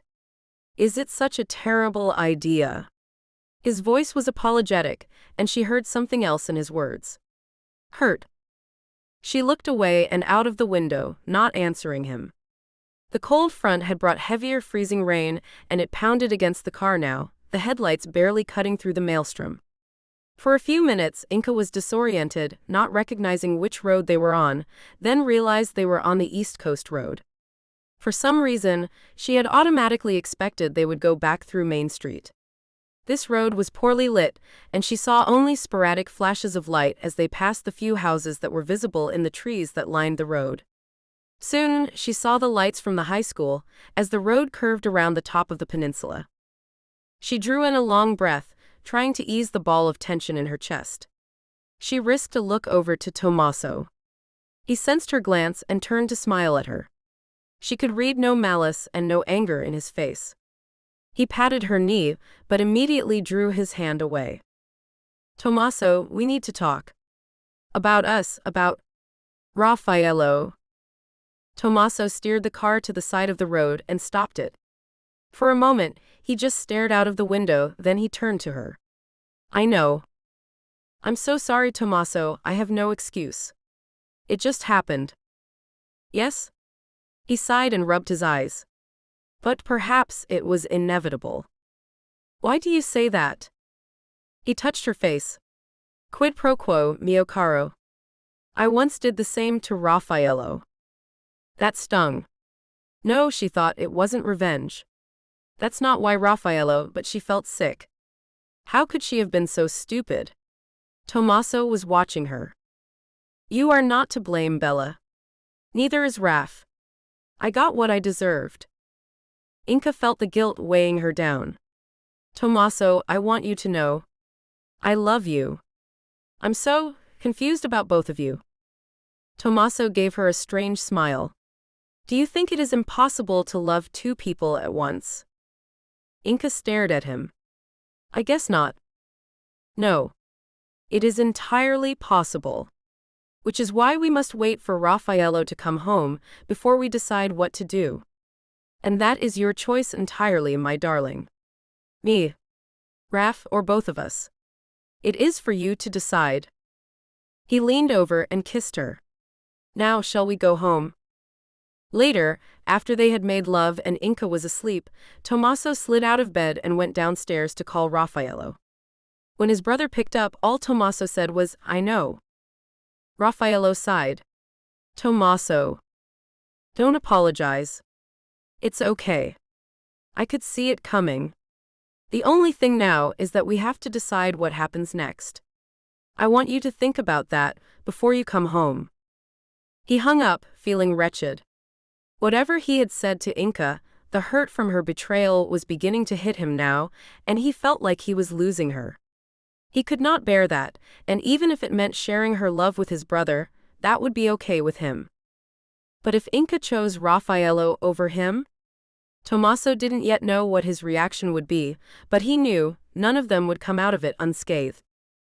Ali ignored the terms of the restraining order without hesitation. He marched over to the Sakura as soon as they opened and got Inca on her own. She looked tired and stressed out, and all the fight went out of him. "Are you okay?" She shook her head and started to cry. Ali went to her and pulled her into a bear hug. Nancy watched them from outside the Sakura, her face set and hard. Jesus, would they ever learn? Last night, after seeing Winter acting so bizarrely at dinner, she'd confessed her fears to a concerned Tyler. They had both tried calling Inca only to get her voicemail, and were about to go get in the car when she called them. She told them she had discussed things with Tommaso, but wouldn't say any more. Her voice had been tired, almost flat, and she had turned down their offer to come over. But they both had stayed up until the early hours, racked with concern. "We can't interfere," she'd told Tyler. "Last thing she needs is babying. We need to give her space." But Tyler had lain awake all night next to her, Nancy knew because she had too. Now, watching Inca hug Ali, she felt an irrational anger towards her de facto daughter. She stalked into the coffee house, slamming her bag onto the counter. Inca and Ali leapt apart, both flushing guiltily. "Well, isn't this nice?" Nancy's voice was like ice. Ali coughed. "I better," he turned to leave, but Nancy stopped him. "No, you both need to hear what I have to say." "What the hell are you doing?" "You," she nodded at Ali, "are still under a restraining order." "And you," she broke off, her anger too much for her. She shook her head at Inca, who quailed under her gaze. "Are you trying to drive yourself crazy again?" "Ali, just go," Inca said softly. "I need to talk to Nancy." When they were alone, Inca held up her hands.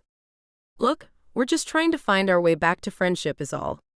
I was feeling down and he hugged me. Like a friend." Nancy scoffed. "You are hell-bent on self-destruction." Inca smiled, and Nancy was taken aback by the steel in her voice when she spoke next. "Quite the opposite," she said. "I'm finally realizing something. I'm not looking for Ali or Tommaso or anyone else to rescue me. I realized I have to be my own white knight. And that means taking control of my life without, and I say this with love, without anyone telling me what I'm supposed to do or who I'm supposed to see. That goes for you, Tyler, Tommaso, and anyone else." Nancy watched Inca with narrowed eyes as she moved around the tea house, wiping down tables, turning on the lamps. Outside it had started to rain, the headache-gray sky packed with dark clouds, an ice storm was coming. Inca's face was drawn and she looked older, changed, broken. When Inca had finished cleaning the tables, Nancy stopped her with hand on her back, making her look at her. Inca's eyes were haunted, and Nancy felt a twist of terror in her stomach. She smoothed a hand down her daughter's hair. "Inca, what did he do to you?" "He didn't do anything to me, Mom," she said, her voice breaking. "I did something to him, and it's unforgivable." Nancy tried, but Inca would not tell her more. She went home to Tyler and told him what she'd said. "I think she's reaching a breaking point. I really do." Knox was waiting for Ali when he came back from patrol. Evening had settled over the island, and the ice had started to stick to everyone and everything. Ali walked into the office, casting a glance over to his friend, seated, waiting patiently for him to hang his coat up. Ali sat at his desk, knowing something bad was coming. Knox cleared his throat. "Ali, I need to talk to you about something. Earlier, I got a call from the powers that be. You were seen going into the Sakura this morning and talking to Inka, in violation of the restraining order. Ollie nodded, resigned. Yeah. So? His mind was still on Nancy's words from that morning. Knox drew in a deep breath. Ollie, they have temporarily promoted me to chief. An investigation will be pending. Ollie blinked, his mind shocked back into the present. What? Knox felt his shoulders tense. I'm saying, Ollie. I'm suspending you. Go home, get your shit together. I'll need your badge and gun. Tommaso called Inka as she worked the late shift. Darling, I might be a few minutes late picking you up. Inka tried to smile at the love in his voice. I can drive myself, Tommaso. My car is right here. He hesitated. You will come home, though. It made her chest hurt. Of course, my love. Of course, I'm coming home to you. She thought about the call, frowning. Why had he seemed so strange? She shrugged and went to serve a customer. Ollie slumped back into his sister's couch and raised a beer bottle to her. Here's to some time off. Luna sighed, shaking her head. This is ridiculous. Utterly ridiculous. Ollie shrugged. Honestly, sis, I'm past caring now. Tommaso Winter is an asshole who thinks Inka is his property. Luna made a noise. Seriously, what is it with you people? She's just a normal woman. Why do you all go gaga over her? Ollie looked surprised at the venom in his sister's voice. Calm down, it's not Inka's fault. Isn't it? Don't you think she loves that attention, Ollie? You know she's not like that. Luna looked away from him, her face red with anger. She didn't used to be. Ollie patted his sister's shoulder. Sis, don't you think everyone's life would be easier if she wasn't around? Take her out of the equation and problem solved. Don't talk like that, he reprimanded his sister. Kevin Harnett nearly killed her. Do you think she deserved that? But Luna did not answer him. At 10 o'clock, Inka went to lock the front door of the Sakura. Before she could, Scarlett came racing in, startling Inka. Inka pulled her in, out of the rain. What are you doing here this late? I was with Knox and he got called out. That explains the lack of coat. Look, why don't I give you a ride home? I'll just be a minute. Scarlett shook her wet hair. Can I help? I just have to finish in here and take the trash out. Scarlett headed to the kitchen. I'll do the trash, I'm already wet.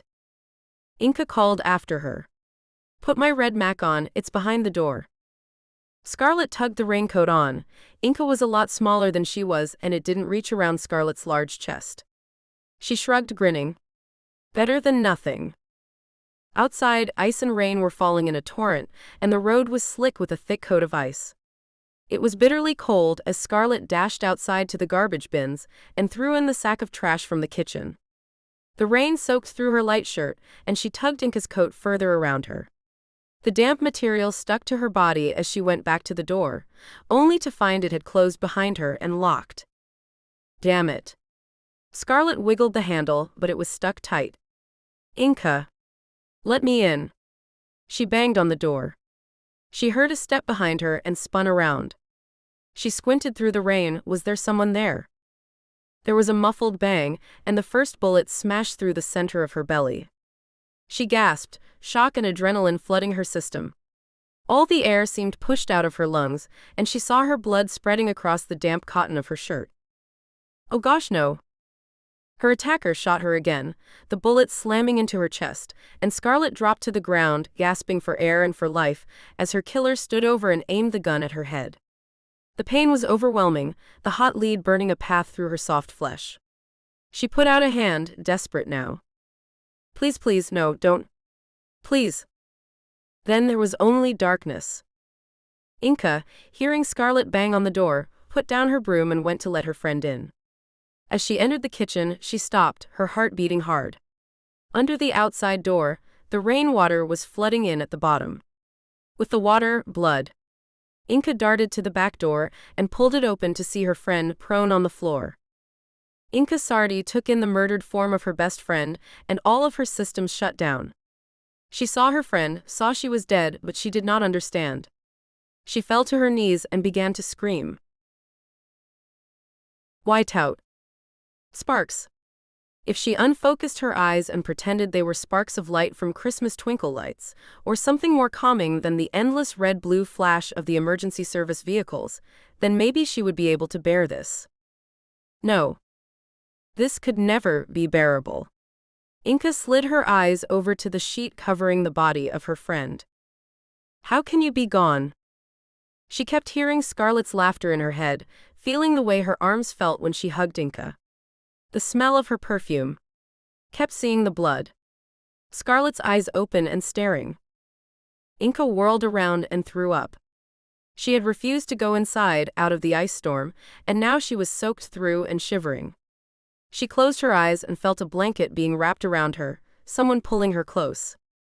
I'm so sorry, honey. Nancy. Knox, poor shock Knox, must have called her.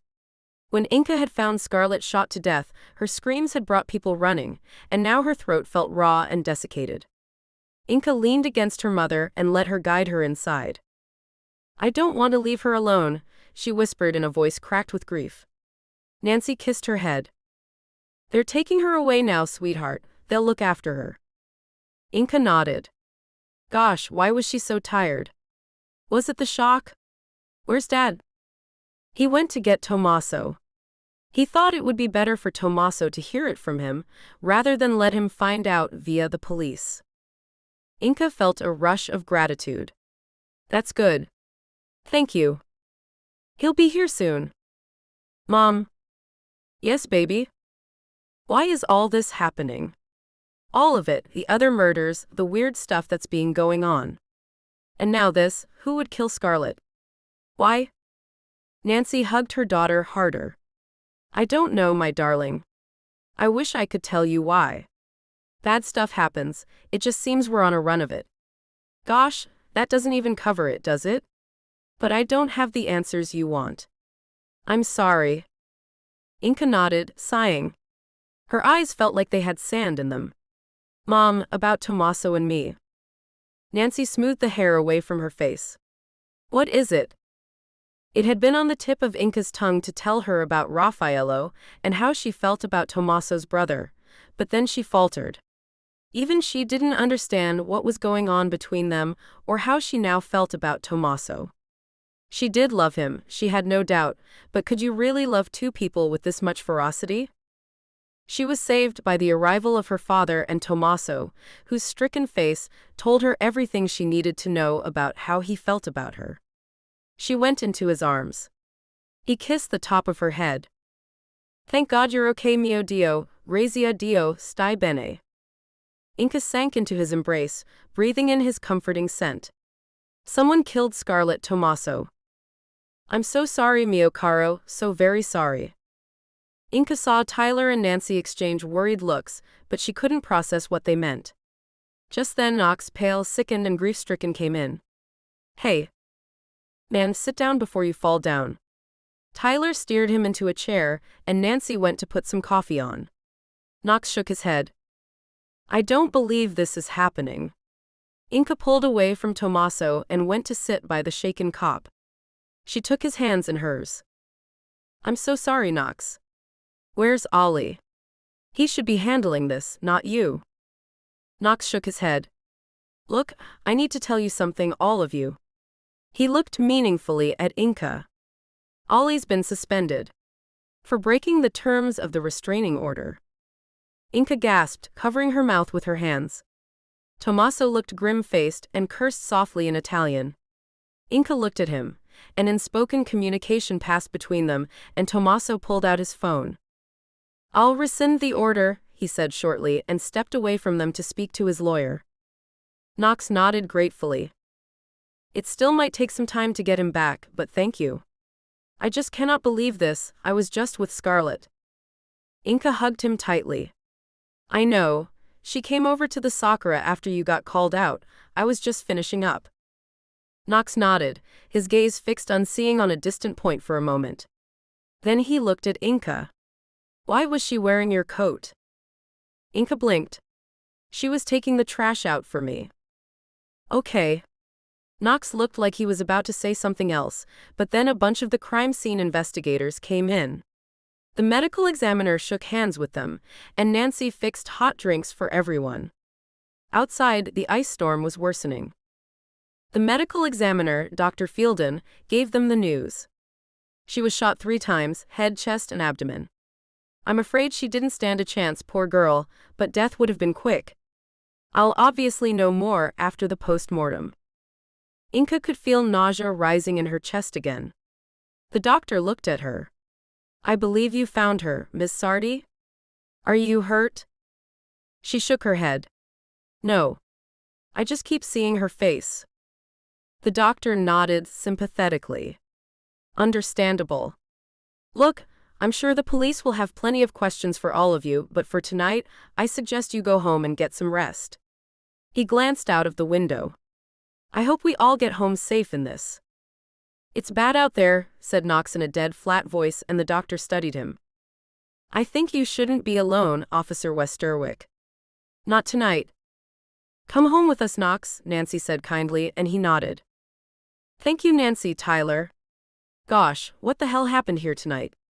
How can she be gone? And he broke down. Tommaso took Inka home and ran her a hot bath. She couldn't stop shivering and clung to him. Come in with me. She lay back against him in the hot water, feeling the warmth seep into her bones. Tommaso's big, muscled arms wrapped around her, his fingers tracing a pattern on her belly. Inka closed her eyes, trying to scrape the image of Scarlett's broken body out of her mind. Her shirt had the telltale bullet holes in it, but it was the head wound that really got to her. So small, so insignificant, that tiny hole just above Scarlett's left eyebrow. So small, and yet it made everything so final. Gosh. Tears began to pour down Inka's face then, and Tommaso let her cry softly, his hands stroking her skin to comfort her. After the tears stopped, he lifted her out of the bath and dried her, carrying her to bed. They needed no words, knowing that they would make love as a way of trying to ease some of the pain. Tommaso made love to her. Inka clung to him, wanting him to cover her, dominate her, make her feel safe again, and afterward Tommaso held her, kissing her gently, watching her eyes, waiting for her to start talking. She stroked his face, feeling guilty for what they had all been through. I'm sorry about Raffaello, she whispered, but he shook his head. It's okay. It really is, mio caro. We don't have to talk about that now. She pressed her lips to his. I do love you, Tommaso. And I love you. But Bella, let's be honest. You love Raf too. She nodded, feeling her eyes fill with tears. I know it's incredibly selfish, but I don't know how to give either of you up. He drew his hand down her body. I think tonight has shown us that if there is no need to give something up, then maybe we shouldn't. Inka was confused. What do you mean? Tommaso gave her a strange smile. It doesn't matter tonight, Inka. Sleep now. Inka didn't think she could sleep, but with Tommaso's gentle caresses, she soon fell into a nightmare-plagued slumber. Tommaso slid from the bed and called Raffaello in Italy. He told his brother what had happened, and Raf was horrified. Is Inka okay? Tommaso sighed. No, Raf, she's not. Come home. She needs you. Raffaello hesitated. I don't know if I can. You can. Tommaso's voice hardened. You can and you must. We have done this to our girl, we made her fall in love with us. We must be there for her now. Both of us. Both? Yes? There was a long pause before Tommaso heard Raffaello's sigh. I'm on my way. Ollie Rosenbaum was woken by a telephone call from his boss and told he was reinstated, effective immediately. He didn't find out about Scarlett's murder, though, until he flicked on the television as he ate his breakfast. He lost his appetite immediately. Rushing down to the Sakura, he found it surrounded with crime scene tape and deserted by everyone except journalists. At the rear, he saw blood frozen to the ground and felt sick. He felt confused, sickened, and lost. Not knowing what to do, he went to the police station where he saw Knox. He hugged his friend tight. "I'm so sorry, man." Knox gave a tight nod. "I just want to find who did this. What have we got so far?" He filled Ollie in. "The thing I keep coming back to is Scarlett was wearing Inca's raincoat. What if the killer was targeting Inca and not Scarlett?" Ollie felt sick. "A possibility, but you and I both know that killers rarely change methods. The guy threatening Inca, if it wasn't Kevin Harnett, always stabbed his victims to death. So, if Inca was the intended target, then it was probably someone different, and more worryingly, it was someone who knew her well enough to know that it was her coat. It's just a plain raincoat, right?" Knox considered. "You might be right." "He's not." They both turned to see Inca, flanked by Tommaso Winner, at the door of their office. Inca was pale as she stepped into the room, her phone in her hand. She looked down at it as she read out what was obviously a text message. "I thought she was you. That's why I ended her pain with the headshot. If it had been you, like it was supposed to be, you would have gotten all 6 in your belly, so that you would have suffered what you deserve. You're going to die soon, Inca, and no one can save you." She handed the phone to Ollie then, who read it back, shaking his head. Inca looked at Knox, her eyes full of pain. "It should have been me, Knox. I'm so sorry. I wish it had been me instead of Scarlett. I would give anything to change places with her." Tommaso gave a choked, distressed sound and she turned to him, putting a hand on his chest. Knox got up and put his hands on her shoulders. "It shouldn't have been either of you, Inks. We'll catch the man who did this. I promise." Ollie nodded, but Inca noticed he didn't look at Tommaso once. It was as if he didn't exist. "We'll get him, Inca. Can you stay a while? We'd like to ask you some questions." "Of course." Tommaso, who ignored Ollie too, kissed her cheek. "Darling, Raf is flying in from Italy this morning. I'll go pick him up. Stay here until we come for you, okay? To be safe?" He looked at Knox, who nodded. "Don't worry, Tommaso. She'll be safe with me." Ollie waited until Tommaso had left before speaking again. "So, why he dropped the restraining order?" Knox gave him a warning look, but Inca sighed. He realized he'd overreacted, and given the situation last night, he thought you being suspended was not helpful. Ollie rolled his eyes and Inca half smiled at him. He backed down. "Ollie.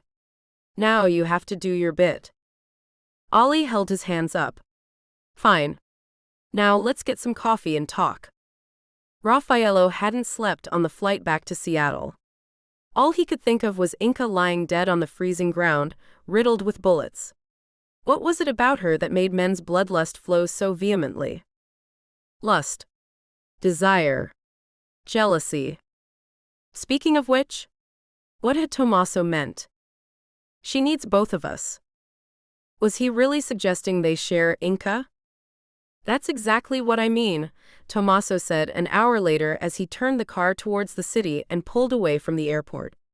Obviously, it's up to Inca, but if she wants both of us, I want to make sure she is given every chance of happiness.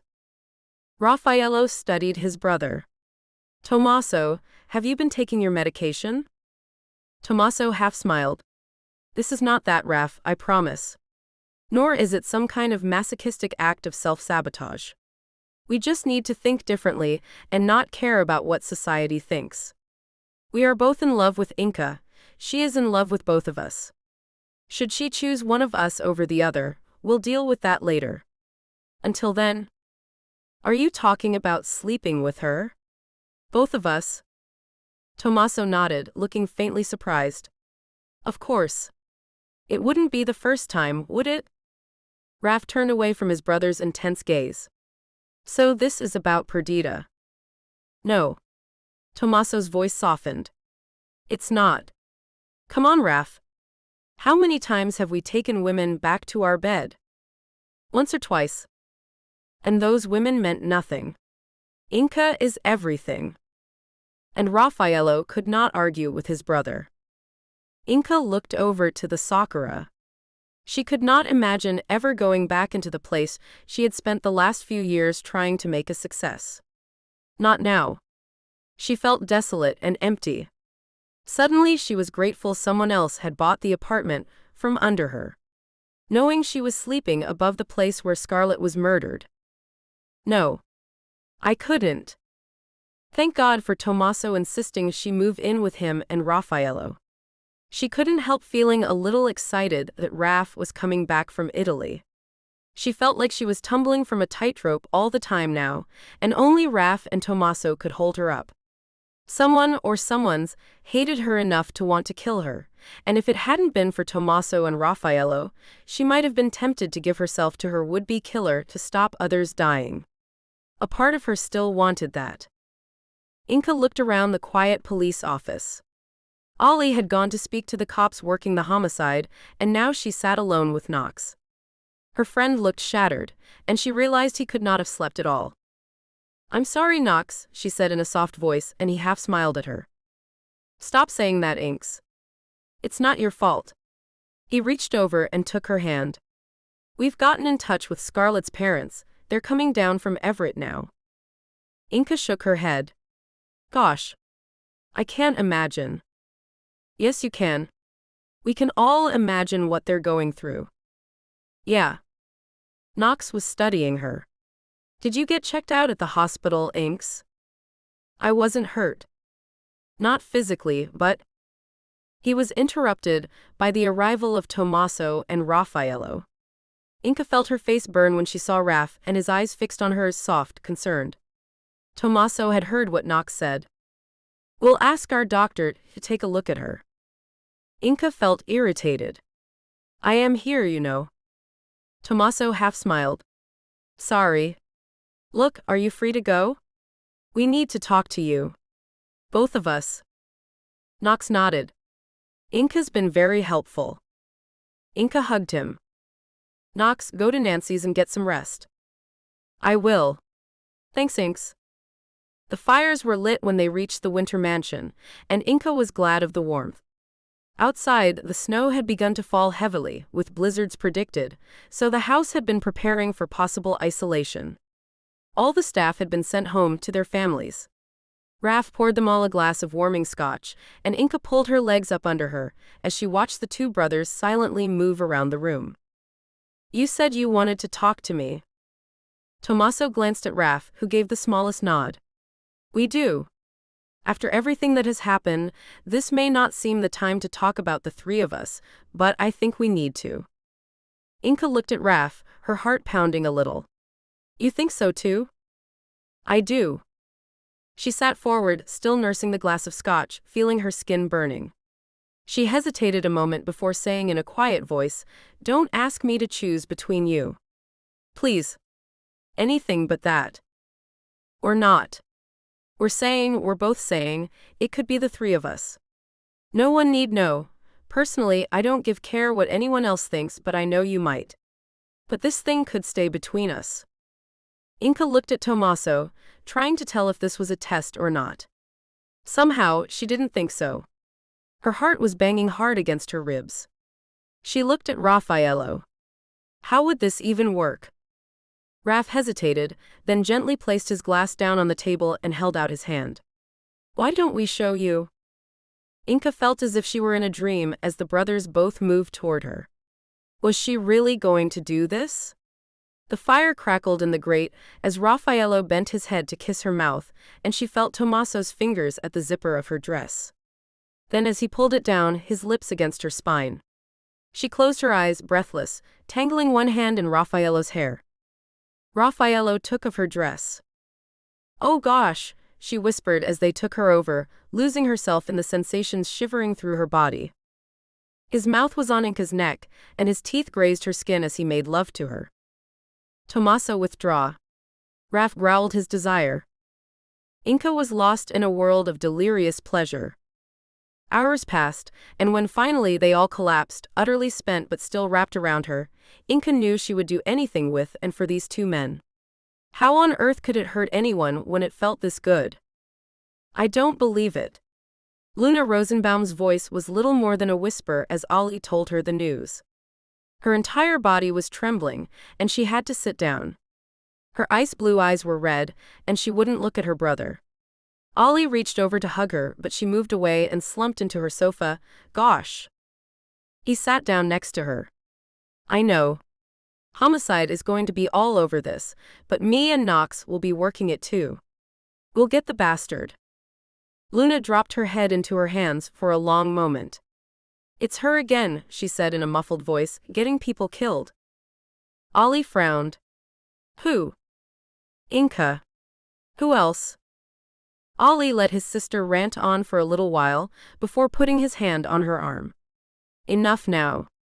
You know as well as me that none of this is Inka's fault. I don't want to hear it anymore, Luna. I'm serious. Right now you're hurting, we all are, Inka included. And that girl loves you, Luna, don't forget that. Luna stopped and looked at him with an unreadable expression. Then she sighed. I know. Sorry. It's okay, just don't lash out. Inka's got enough going on. And I don't need to remind you that she's saved your life on more than one occasion.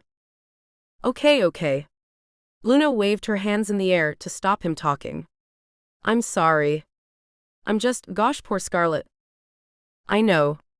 Look, I'm bushed, so I'm going home. Can I trust you enough that you won't go looking for Inka to start a fight? Luna gave her brother an annoyed look. Of course not. Look, it's a blizzard out there. Why don't you stay? Ollie shook his head. I'll be fine. Luna laid down on the couch and closed her eyes. Sleep evaded her, the pain in her chest overwhelming. Luna Rosenbaum rarely cried and rarely let her guard down, but tonight she let the tears come, sobbing quietly into the pillow until she was exhausted. She got up and, walking into her little galley kitchen, splashed water on her face. She glanced out of the window, over to the police station. She knew Knox was working tonight. Luna grabbed her phone and tapped out a text. Seconds later, her phone beeped. Come on over. She smiled, tossed a coat over her pajamas, pulled rubber boots on, and scooted down the stairs out into the storm. As she pushed open the door of the police station, she could feel the tears start again. Inside, Knox took one look at her face and held out his arms. In the morning, the snow was 5 feet deep. Raffaello and Tommaso lit fires to keep the big house warm, and they sat in the kitchen, the three of them cooking and eating and talking. Inka felt as if she should be, she didn't know, embarrassed. Ashamed? But she didn't feel that at all. It was so natural to be with the two of them, laughing and talking. It was as if the storm had come at just the right time, and looking out of the window now at the whiteout, she imagined the rest of the world had gone away. Maybe in this world Scarlett is still alive, she thought, and tears sprang into her eyes. What is it, mio caro? Raffaello had seen her tears, and as they spilled down her cheek, he swept them away with his warm fingers. They were alone. Tommaso had gone to take a shower after breakfast. Raffaello pulled her into his arms, and she tilted her head back for his kiss. I love you, she whispered to him, and he smiled, his gaze intense on her face. Ti amo, Inka. Tommaso got to his feet. You'll see. Raf, get Inka seated in one of those wooden chairs. He disappeared, and Raf helped Inka, her legs still shaking, to her feet. Gosh, he was beautiful, his sweat-flushed skin, his green eyes soft with love, his dark curls wild and messy. Inka sat in the chair, and he drew the back of his hand down his cheek. Tu sei il motivo che respiro, he said softly. You are the reason I breathe. Inka felt her heart swell with love. Tommaso came back in with his wooden box of treats. He smiled when he saw them. Good. He drew the supple leather strips from the box. Here's what we'll do. Inka, I'm going to tie you to the chair. Raf, you will do to her what I tell you, if I decide you both need punishing. Raf laughed. I'm game. Inka? She nodded, sighing happily as Tommaso crisscrossed her body with the leather strap and tied her hands behind her back. Inka felt her hips burn. Tommaso stopped and stared at her. Gosh, look how beautiful you are. Tommaso walked behind her and pulled Inka's head back and kissed her roughly. Inca mio caro, do you trust us? She nodded, hungrily kissing him as Raf continued his ministrations to her. Tommaso smiled. You know the safe word, he whispered. If you want us to stop, just say it. I'm going to try a few things. If you don't like any of it, say so immediately. I will. Raf looked up, smiling at her, then at Tommaso. What now, brother? Stand and offer the lady a taste. You like? She nodded.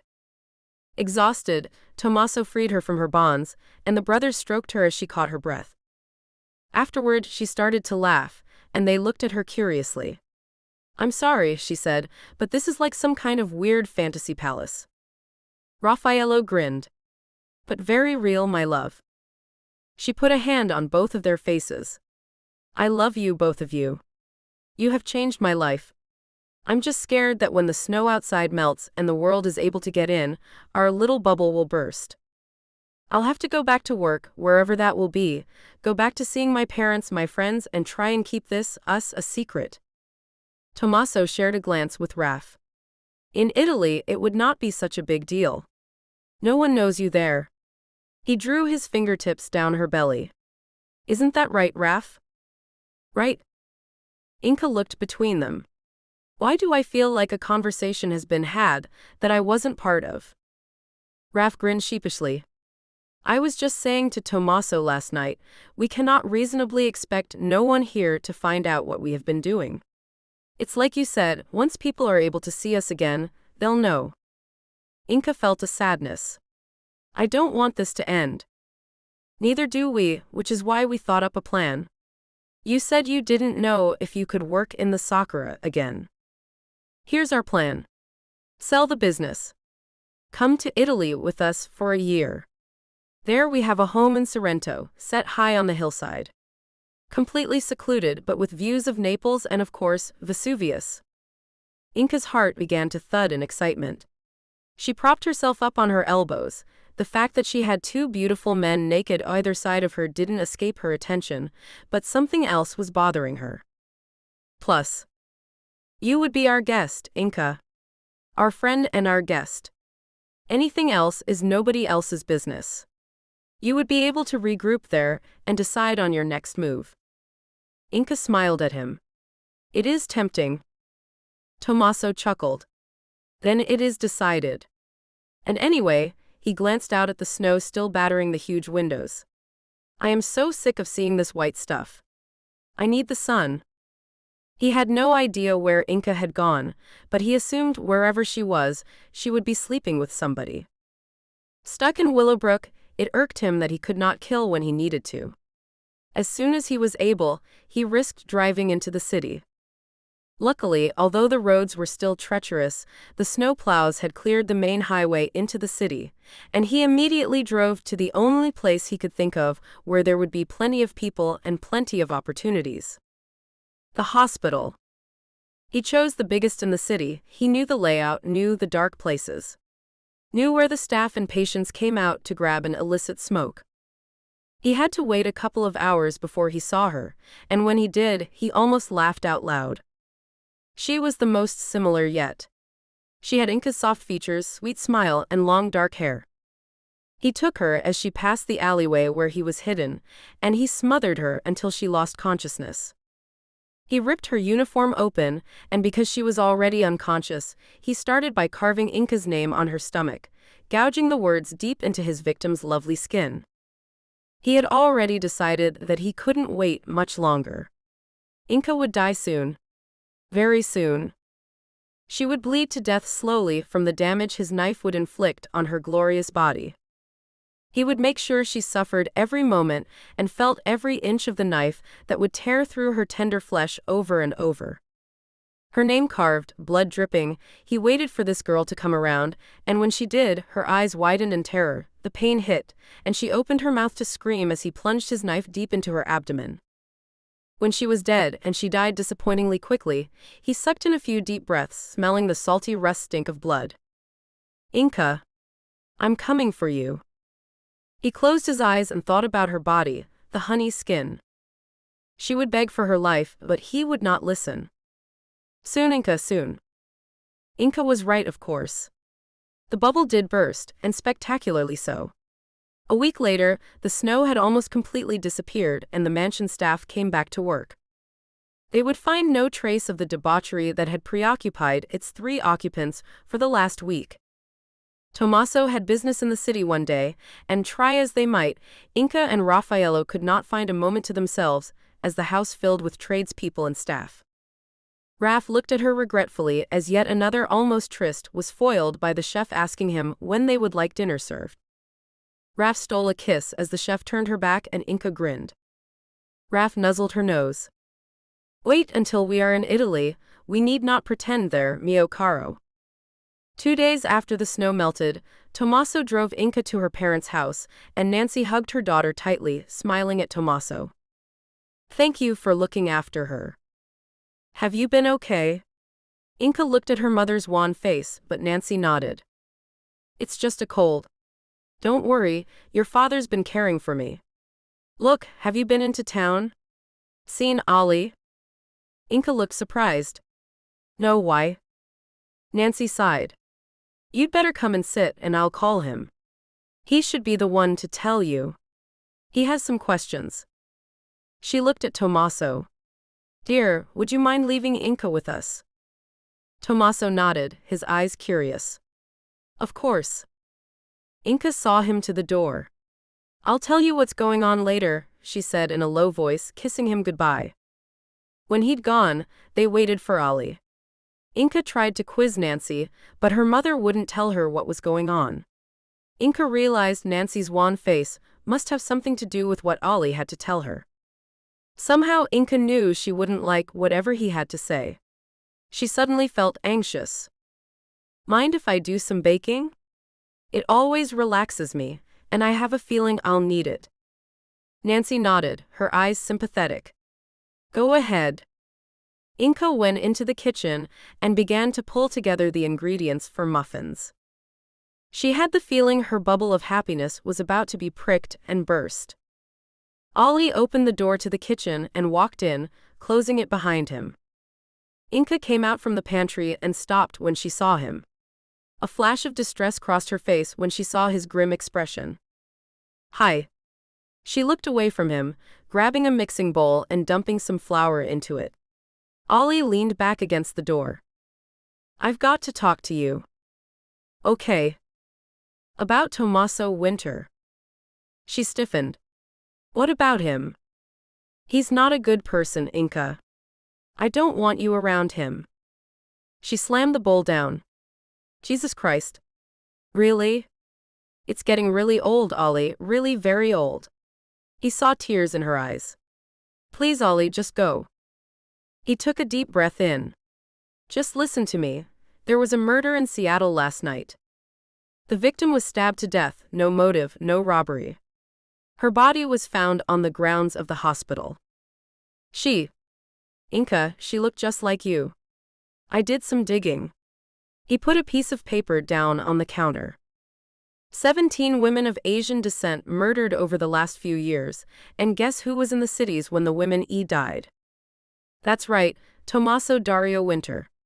All of the women were repeatedly stabbed in the stomach, some of them disemboweled. Like your birth mother. Like Jasmine Khan. All the women look like you. Inka was staring at him, her mouth open. "I don't believe this. I don't believe you. Have you actually gone insane?" "Inka." No. No. Shut up. Just shut your mouth. Tommaso's harmless. He's been a good friend to me. Both of them have. And you come in here and accuse him of, are you actually insane? Do you have any proof he has committed any crime at all, let alone slicing and dicing some women who, gosh, happen to look like me? You know how many Asian people there are. Lots of them look like me, and some of them get murdered. But somehow this translates into Tommaso Winter is going to kill me. Ollie winced. I'm just trying to protect you. She threw the mixing bowl against the wall, shocking him with the depth of her distress. You don't get to do that anymore, do you understand me? You don't have the right. Ollie ached at the anguish in her voice. He reached for her, but she backed away from him, hurt in her eyes. Just stop it. This isn't fair, Ollie. I can't. She put her face in her hands and he heard her sob. Just once. Please, Ollie, you have to stop. I can't just stop caring about you. I can't stop it. I love you. No. You don't get to say that to me again. Ever. She was angry now. More than that. Furious. Gosh, I was so stupid to let myself hope we could still be friends, but you're making it impossible. She was sobbing now, and Ollie managed to get his arms around her. Inka struggled with him, but he wouldn't let go. She went limp, burying her face in her hands. You can't just hold me and think that it's going to make everything okay. I won't let you do this to me again. You've broken me, Ollie, and you can't fix me this time. He let her go then, her words cutting into him, fracturing what was left of his heart. Please go. She turned away from him. Ollie's throat was closed, his shoulders slumped. I'm sorry. She looked at him then, and he saw the heartbreak and the endless loss in her eyes. It's not good enough. After he left, Nancy quietly slid back into the kitchen. Inka was still crying, albeit silently, and her mother wrapped her arms around her. It's okay, darling. There was a knock at the back door then, and Nancy opened it to see Luna outside. Hi, she said uncertainly. Nancy pulled her in out of the cold. See if you can cheer Inka up. Your brother's just upset her. Luna's mouth formed a line, but she rolled her eyes. That's what he's good at. I'm okay, Inka said shortly, wiping her eyes. She didn't look at Luna. There was an awkward silence, then Luna looked at Nancy. Look, Inks, why don't you stay with me tonight? I bet you could do with a girls' night in for a change. Although I know it must have been hell trapped in the luxurious mansion with those two gorgeous billionaires. Inka looked sharply at her old friend, then realized she was grinning at her. She smiled and rolled her eyes. Utter hell. Luna shifted her weight to her other foot. Well, what do you say? Chili and a friend's marathon like the old days. Inka smiled.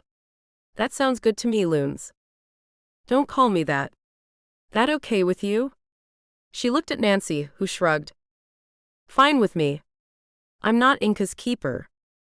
Will Tommaso be okay with it? Inka bridled a little.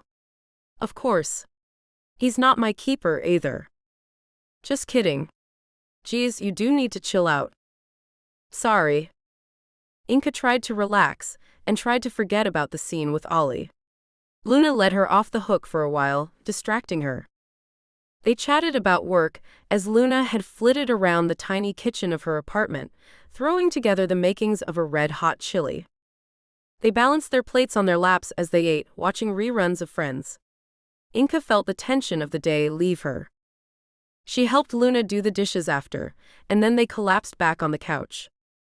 Okay. Luna grinned slightly as Inka rolled her eyes, then reached over to squeeze her hand as she saw the exhaustion in her friend's eyes. Inks, I'm sorry, but you need to talk to me. I feel like you've been withdrawing from me since Tommaso, and I think Tyler and Nancy feel the same way. The only person you seem to have time for is Tommaso or his brother. You really at the living with stage with him already? Inka pulled her legs up to her chest. I'm not living with him, if that's what you're asking. It was just a matter of safety, then we got snowed in. Seems like it. Sure he doesn't think you are officially living together? Inka rubbed her eyes. I don't know. She winced at the fake sentiment of her reply. You know what Tommaso wants. What Raffaello wants. What you want. She got up and paced around the living room. I just want to get on with my life, sell the business, move, and she turned away from Luna then move away. I can't move on here with Scarlett's murder and how things are with your brother. She heard Luna's distressed gasp, but when she turned back to her friend, Luna's face was hard. So, running away? Inka sat back down next to her. No. Well, not exactly. I'm going to Italy with Tommaso and Raffaello for a while, she added, seeing Luna's expression. Just getting my shit together is all. Mentioning her trip, she thought about what Ollie had said earlier. Luna, you've met Tommaso and seen us together. Do you honestly think Tommaso would try to kill me? Or be capable of murdering all those women? I don't know. But I don't think a little distance is the worst idea. And for some reason, Inka felt a wave of terror at her friend's reply. She shook her head, staring at her friend's pale face. I don't believe you. She got up from the couch and paced around, trying to keep calm. Luna watched her in silence, gnawing on her bottom lip. I know, Inka. I know he's my brother and I have to side with him, but there's something about those twins. Both of them seem like they're obsessed with you.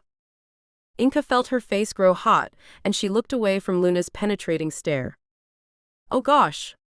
Luna breathed out a long, shocked breath. You're sleeping with both of them. Shut up, Inka hissed as if anyone could hear them. It's not like that. Except it was. It was exactly like that. She sat down and put her head in her hands. What have I become? I have to say, I'm impressed. And Luna really did sound it, to Inka's amazement. Of everyone I've known, you are the last person I would expect to do that. Can we please not talk about my private life? Inka was trembling now, and Luna put a hand on her arm. Inka, it's okay. But maybe we shouldn't tell anyone. Especially not Ollie.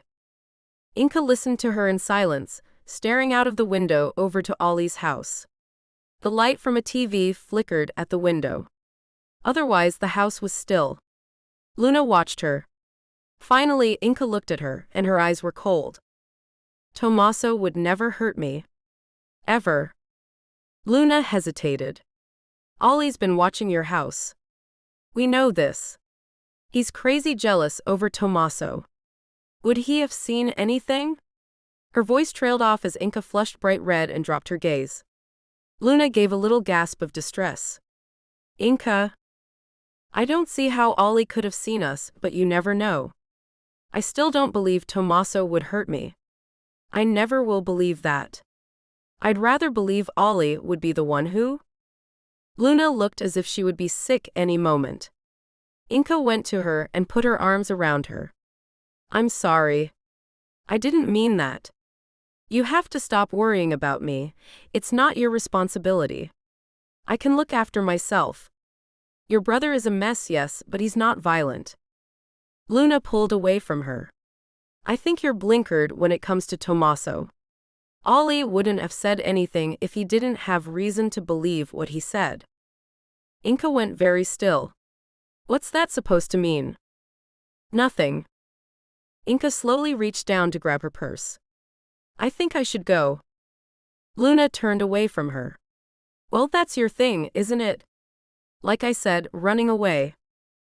When Inka, still upset over the row, got back home, Nancy and Tyler were out, and she breathed a sigh of relief. On the drive home, she tried to make sense of the row with Luna. Inka felt bad. Her friend was obviously conflicted and she hadn't helped any. She parked the truck and pulled out her cell to call Luna. No answer. She considered leaving a message, then ended the call. She'd apologize in person tomorrow. Alone in the house for once, Inka reveled in the solitude, stripping the linen from the bed, gathering together dirty clothes and towels, loading up the washer, breathing in the scent of the detergent. She cleaned her bedroom, noting while she did the things that had changed without her noticing. A photo frame missing, books, records taken from the shelves in her room. She scanned the collection of vinyl that she had collected over the years, trying to see if they were just out of place. She frowned, trying to remember if she'd loaned them to anyone or if Nancy had been donating stuff to Goodwill without telling her. It seemed unlikely. Sighing, she sat down on the bed. Should she call Tommaso or Raffaello and tell them to come get her? No, she needed a night away for her body to recover, if nothing else. And besides, if she was going to go to Italy soon, then she wanted to spend some time with her parents. And her friends. Ollie. She shouldn't have lost her temper with him. She would go see him in the morning and apologize, but warn him off Tommaso. She knew in her bones that he would never hurt her, or anyone else. What about himself? Inka pushed that unbidden thought away, not knowing where it came from. When Nancy and Tyler came home, she spent the evening with them before turning in. When she went to bed, she fell asleep almost immediately.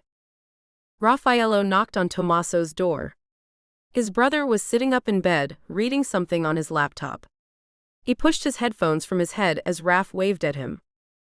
"Just wanted to say good night, brother." Tommaso smiled. "Good night, Raf.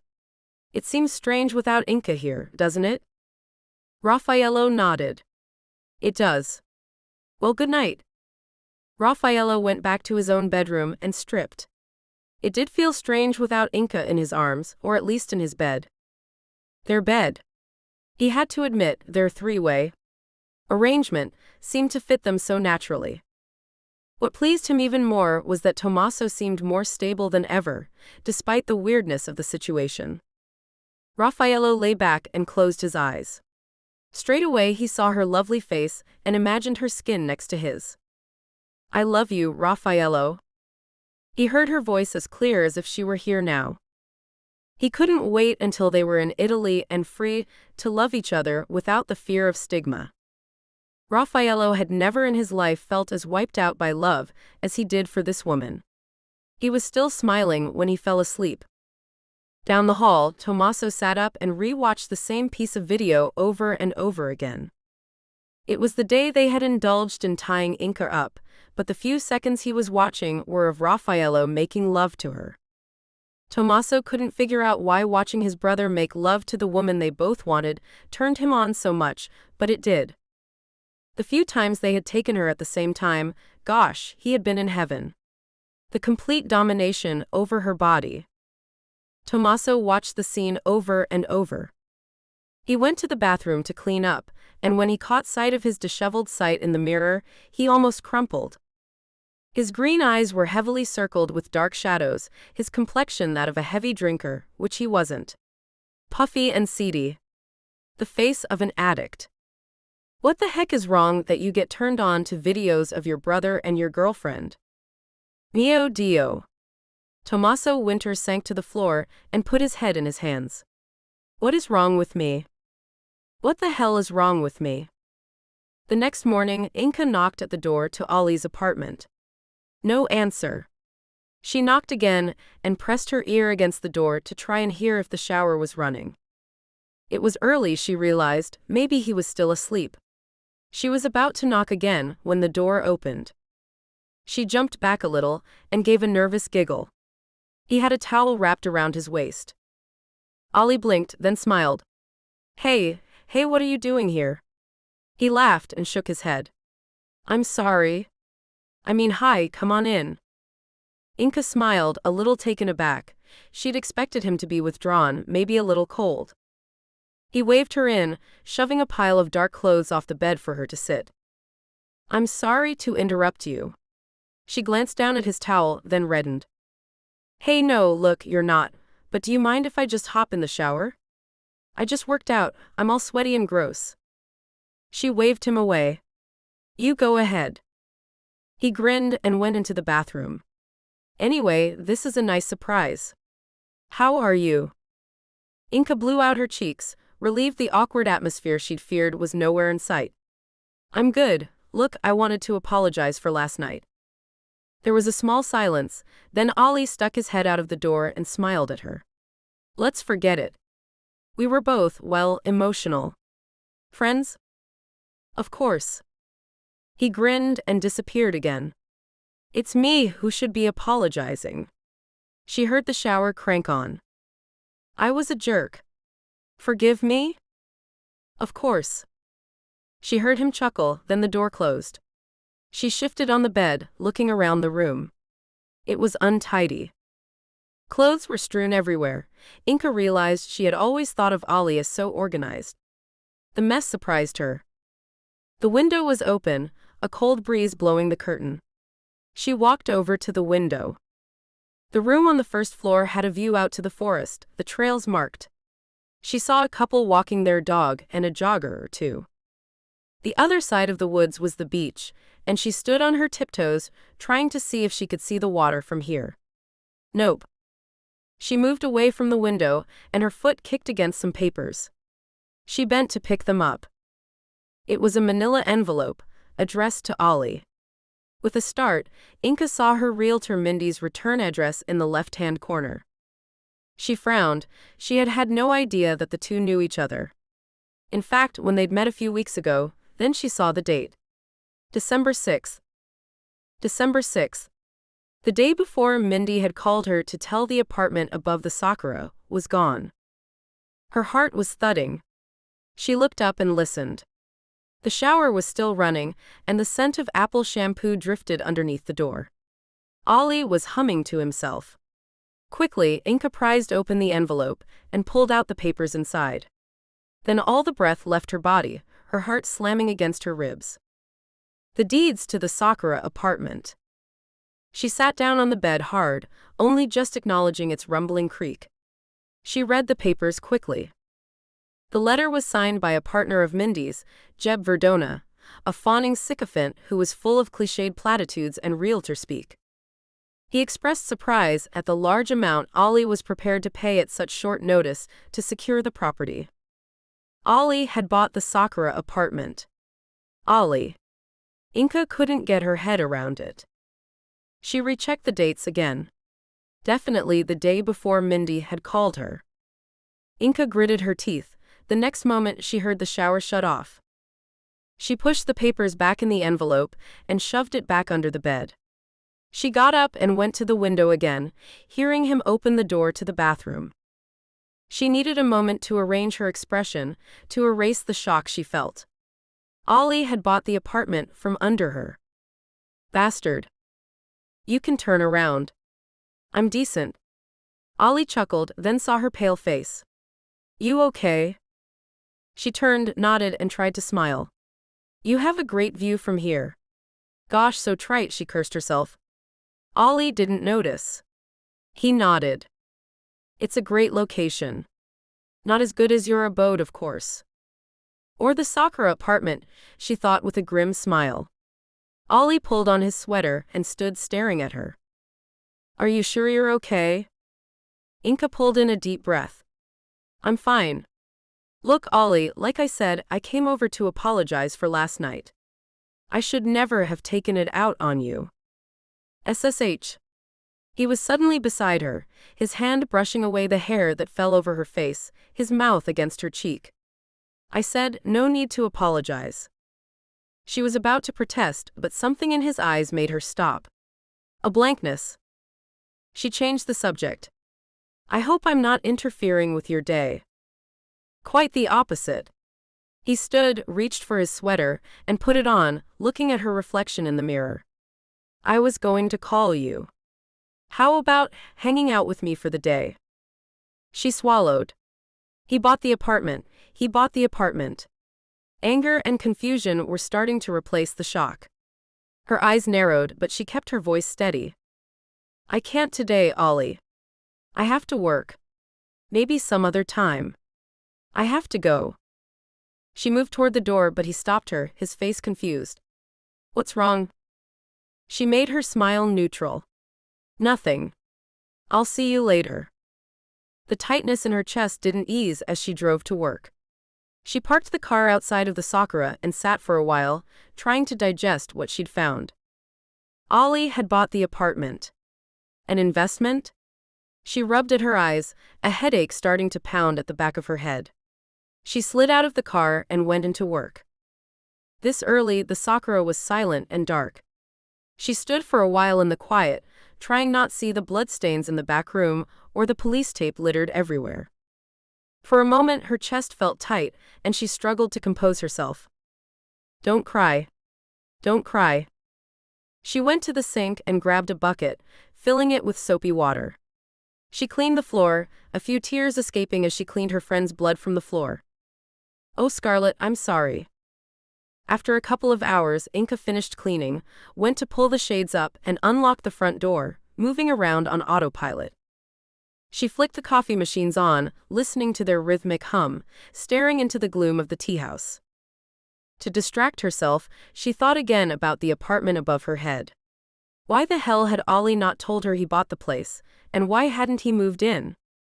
The date of the letter threw her. Hadn't she told him then that she wanted to buy it? An idea started to form in her mind, and she smiled grimly to herself. Hey! The sound of Luna's stilted greeting made her turn. Her friend looked at her warily as she emerged from the back room. Inka's eyes filled with tears, and she went to her friend. I'm sorry about yesterday, truly. Luna's body slumped in relief. Me too. I'm just worried about you and about Ollie. My head's a mess. Inka laughed through her tears. Right back at you. She held on to Luna for a few moments. Don't let's lose each other, okay? She felt Luna nod and pulled back to smile at her. And I promise I will be more accepting. She hated lying to Luna, but there was no reason to drag her into this thing with Ollie. Luna wiped her own wet eyes with the back of her hand. Sounds good to me. Look, I came to offer my services because, you know. Inka smiled at her gratefully. Thank you, babe. I appreciate it. There was a knock at the tea house door, customers waiting for their morning dose of caffeine. Inka went to let them in while Luna put her apron on. They dealt with the customers and got on with their day, the tension between them gone. As she worked, Inka again went through every reason why Ollie would have bought the apartment. He certainly didn't have the money, she knew, to offer the outrageous price that had knocked her out of the running. So how? Why? The idea came to her later in the morning, and she pulled Luna aside. My head is about to split open. Mind if I step out for a half hour? Inka went to the kitchen, pulling out the drawers until she found the flattest knife she could. Upstairs, she pressed her ear to the door to the apartment, listening for any movement inside. She knocked quietly, then, when there was no answer, she slid the knife into the gap between the door and the jamb, wiggling it to ease the lock open. She grinned to herself, wondering if Raf and Tommaso would be impressed by her lock-picking skills. You can take the girl out of the trailer park. Inka smiled as the door popped open. She closed it behind her and patted slightly around the dark apartment. The drapes were closed, and she flicked the overhead light on. The apartment was dusty but tidy, almost too still. There was no furniture, no personal touches. Not lived in. She breathed in the smell of the place. There was a tang of abandonment in the air. She shook her head. If Ollie had bought the apartment, why was he still living at his old place? Anger was starting to build in her. She moved about the apartment looking for anything she could use, anything that would tell her more about the man she thought she had known all her life, that would explain why he would have done this to her. Later, after a decent interval, she made her way back down to the coffee house. As she went out to the counter, she heard Tyler and Luna laughing. She smiled as she saw them, but as she moved close, Tyler moved to hug her, and she saw seated behind him, watching her with careful, intense eyes, Ollie. His eyes bored into hers, the slight smile on his face mocking. He knows you saw the papers. The thrill of adrenaline that coursed through her body and made her stomach drop was almost painful.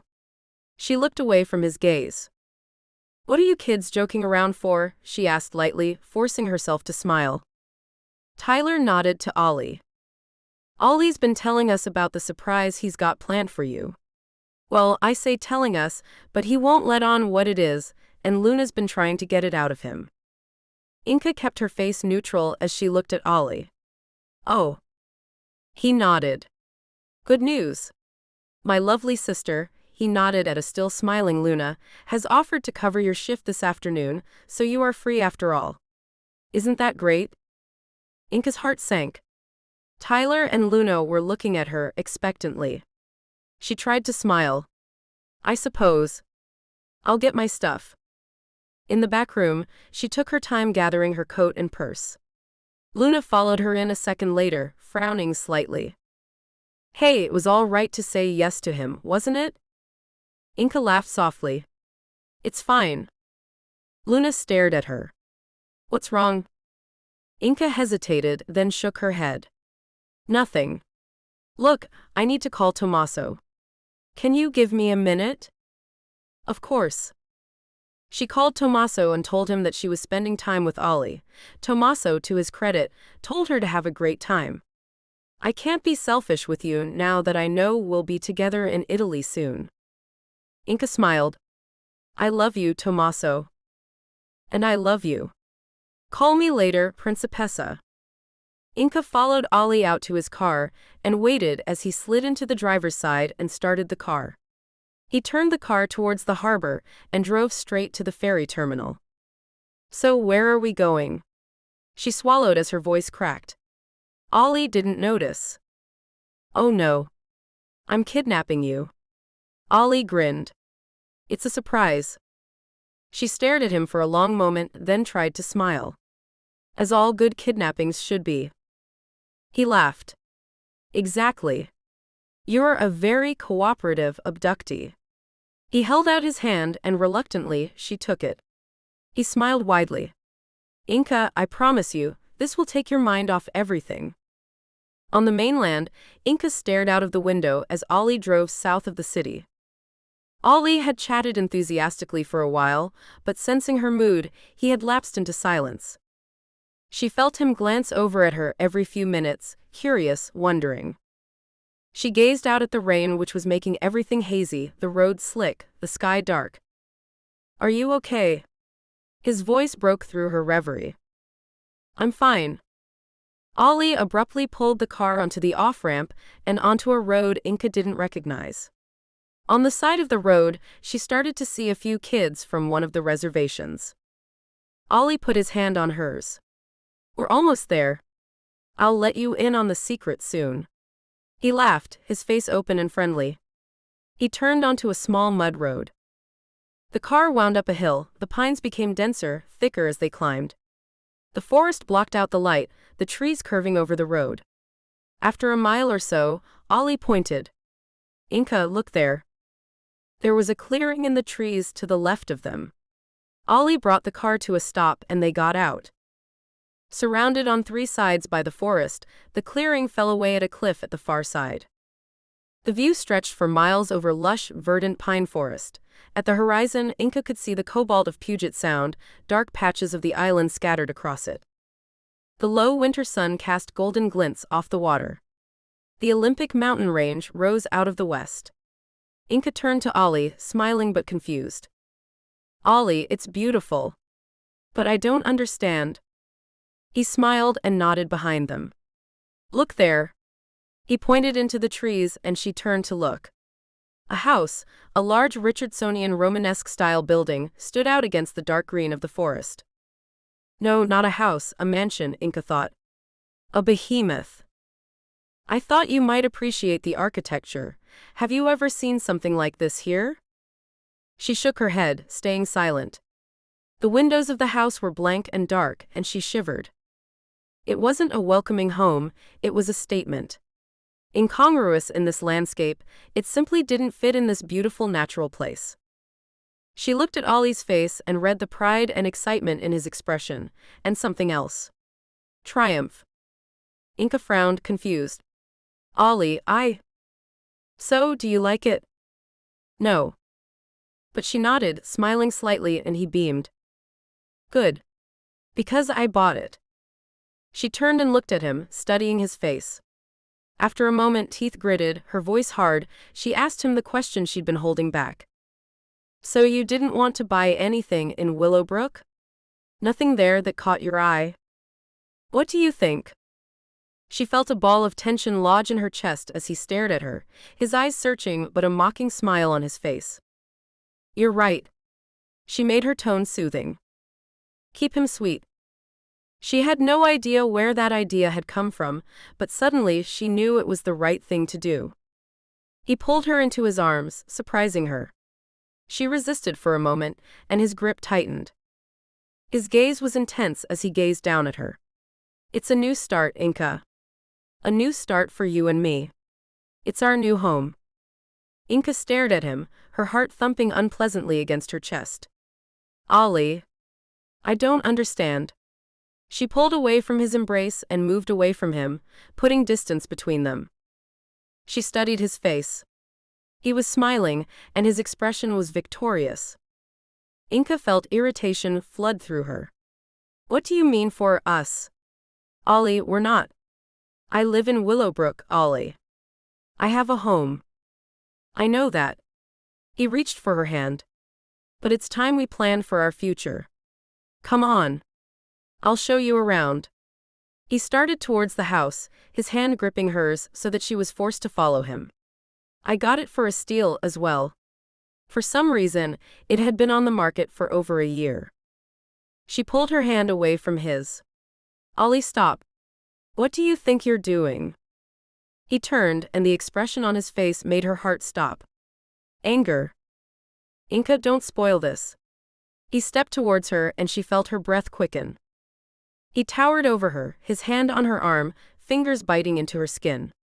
Inka stared up at him, searching his expression. She was alone with this man, and no one knew where they were. She could feel her skin start to prickle, her legs like cotton wool. His grip was too tight, fingers pressing deep into her skin, bruising, constricting the blood flow. Her hand started to numb. She tried to pull away, but Ollie's hold was unyielding. Trapped. Ollie, please. Her voice broke. He put his finger over her mouth and smiled, but his eyes were that flat gray steel again. Just listen. You need somewhere to go, away from the town, away from winter. Ollie spat his name. Being around him is destroying you, I can see that. Everyone can see that. He cupped her chin with his fingers. This is what's best for you, Inka. Somewhere you can get away from him. Where I can look after you. She could feel icy needles of fear creeping up her spine. Ollie, I'd like you to take me home, please. Her voice broke and faded. He stepped toward her, seeming to grow bigger, stronger. His eyes were locked on hers. Even if you run, you won't stand a chance. Inka swallowed, not taking her eyes from him. Ollie, please. I want to go. He laughed and took her hand. Later. We've only just arrived. He unlocked the front door and pulled her into the house. You know, for what it's worth, Nancy and Tyler agree with me. They think you should get some distance from winter too. Clear your head. Isn't that what you wanted? He didn't wait for an answer, and heart thudding, Inka stepped into the house after him. The entire inside was painted white. Everything. Inka swallowed. For some reason, the starkness of the decor scared her and made her uneasy. The outside walls were dark, stone and wood, giving no clue to this blankness inside. Ollie was talking, leading her around the place. There was very little furniture. The few pieces there were covered in white sheets. Inka started to feel disconnected to the world outside. She walked to one of the windows and looked out at the view. The windows felt thick and unbreakable. The view seemed a long way away, as if she were looking at it through a telescope, even though the perspective was all wrong. Inka, I thought you wanted to get away. After all, that's what you told Luna, isn't it? That's why you were looking at apartments in the city. You remember when you were attacked? Reminds me, did Tommaso ever explain himself about that? She gaped at him. What has Tommaso got anything to do with that? It happened before I even met him. Ollie rolled his eyes. You really are blinkered when it comes to that waste of space, you know? Anyway, he interrupted whatever she was about to say. Let's go upstairs. I want to show you the master bedroom. He made her walk up the stairs in front of him, motioning to a door to the left of the staircase. The master bedroom was huge, with a dressing room and walk-in closet, an ensuite bathroom, and a bed. A huge bed made up with white sheets, white pillows. And on the nightstand, a picture frame. Inka walked over and picked it up. A photo of her, smiling, looking away from the camera. She recognized the photo. It had been taken by Nancy on her last birthday. You took this from my home? She held up the frame, her eyes filling with tears. Ollie smiled, seeming oblivious to her distress. Just to help make it homey. Hey, look at this. He walked out of the room, to another down the long hallway. He threw open the door, another white blank room. He wrapped his arms around her, tightening his hold as she tried to pull away. And next door, Inka, don't you think it's the perfect space for a nursery? For when we have kids. Inka wriggled violently out of his embrace, trembling so badly she stumbled a little as she pushed her way out into the hallway. Ollie caught her up, grabbing her arm and turning her to face him. His expression was confused. Inka, what's wrong? Inka felt anger roil up inside her. Ollie, are you kidding me? You're talking as if we're together. I'm not moving here, Ollie. I'm not moving in with you. She started down the stairs, but Ollie grabbed her arm. Why do you always have to do this? I try to do something nice for us and… Ollie, you're hurting me. I don't care. I want to know what your problem is. She twisted her arm from his grip and turned to face him. My problem is you, Ollie, telling me how to live my life, buying a freaking house for us to live in. We are not a couple anymore, Ollie. Do you understand that? His face twisted in anger. I understand that you can't make up your mind, but I won't wait forever, Inka. Either you want this or you don't. She shook her head. Screw you, Ollie. You were the one who ended things between us. You. And now I am grateful for it because this is crazy. You are out of your mind. I'm out of my mind. Me. I'm not the one sleeping with two brothers, Inka. His voice was granite. She swallowed the shame, flushing. Luna had told him, was that the reason for this insanity? It's none of your business who I sleep with. Her voice was bitter now. I'm just glad it's no longer you. Her voice shook on the word and she clenched her fists up to calm herself. Gosh, is this why you bought the soccer apartment out from under me?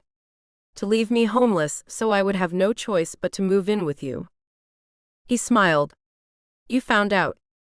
She wanted to slap the grin off his smug face. Who are you, Ollie? You are not the man I've known my whole life. Ollie moved so quickly she didn't have time to react. He pulled her into his arms, holding her as she struggled, grinding his mouth onto hers. Inka was breathless and terrified. Ollie scooped her into his arms and carried her back to the master bedroom.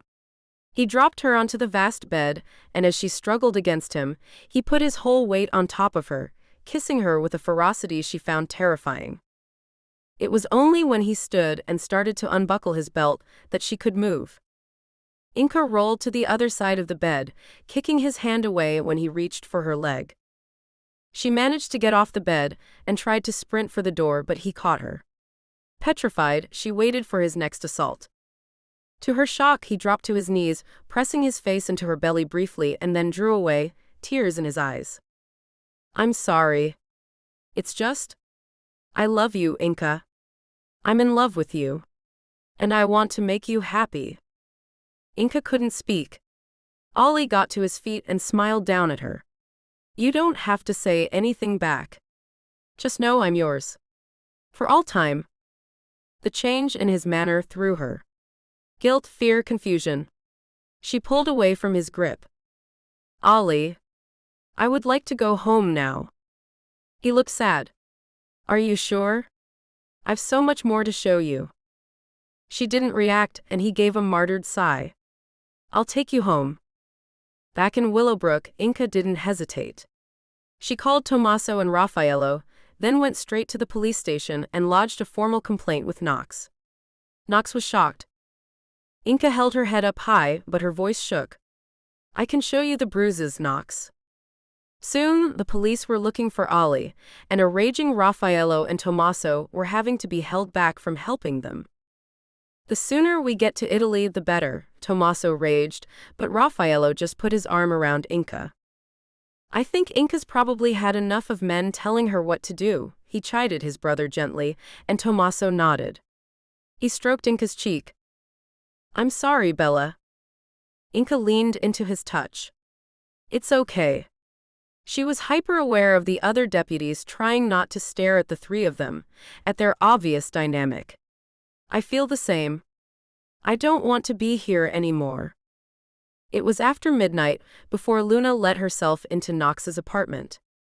Since Scarlett's murder, they had become close, just friends. Knox was still grieving, and Knox had given her a key so that she would have a safe space to come to. She greeted him with a grin, waving a bottle of scotch. I saw all the activity at the station. Inca causing trouble again? A bribe. Spill it. Knox slumped onto the couch, patting the seat beside him. You know it's private police business. I could get into a lot of trouble. He laughed as she kissed his cheek. You're going to have to try harder than that. He tried to make his face disapproving, and she snickered. How about I show you a boob? No. She feigned hurt and he tugged on a lock of her hair. Seriously, look, I do have something to tell you, and it's not going to be easy to hear. She studied his face, her own expression troubled now. Okay. Knox took a deep breath. Ollie attacked Inca. He tried to take advantage of her. I'm sorry, don't cry. Gosh. I knew he was cracking up, but tell me everything. So, in a halting voice, he told her everything Inca had told him. Knox. Luna was up now, hands at her mouth. Tell me, really, is she okay? Knox grabbed her hand and pulled her down into his arms. She really, really is. She said to tell you she's fine, just a bit shaken up. Winter seems to be taking care of her. Taking over was what he'd been about to say, but he didn't want to worry Luna. Knox had studied the man closely for the first time since they'd met, his huge physical presence, his intense manner. His brother seemed even more intense than Tommaso. Knox made a note to talk to Inca about that next time she was alone. Hey, you still here?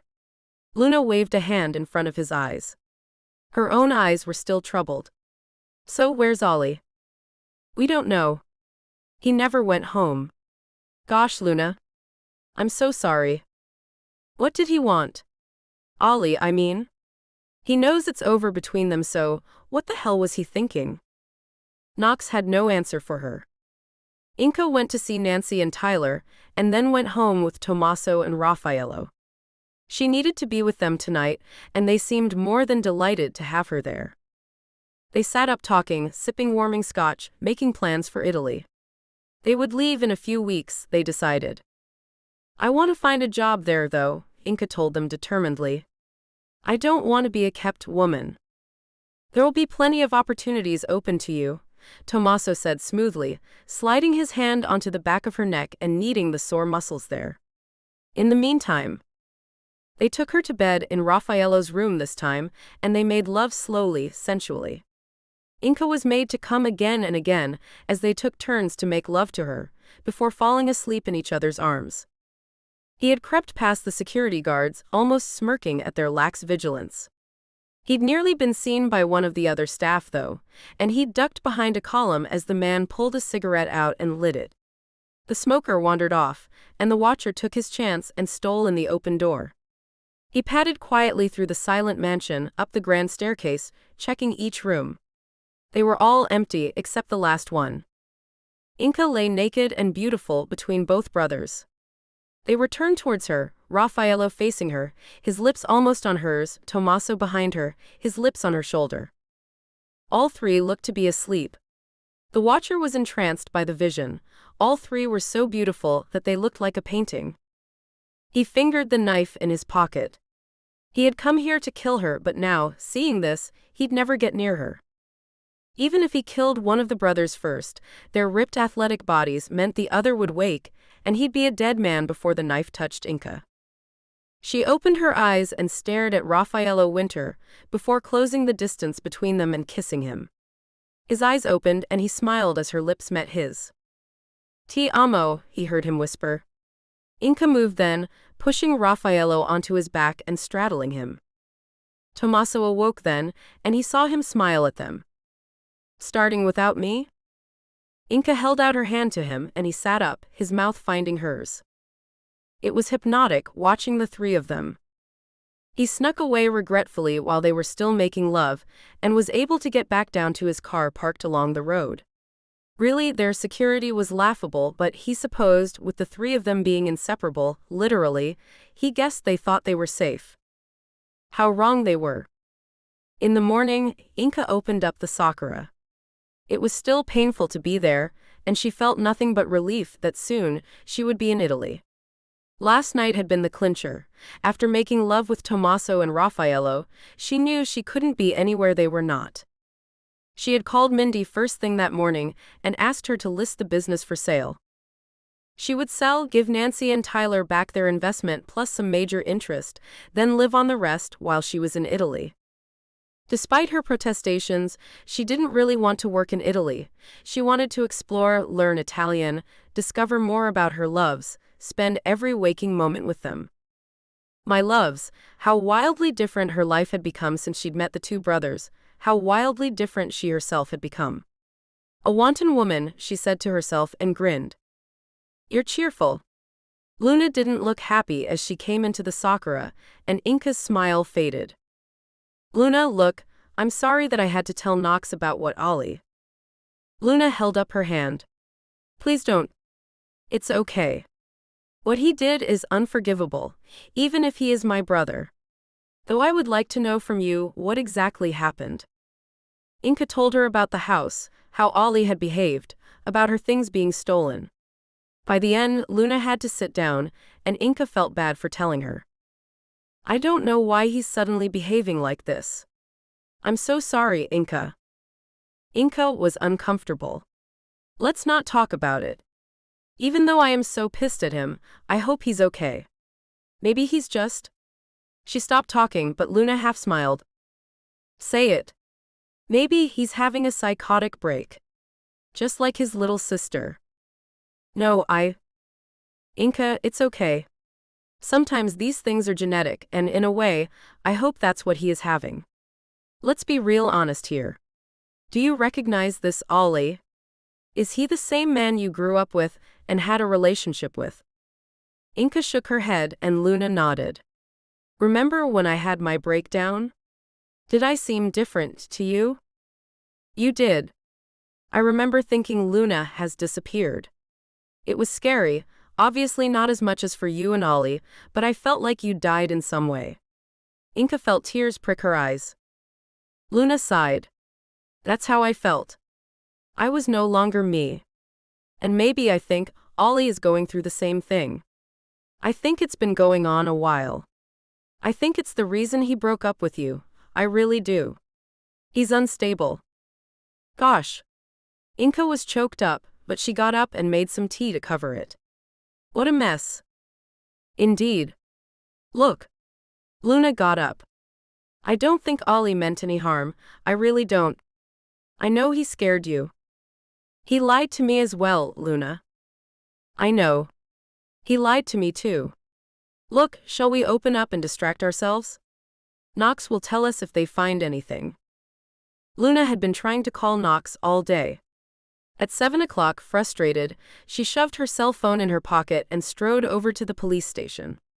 Fred, one of the deputies, greeted her. Hey, Knox here? I've been trying to get hold of him all day. Fred shook his head. Got called into the city. They've got some big break in the murders and wanted to know what Knox knew. Luna frowned. Surely they have records? Fred shrugged. Can't say I know too much. Knox went harrin' outta here this morning, haven't heard a thing since. Looked pretty tense. Okay, thanks. I'll be across the road if he comes back. Sure thing. She returned to the Sakura and shook her head. Inka sighed. We'll just have to wait some more. A few minutes later, Tyler came in, breathless and frantic. Either of you seen Nancy? She didn't come home, and I can't get hold of her. She was meant to be home an hour ago. Luna gave a short laugh. Maybe she's with Knox. He's been AWOL all day too. Tyler didn't smile, his face creased with worry, and Inka went to him. Look, I'm sure she's just gone to get groceries or something. Come have some coffee and we'll wait for her. Tyler hesitated, glancing over to the police station across the street. Finally he sighed, still antsy, and sat on one of the bar stools. Okay. Maybe you could try her from your landline? Inka nodded, casting a concerned look at Luna. She poured him some coffee and went out the back to try and call Nancy. Luna rubbed Tyler's back, trying to comfort him. I'm sure her cell just ran out of power or something. When did you see her last? Tyler rubbed his head. This morning. We had plans for the evening, you see. It's not like her, he fretted, getting up and going to the window. Luna went with him in time to see a police cruiser pull up. Knox got out, followed by some men she didn't know. She banged on the window, but Knox ignored her, just walking with the men over to the station. She frowned and was about to leave when Inka came back into the room. She shook her head at them. Sorry, no luck? Look, we'll leave it for a half hour. Luna interrupted her, darting to the door. Be right back. Knox was emerging from the station, his face stern and set. She ran over to him, and he excused himself to the men with him, one of whom she now recognized as his old boss in the city, Trey Ford. She nodded to him, then turned back to Knox. What's going on? Are you looking for Ali? He indicated for her to wait, spoke to the rest of the group in low tones. Returning, he took her arm. Come on. He led her back to the tea house, where Inka and Tyler were watching them, confusion in their faces. He asked them to sit down while he explained. Trey went back over cold cases in the city. He found a woman who was murdered with the same weapon but didn't fit the victim profile. She was an African-American mother of 5. Luna looked confused. And? Her name was Justine Sardi. Inka blanched. Oh gosh. Knox nodded. She was killed on March 1st. That date mean anything to you? Luna looked bleak, and her voice was barely above a whisper. Ollie's birthday. Knox took her hand. It's all too coincidental. He's been going into the city at night, too. We need to talk to him as soon as possible. Inka shook her head. This is ridiculous. Ollie would never hurt anyone. Knox's eyes were kind. Inka, didn't you come to me and tell me the exact opposite thing yesterday? The facts are that the murders all took place at times Ollie was either unaccounted for or in the city. Then there's the murder weapon itself. He looked at Tyler. You know what I'm going to say. Tyler nodded, his whole body slumped in defeat. My knife. The women both looked back at Knox in confusion. Tyler was issued a bayonet knife when he served in the military, he explained. It was part of the inventory stolen last year, only Ollie never listed it in the police file. It was the only thing that wasn't accounted for. Then there are the ballistics on Scarlett's murder. I'm sorry, I couldn't tell you before. They're the same issue bullets as we use. We just need Ollie's gun to prove it. Inka couldn't hold out the small cry of distress. What the hell are you talking about? Are you accusing Ollie of murdering Scarlett now? Luna looked as if she would throw up. Tyler reached for Inka's hand. She pulled it away and stared at Knox. He was pale, obviously uncomfortable. They all looked at Luna now. She shook her head. No. No. He's being set up. She stood up now, angry. Inka, tears flooding down her face, grabbed her hand. Luna, I don't want to believe it either, but... Luna walked out of the room. Tyler started to get up, but Inka stopped him. Tyler, leave her. Knox, Nancy is missing. She's been missing all day. Knox looked startled and stood. Why the hell didn't you tell me that first? Tyler, come with me. Inka watched helplessly as the two men stalked out. Luna pulled the back door shut behind her, pressing the speed dial on her cell phone. She waited until the voicemail kicked in. Hey, it's me. Look, I don't know where you are, but they're going to arrest you. I want you to know, I know you didn't do anything wrong.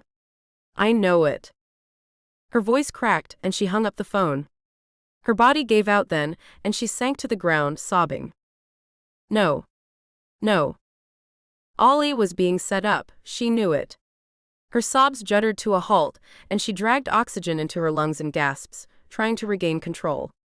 One thought dominated her mind now. How the hell was she going to save her brother? It was 4 a.m. before Knox came back to the tea shop. Tyler had returned earlier, and they had been joined by the Winter brothers, both of whom had immediately sent their own security teams out to help the hunt. Tyler, hollow-eyed and stricken, got up to greet him, but Knox, grasping the older man's arm, shook head. Nothing yet, buddy. Trust me, we're looking. The Coast Guard is sending up a helicopter at first light. Same with the police, the FBI. He took a deep breath. Considering Nancy's age and link to Inca, the feds are considering her disappearance as part of the case. They're giving us all the resources we need. He winced at the agony in Tyler's face. Man, we'll find her. I promise. Tyler nodded, speechless with terror. Knox looked over to the two women, their eyes filled with the same horror as their friends. Luna hugged Knox and he sank into the embrace, exhausted, drained. I can't stay long, he murmured into her neck, his face buried in her hair. He was reluctant to let go. Luna cleared her throat and he looked up. Can I have a word, Knox? In private. She looked embarrassed to ask. In the kitchen, she looked at him squarely. I need to tell you something. It's going to sound crazy, and you're going to think I'm saying it just to help Ollie, but just go for it, Luna. She nodded. All right. I think Ollie's being set up by Tommaso. I think he's dangerous and unstable. Everything started to go bad when he showed up. Knox considered her words carefully.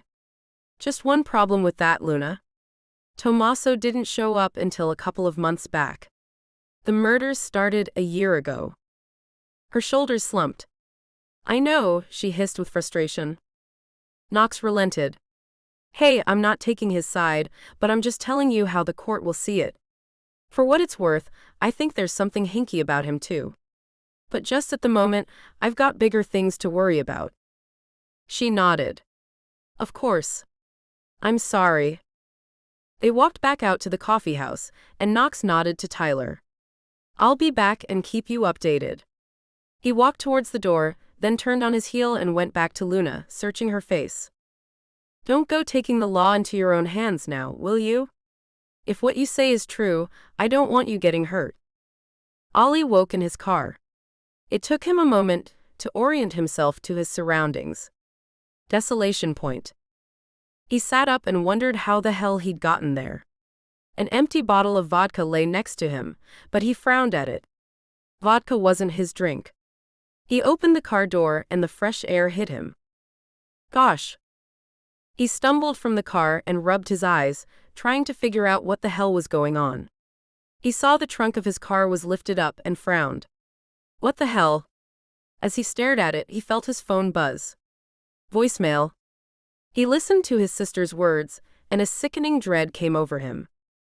Slowly, he walked to the back of the car. The flies were buzzing maniacally, and Ollie could only stare in horror at the dead body of his ex-girlfriend's mother.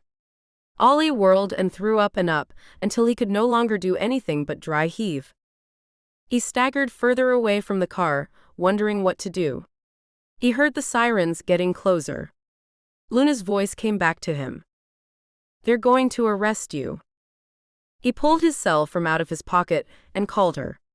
She answered on the first ring.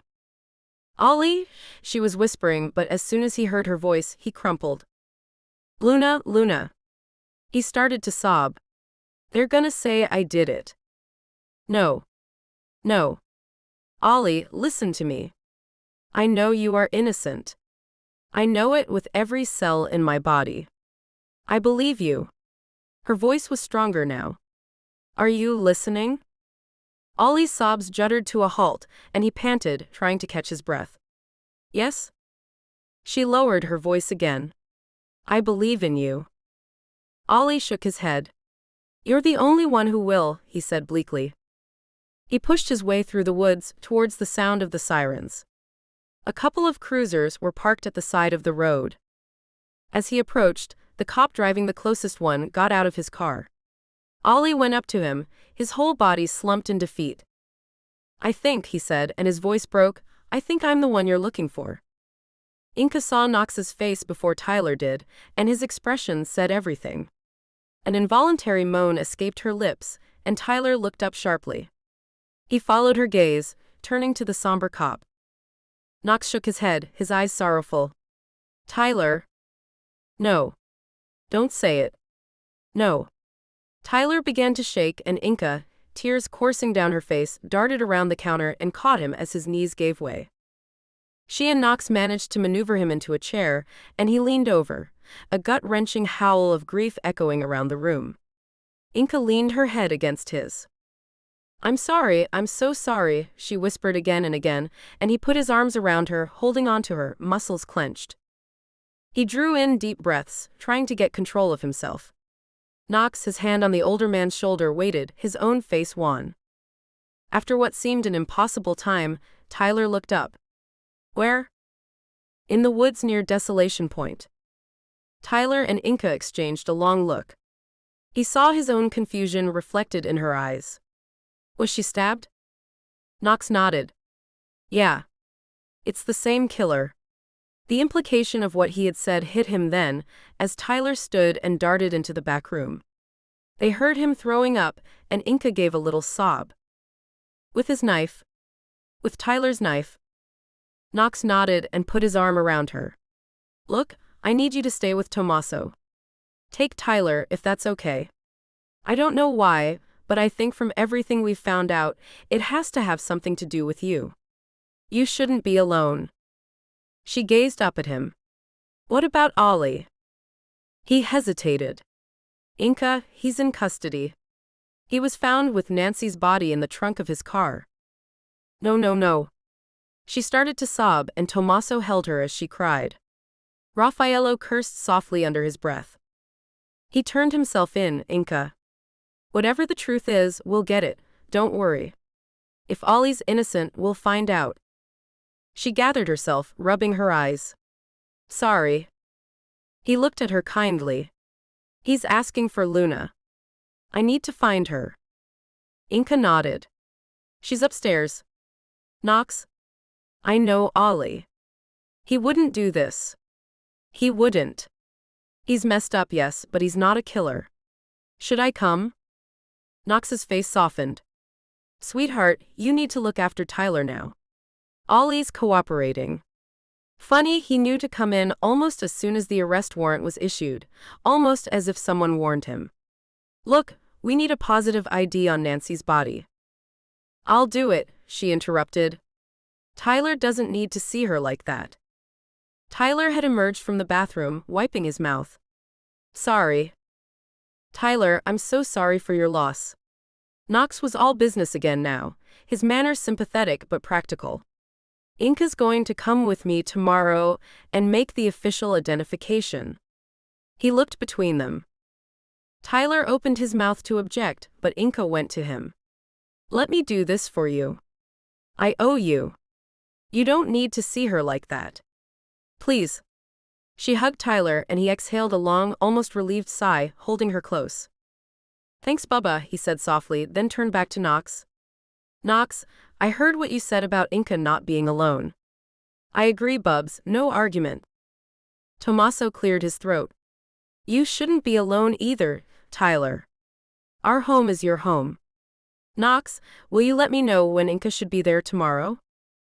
"Of course. They're going to take her beau, Nancy, to the city morgue. I'll go with you, so you won't be alone, Inka." He turned to Tyler. "Tyler, man, I'm so sorry. You need anything, you just holler, okay?" Inka hugged Tyler. "Just know, I will always be here for you, whatever you need. I'm so sorry." Tyler let out a long breath. "Thank you." He searched Inka's face. "You okay?" She shook her head. "No. No, I'm not. Tyler, Ollie didn't do this." He hesitated, then sighed. "For whatever reason, I believe you about that. I can't imagine he would do this. Nancy's gone. Gosh, Inka." His voice was so full of desolation, it made her cry. "What the hell am I going to do without her?" FBI. Agent Trent Burke leaned back in his seat and studied the young man in front of him. Ollie Rosenbaum had refused a lawyer and just asked that his sister be with him during questioning. There was something so guileless about the kid, and he had answered every question, Trent felt, with honesty and frankness. No, he had no idea how Nancy's body had gotten in his car, nor indeed how he had ended up where he did. No, he had no motive to kill her. No, he wouldn't describe his relationship with Inka Sardi as obsessive. Trent glanced in the two-way mirror, knowing the cop from the island, Knox, was watching. He'd banned him from the interview even before he found out he was close to the main suspect's sister. Jesus. Trent shook his head. What a damn mess. There was a knock at the door. Trey Ford walked in, a tray of coffee in his hands, a folder tucked under his arm. Ollie and Luna thanked him for the drink. Trent took the folder and opened it, reading through the contents. Ford watched him carefully, and eventually Trent nodded and turned back to Ollie. The younger man looked exhausted, his sister tense but protective. So, Ollie. Trent kept his manner relaxed. You want to tell me where you've been going nights? Ollie sighed. The city. I've been moonlighting, I guess you'd call it, working construction. He leaned forward and dropped his head in his hands for a moment. Luna, paler than ever under the strip light, rubbed his back. He took a deep breath. Thing is, I got myself into bad debt buying 2 new places. So I got in touch with an old friend and asked him if he could hook me up with some work. And I guess I just wanted one thing in my life that was just mine. So I didn't tell anyone. Not Inka, he smiled at Luna. Not even you, sis. Trent nodded. I get it. We're going to have to check with your friend, you realize, and whether you've broken any conditions of your employment, well, I'll leave that up to your boss. He glanced over to Ford, who shrugged. Well, we've got a long way to go here, so take a break for 5 minutes and we'll be back. Ford? Outside, Knox was waiting. Thoughts? Trent shook his head. Something's not sitting right. We're gonna need more time, and I think we need to take him back to the city. He's too close to everything here, he added, throwing Knox a meaningful look. Ford nodded. I think that's a good idea. Look, I'm not trying to interfere, but seems to me, Knox, you already got a lot on your plate without this. Let Trent deal with Ollie. Keep out of it, and handle what's been going on with the murder scene. I know the victim was a friend. Take some time. The door behind them opened, and Luna stepped out. She looked as if she'd been crying, but she gave them a weak smile. Knox put a hand on her shoulder. I think my brother should have a lawyer now, she said quietly. Ford nodded and reached for the phone. They're going to take him to the city for questioning, honey. She nodded, sighing. Okay, well, I should go with him. Trent made a face. Honestly, I think you're better off here, Miss Rosenbaum. We could be a long time. Luna looked at Knox, who nodded. Sweetheart, it's for the best. Inka and Tyler are going to need you too. Luna's face crumpled, and she hurriedly dabbed her eyes. I don't want him to be alone. He won't be. Ford was back. He squeezed her hand. I'll look out for him best I can. I promise. Knox drove Luna to the Winda's house. I want you to stay with them and be with people when I'm working. He glanced over, his face apologetic. Sorry, I don't mean to dictate. I get it, she said with a small smile. Thank you. Gosh, what a mess. He pulled the car up to the curb outside Tommaso's place, and they sat there for a moment. Knox reached over and took her hand. I'm sorry for all this crap, Luna. For what it's worth, I don't think Ollie's a killer.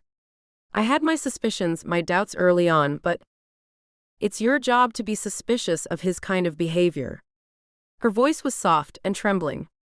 It's my job as his sister to believe in him. And I didn't.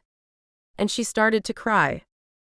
Knox came to pick Inka and Tyler up the next morning. He nodded at the suitcase in the hallway. What's that? Tyler's going to Connecticut. Nancy's brothers are in a residential home. He doesn't want them finding out from anyone else.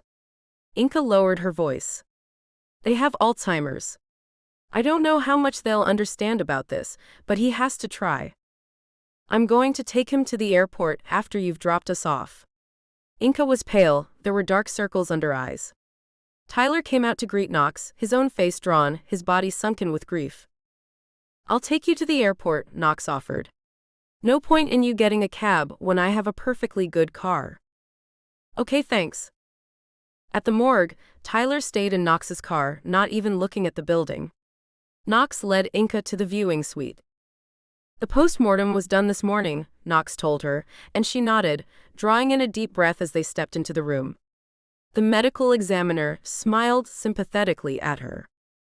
Knox put his hand on her back as the doctor lifted the sheet. Inca could not help the little cry of distress. Nancy's face was peaceful now, her eyes closed, but the shock was not lessened at seeing her so brutalized. Inca nodded at the medical examiner's question, "Is this the body of Nancy Sardi?" Knox leaned in. "You need to say it out loud, honey." Inca swallowed back the bile in her throat. "Yes. This is my mother, Nancy Sardi." She looked at them both. "Can I have a few moments alone with her?" The doctor nodded and Knox smiled softly at her. "I'll wait outside for you, sweetheart." Inca waited until the door had closed before she stepped closer to the table, placing a hand gently on Nancy's head. "I'm so sorry," she whispered, and fat tears dropped down her face. "This isn't fair." "Not you, Mom. How could you be gone?" She thought of all the times Nancy had gone on a rant about some perceived injustice, how she would accuse Tyler and Inca of ganging up on her when they would tease her, the way she would give Scarlett the stink eye when Scarlett was too rowdy. All that energy snuffed out. Inca shook her head. She glanced behind her at the door. It had a window, but the blinds were drawn. She wanted to know what her killer had done to her. Sucking in a breath, she gently lifted the sheet covering Nancy's body, and immediately wished she hadn't. Although the medical examiner had done his best, he could not have concealed the brutal slashes, the deep stab wounds, the unthinkable violence inflicted on her. The horror! Inca was about to pull the sheet back when she noticed, almost hidden amongst the blood-stained skin and stab wounds, bruises on Nancy's stomach. Someone had beaten her mother before he killed her. Inca dropped the sheet and stepped back, fumbling for the door handle behind her. She staggered out of the room, hyperventilating. Knox, sitting outside, darted to her side and held her while she tried to get her breathing under control. Hey, it's okay. Come on. Let's get you out of here." Outside, she found she couldn't look Tyler in the eye, just nodded when he asked her in a broken voice if they'd made a positive identification. "I'm sorry, Pops. It's Mom." She expected him to crumble then, but to her surprise, he merely nodded, his expression blank. "Better get me to the airport then." At the airport, Knox said goodbye, then gave them privacy as Inca hugged Tyler tightly. He held on to her for a few long minutes. "You take good care of yourself, Bubba. Will you change your mind about coming with me?"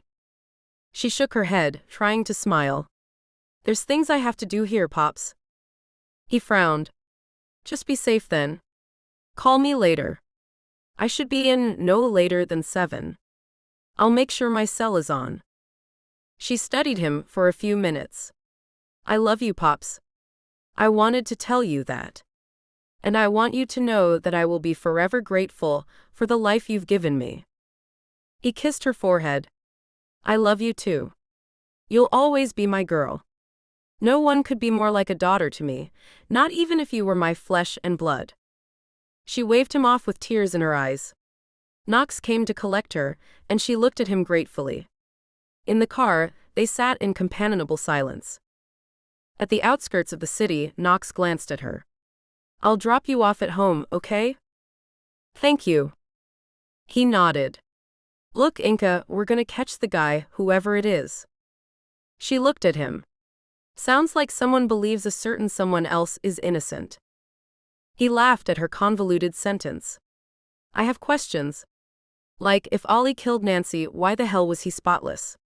There was no blood on his clothing. Nancy had defense wounds, why isn't Ollie covered in bruises? And why would he kill Mom anyway?" Her voice was gruff but determined. He looked over. "Quite." She sighed. "Do you think they'll let him go?" Knox shrugged. "If common sense prevails, I hope so. He has alibis for about half the murders in the city. Just wish he'd let someone else know what he was up to earlier." I have to admit, his behavior when he broke up with you colored my vision of him, along with his attitude towards Tommaso and what you told me about the other day. Inca looked away from his gaze. And probably the things you had seen made you hypersensitive to everything, I'll bet. Yup. I saw monsters everywhere. Inca turned away from him then, not wanting him to see the fear in her eyes. I know what you mean. At the mansion, she turned and hugged him goodbye. He smiled at her. I'll see you back at home. I don't want you alone until we get this asshole. I'll be home as soon as I can, hopefully with Ollie. Thanks, Knox, for everything. Inside the mansion, Inca deliberately went straight to her room, wanting to be alone to grieve.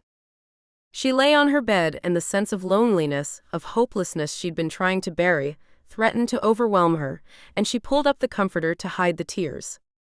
Exhausted, she leaned her head on her hand and closed her eyes. Before long, images and half-clouded dreams began to run through her mind.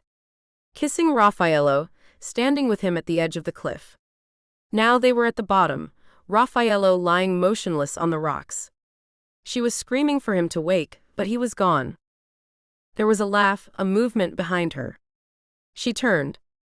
She expected to see Ollie, but no, it was Tommaso driving the knife into her, grinning, giggling. Pain. Blood. Death. Luna had refused to stay at the Winter Mansion, and neither of the brothers seemed keen on her staying with them. She could tell from their hostile eyes that she wasn't welcome. They clearly thought Ollie was guilty. As soon as Knox had taken Inca and Tyler into the city, she had slipped from the house and walked back home, letting herself into Ollie's place, tidying it up, looking for any clue. The detectives had clearly already been there, and she ignored the keep-out crime scene tape. There had been enough secrets around her. And yours is one of the biggest, isn't it, Luna? She closed her eyes. She could never take back what she had done. Never. And yet, it felt unfinished, what she felt she had to do. It's time. She left Ollie's place and went to Knox's apartment, sliding under his bed to ease up the floorboard she had removed a few weeks ago.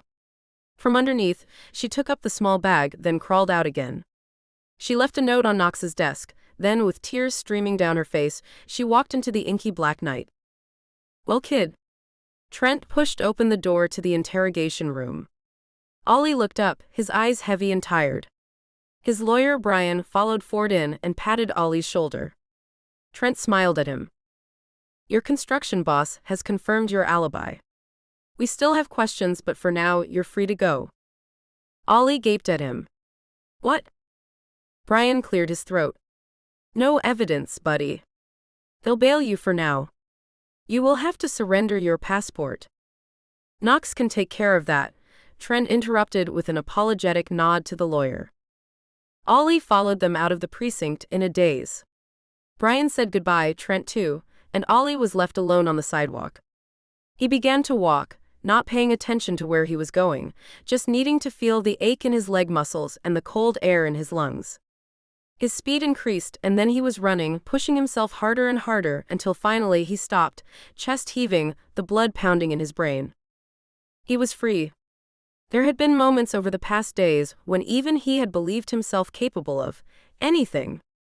All he knew now was that he had to get to Inca, to hold her, to protect her. One thought dominated his mind as he turned and began to walk across the city to the waterfront. Inca was in trouble. The image of Nancy's body flashed in his mind, and Ollie couldn't help seeing Inca's face, contorted like Nancy's had been in absolute terror and agony, her body shredded and bloody. No. Ollie's jaw set. Before this ended, Ollie knew in his heart, more people would die. But if it took his last breath, Inca would not be among them. Raffaello stroked his fingers down her bare back. Inca had stepped out of the tub, and now he wrapped a thick, fluffy towel around her. She looked exhausted, drained, and grief-stricken. She had woken up screaming from the nightmares earlier, and it had taken both him and Tommaso to calm her down. She had cried for most of the rest of the day, the full impact of what had happened hitting her full force. She leaned against him now, and he kissed her temple. Tommaso is preparing some hot soup for you. You need to eat. I couldn't. Try for me. They walked slowly hand in hand down the stairs. In the kitchen, Tommaso smiled at her and kissed her lips softly. Here, eat. It's good. Inka smiled at him. Did you make it? Tommaso grinned. No. That's how I know it's good. She appreciated both of them trying to make her feel better, and truthfully, she didn't want to be anywhere else. The soup was good, and she managed about half of it. She looked at them both, sitting with her so patiently. Is it weird? What we're doing here, I mean? The three of us. Neither brother looked surprised at her question. Raffaello sighed. I would think to most people, yes. But we are not most people. The love between us, it is pure, I think. I think so too. Tommaso smoothed his hand down her hair. Inka nodded. I can't deny what we have is incredible. I love you both so much, but do we have a future? What about when? She got choked up. When we want to have children? What happens then? That is far in the future, Principessa. Is it though? I'm 28, you are 35. In the next 10 years. We will worry about that when the time comes. Surely, if anything, what has happened lately shows us we must live in the moment. Raffaello's voice was quiet, but full of love.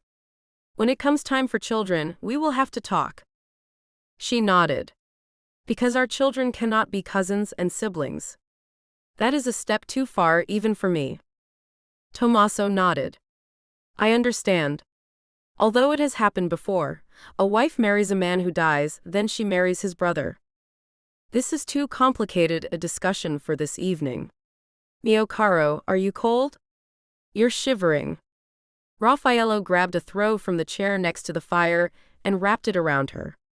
Inka was only wearing a simple white dress, and she hugged the blanket to her now. But she shook her head. No, I am not cold. I don't know why I'm shivering.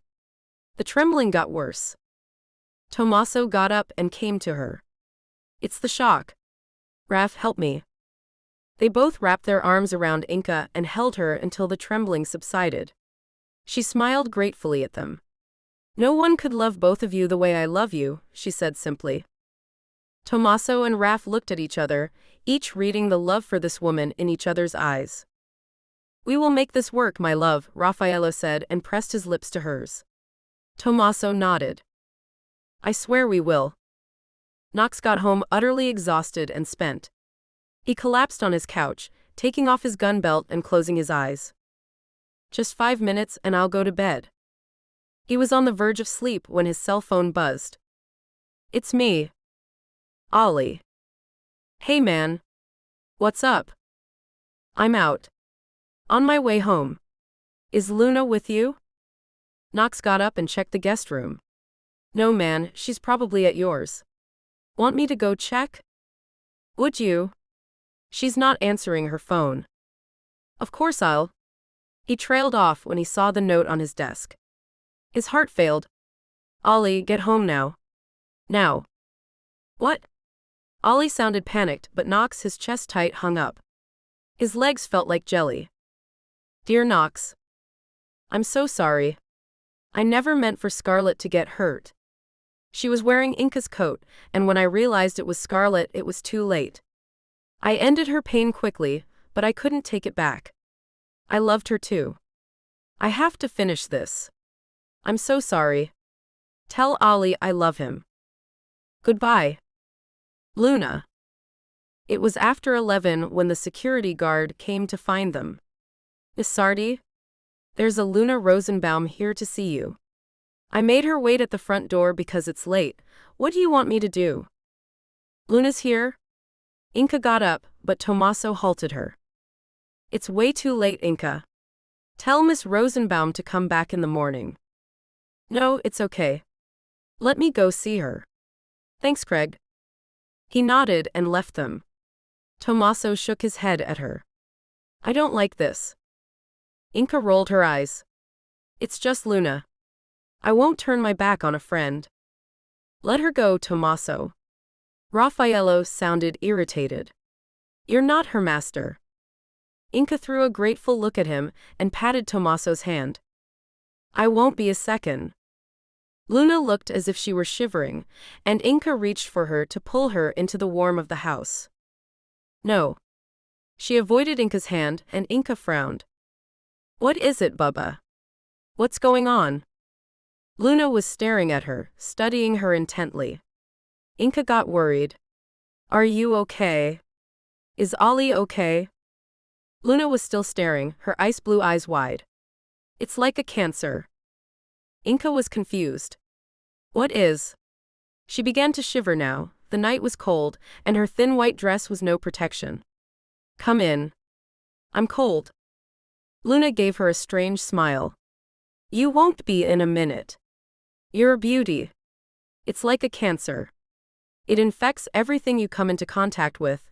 It always has. All those women. Nancy, your birth mom? Scarlett. She was wearing your coat. Inka started to get scared now. Luna. She was wearing your coat, and I thought it was you. I thought it was you.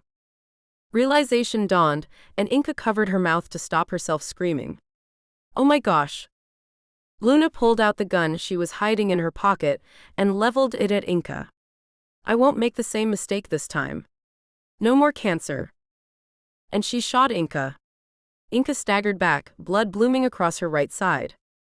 She stumbled and dropped to the floor as Luna pointed the gun at her again and fired another bullet at her.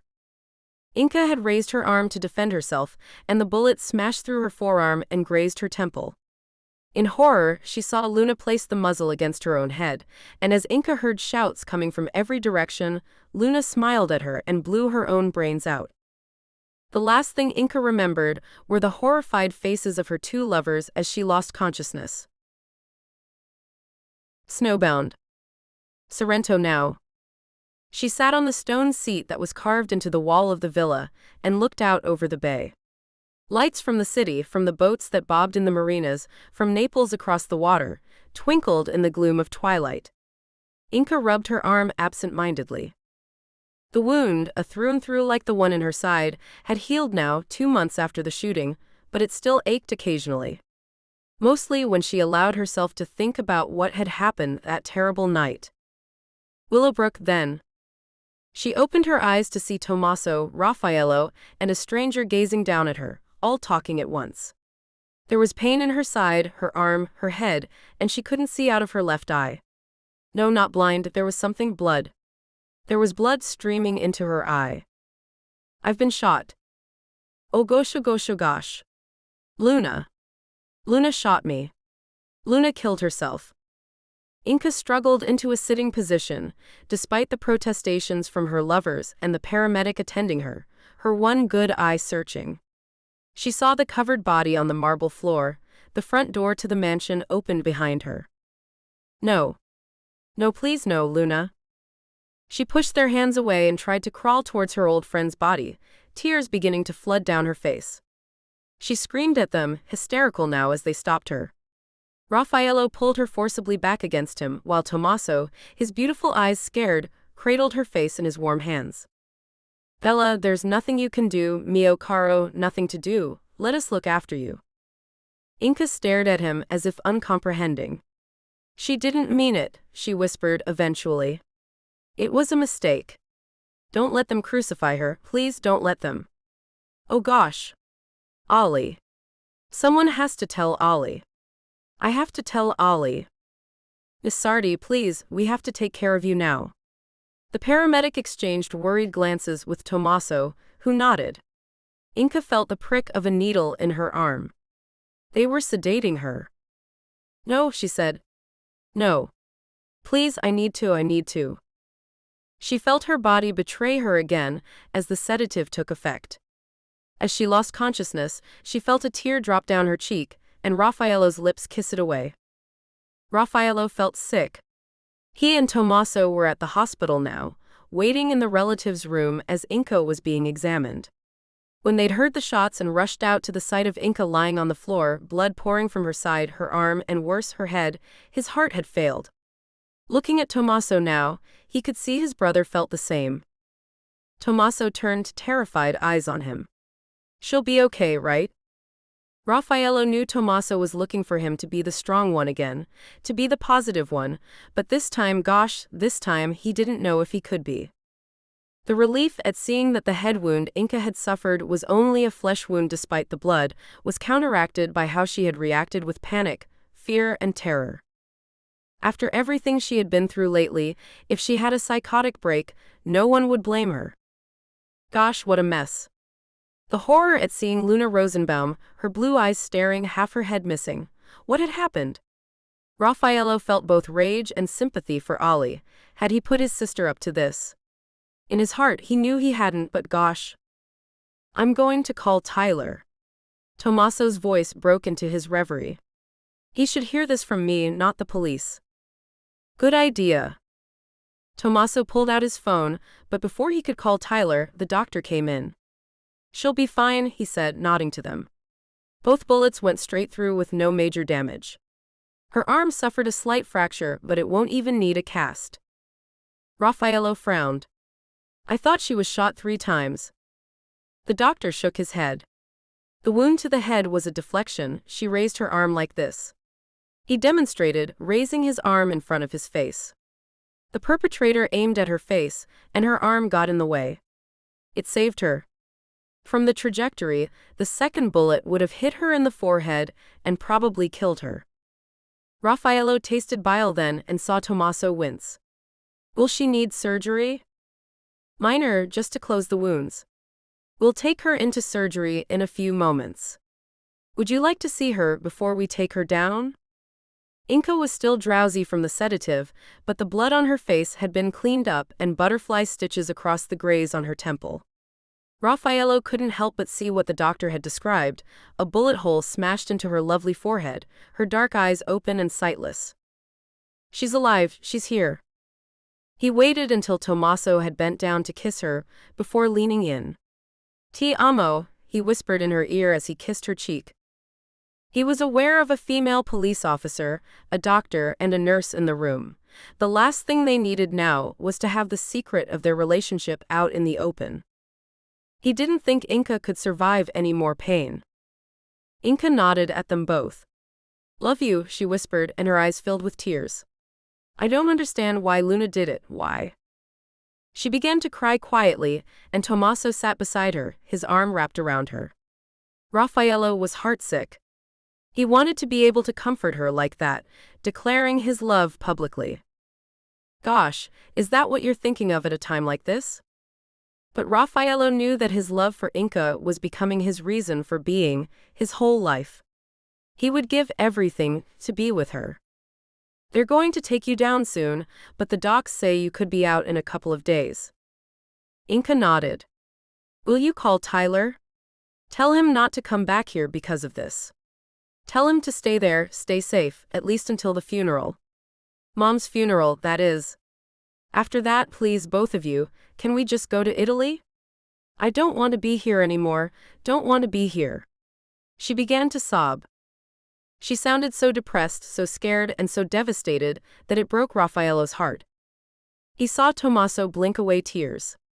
Raffaello leaned forward and took her hand. Of course we can leave, mio caro. We'll make all the arrangements. Just concentrate on getting well. We'll leave as soon as you're physically able. Inka squeezed his hands. Thank you, Raf. Thank you, Tommaso. Nancy's funeral was attended by most of the townsfolk. Inka clutched Tyler's hand tightly, guilt making her chest ache. She felt the eyes of the congregation on her, judging, blaming. I'm so sorry, Mom. I love you. She felt a hand on the back of her neck, comforting. Raffaello. He and Tommaso had helped carry Nancy's casket into the little church. Hunter, Knox, and a friend of Tyler's, Jim, had also helped Tyler as pallbearers. Ollie wasn't there. He had apologized to Tyler with a phone call and told him he wasn't ready to see Inka yet. Tyler had reassured him that they understood, but that was another layer of guilt for Inka. Gosh. The medical examiner hadn't yet released Luna's body, but she knew that when he did, Ollie would not want her at Luna's funeral. Whatever you need, old friend. She sighed. Knox looked over at her and gave her a reassuring smile. She tried to smile back but just shook her head. Knox had been attentive since the shooting. She was grateful, but she knew Tommaso and Raffaello were getting annoyed at his constant presence. Does he think we can't protect you? She thought about that now, staring over at the sound. So much loss. She brushed a tear away. Boomer came wandering around the corner and shuffled over to her, sticking his nose into her hand for a fuss. Hello. She was surprised. Who let you out? I did. I thought he needed a run. Raffaello followed Boomer around the corner. Hope that's okay. She smiled and nodded. Raffaello sat down next to her, pulled his tie apart and undid his collar. He winked at her, reaching out and running his hand lightly down the back of her head. She leaned into his touch. How are you, Bella? She nodded again. Okay. What about you? Same. He gave her a sad smile. It was a beautiful service. Least I could do. Her voice had a catch in it. Raffaello frowned and leaned his face closer to hers. Hey. She looked at him. He put his head on the side and smiled. It's not your fault. He slid his hand onto the back of her neck. There were tears in her eyes. How can it not be, Raf? My name cut into her and the other victims. Why doesn't he just kill me? Raffaello winced. Please, Bella. Please stop saying that. I can't bear it. The thought of you dying, it would kill me. Hey. I thought I'd find you hiding out here. Hi, Raffaello. Knox pushed the back door open. Inca turned and smiled at him. Raffaello ignored him, smirking when Boomer started to growl. There was an uncomfortable silence. Knox cleared his throat. Some of your guests are leaving, Inca. Raffaello looked round at the other man and gave him a cold stare. Inca began to stand up, but Raffaello pulled her down. I'm sure they'll find their way to the front door.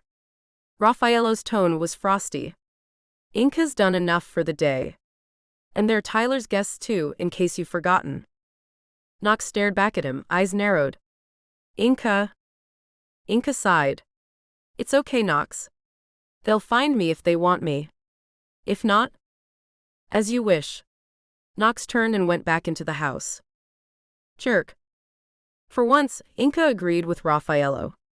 Today, Knox felt more like an intruder. His presence had been irksome, his ability to always be there when she turned around irritating her. She looked at Raffaello sleek in his dark suit and smiled. You look handsome in a suit. He grinned, cocky. Oh, I know. She laughed. Boomer, who had been lying patiently on the grass, got up and gave a little woof. Despite Raffaello's initial wariness of the dog, they'd become good friends. I'm actually going to miss this little monster when we go to Italy. Sure you don't want to bring him? I do, but I don't want to put him through that flight. Besides, Tyler wants to take him back to Connecticut. Shame? She sighed and held her hand out to Raffaello. Come with me and help walk this pooch? Yes, ma'am.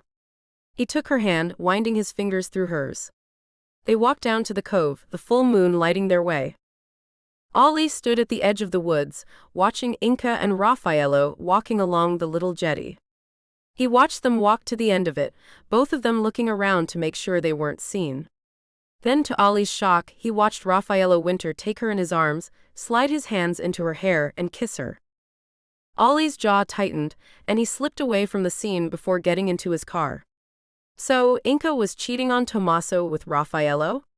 He had to admit he was shocked, stunned actually.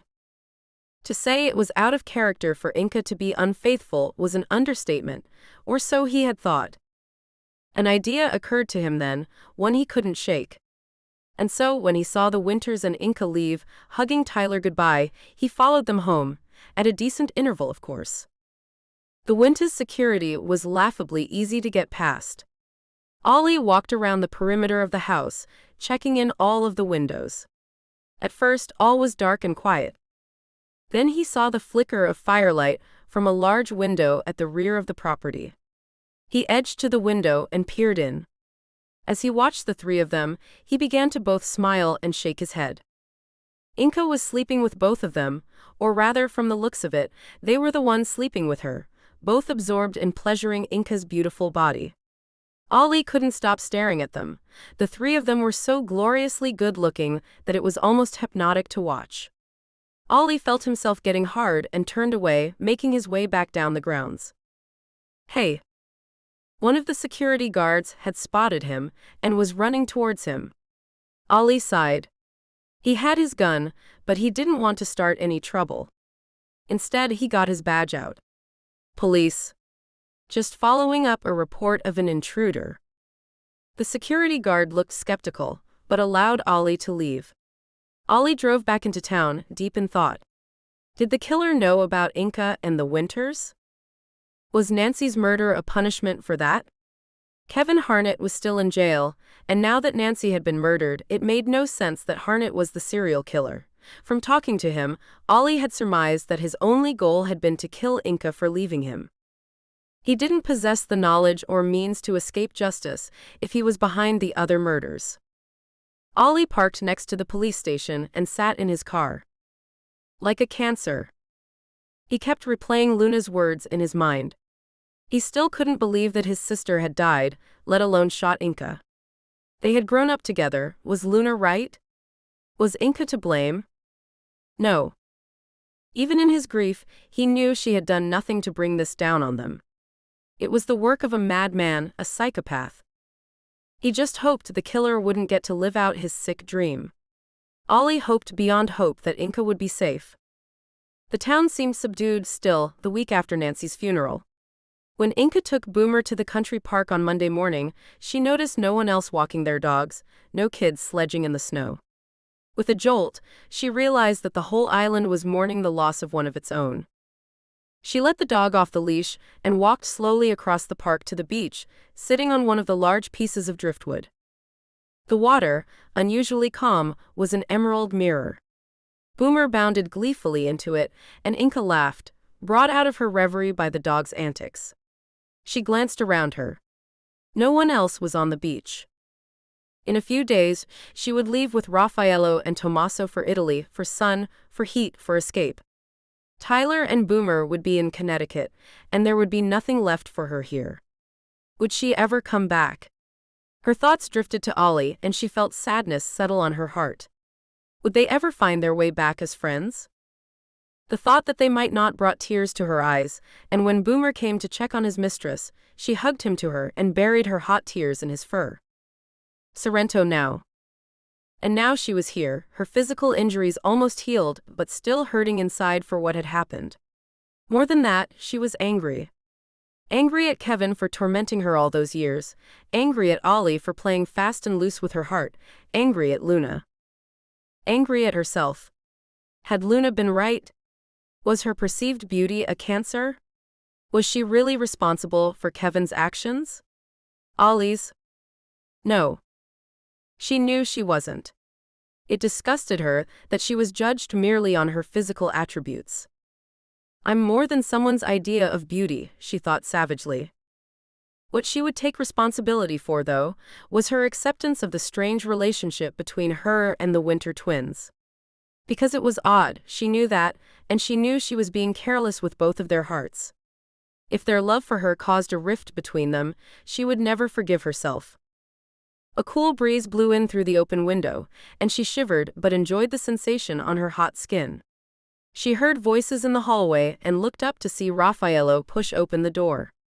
Tommaso was behind him, and she smiled at them. Hey, how was the meeting?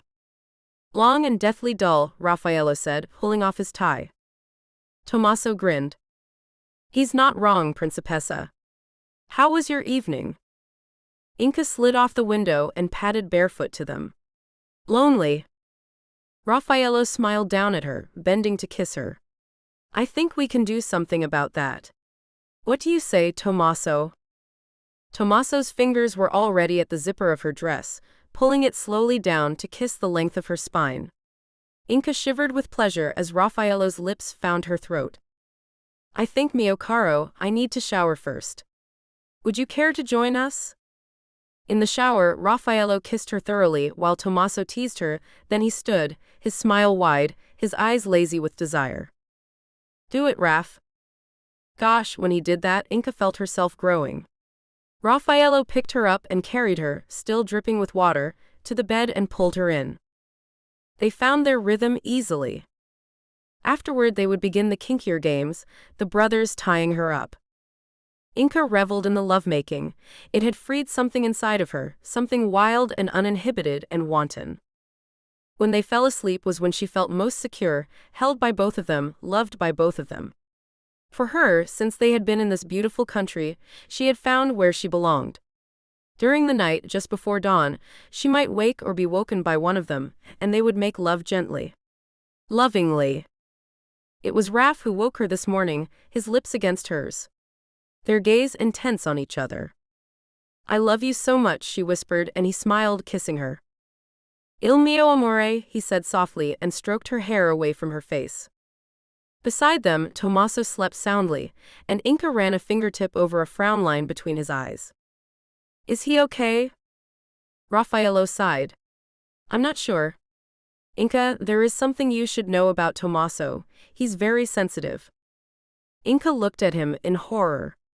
Oh gosh, do you think? Raf smiled, hushing her with his mouth. Not about this. Not about us. You've seen how he is, he loves this whole situation. No, what I meant was, we're here in Italy where we both want to be. The only thing is, our father is here too. He and Tommaso do not have the best relationship. Why? Raffaello hesitated. That's not for me to tell you. I just know that when our father comes here, and he will come here, Tommaso will need both of us to get through it. Inka nodded, her eyes fierce. He's got us, Raf. I won't let your father hurt him. Raf kissed her. I know you won't. Inka looked over at her sleeping lover. Sometimes he seems so much younger than you, she said softly. And yet other times he's so bossy. She couldn't help the laugh that escaped her. Yes? She giggled and Raf joined in, shaking the bed so that Tommaso opened one eye. I'm trying to sleep, Rompicoglione, he grumbled, which only made Inka laugh harder. She stroked her fingers through his messy curls. Come join us, beautiful boy, she said in a low purr. Tommaso grinned and pulled her down on top of him, her back to his chest. Let me in, he murmured into her ear, and she gasped. He nodded to his brother. Raffaello grinned. Inka sighed happily as they made love to her. Would she ever get tired of this? She loved when they went out into the city together to hang out at one of the cafes or visit the bar at one of Raf's clubs. Walking through the streets, arm in arm with them both, she would look at people staring at them and wonder if they could tell she was having both of the beautiful men at her side. She loved being with both of them. She would do and try anything with them. That she had never been so happy in her life. Here, in this glorious city, she could forget the horrors back home and bury her head in the sand about the fact that more than one person had tried and failed to kill her. She could forget that she would have to go back to face her adoptive father, her friends. Ollie. Ollie's devastation at Luna's suicide knew no bounds. He had refused to see Inka, and she knew he blamed her for his sister's death. He and Tommaso had nearly come to blows when Tommaso demanded that a thorough investigation be made into whether Ollie had put Luna up to it. She'd used their dad's old service revolver, a gun that Ollie had thought safely locked up in his gun cabinet. It was the same gun used to kill Scarlett. What a mess, Knox had said to Raffaello when they dragged the two men apart, and Raf had hauled Tommaso out to his waiting car and told him to stay there. Raffaello sighed and apologized to Knox. It's okay, dude, the other man had said sadly. There are no winners here. Tell Inka I hope she feels better soon. Come see her, Raffaello had urged him. I know she'd like to see you. He had looked across the room to where Ollie was slumped in a chair. I know she'd like to see a friend before we leave for Italy. Raffaello had told Inka all of this as they flew to Sorrento, a few days after she was released from the hospital. Knox had kept his promise and visited her, and he too had told her that Ollie didn't want to see her. Inka was sad but resigned. Just tell him I'm sorry and I love him, and I still love Luna. I will, sweetheart. They'd hugged each other tightly and Inka had felt moved to tears. I'm so sorry about everything, Knox. It's not your fault, baby. Everything is just messed up. He let her go and studied her. You okay? What's Tyler doing? He said he's going to stay with Nancy's family for a while. He doesn't want to come back here yet, either. Knox sighed. Just tell me you won't disappear forever, Inka. I promise. Inka called Tyler in Connecticut after lunch. It was still early there, and her adoptive father sounded depressed and lonely. Come to Sorrento, Inka begged him, but he demurred. No, sweetheart. I think it's best if you stay there and be happy with Tommaso. Your mother would not want you to be in Willowbrook. I'm staying in Connecticut for the time being. Nancy's nieces and nephews seem to want me here. They love Boomer too. I miss you, Popsicle, she whispered, and she heard him let out a shaky breath. I miss you too, Bubba. And I don't want you blaming yourself for any of this. But she did blame herself, how could she not? Raffaello, seeing her blue mood, suggested they go into the city and distract themselves. Tommaso told them he was flying to Milan that afternoon for a meeting. Since when? Raffaello looked startled. Tommaso smiled. I've neglected my work for too long, and there's a chance we could get a meeting with the government's environmental department at last. I have to be there for that. Hey. He kissed Inka softly. Promise me you'll miss me. You know I will, she whispered and pressed her lips to his. When will you be back? Raffaello waited for them to draw apart before asking. Tommaso rubbed a hand through his hair. I think tomorrow night, but could be longer. You'll be okay. Raffaello grinned. Of course. Look, call us when you get in. I will. Raffaello and Inka walked through the streets of the city before finding another cafe to sit in. Inka looked around it. You know, I do miss running the tea house, she said quietly. I used to love the social aspect more than anything, but also the smell of the teas, the organization. I miss working. Raffaello stroked his hand down her cheek. You know, we could always open a tea house here. I'm tired of running clubs. I'm about 15 years too old to be in them for one thing. Maybe we could open a chain. Inka smiled. Ambitious. Raffaello grinned. Okay, so I took the idea and ran with it. How about then, we just open one? Totally your baby. I do have the money from the Sakura. No, he said. That's your nest egg. Let me finance it. Inka pondered. Halves? Raffaello rolled his eyes. Fine. Let me just. He trailed off, suddenly staring over the other side of the small square. Inka followed his vision. What is it? Raffaello's eyes raked the street, then he shook his head. No, sorry. I just thought I saw someone. Who? It doesn't matter. Sorry anyway, yes. So we'll go scout some locations around the city. In fact, why don't we do that now? He seemed in a hurry to move, and Inka didn't question him. They strolled hand in hand, trying to spot empty storefronts or other suitable locations, but by the time they ate dinner at a local eatery, Inka felt tired, just wanting to go back to the villa. She took a long soak as Raffaello caught up with some business calls. She was just drying herself when he came into the bathroom and stopped, his eyes soft on hers. So beautiful, he said simply, and she went into his arms, feeling his hands roaming over her bare skin. Tonight would be the first time since they had been a threesome that Raffaello and Inka would spend the night alone, and she knew he was as excited as she was.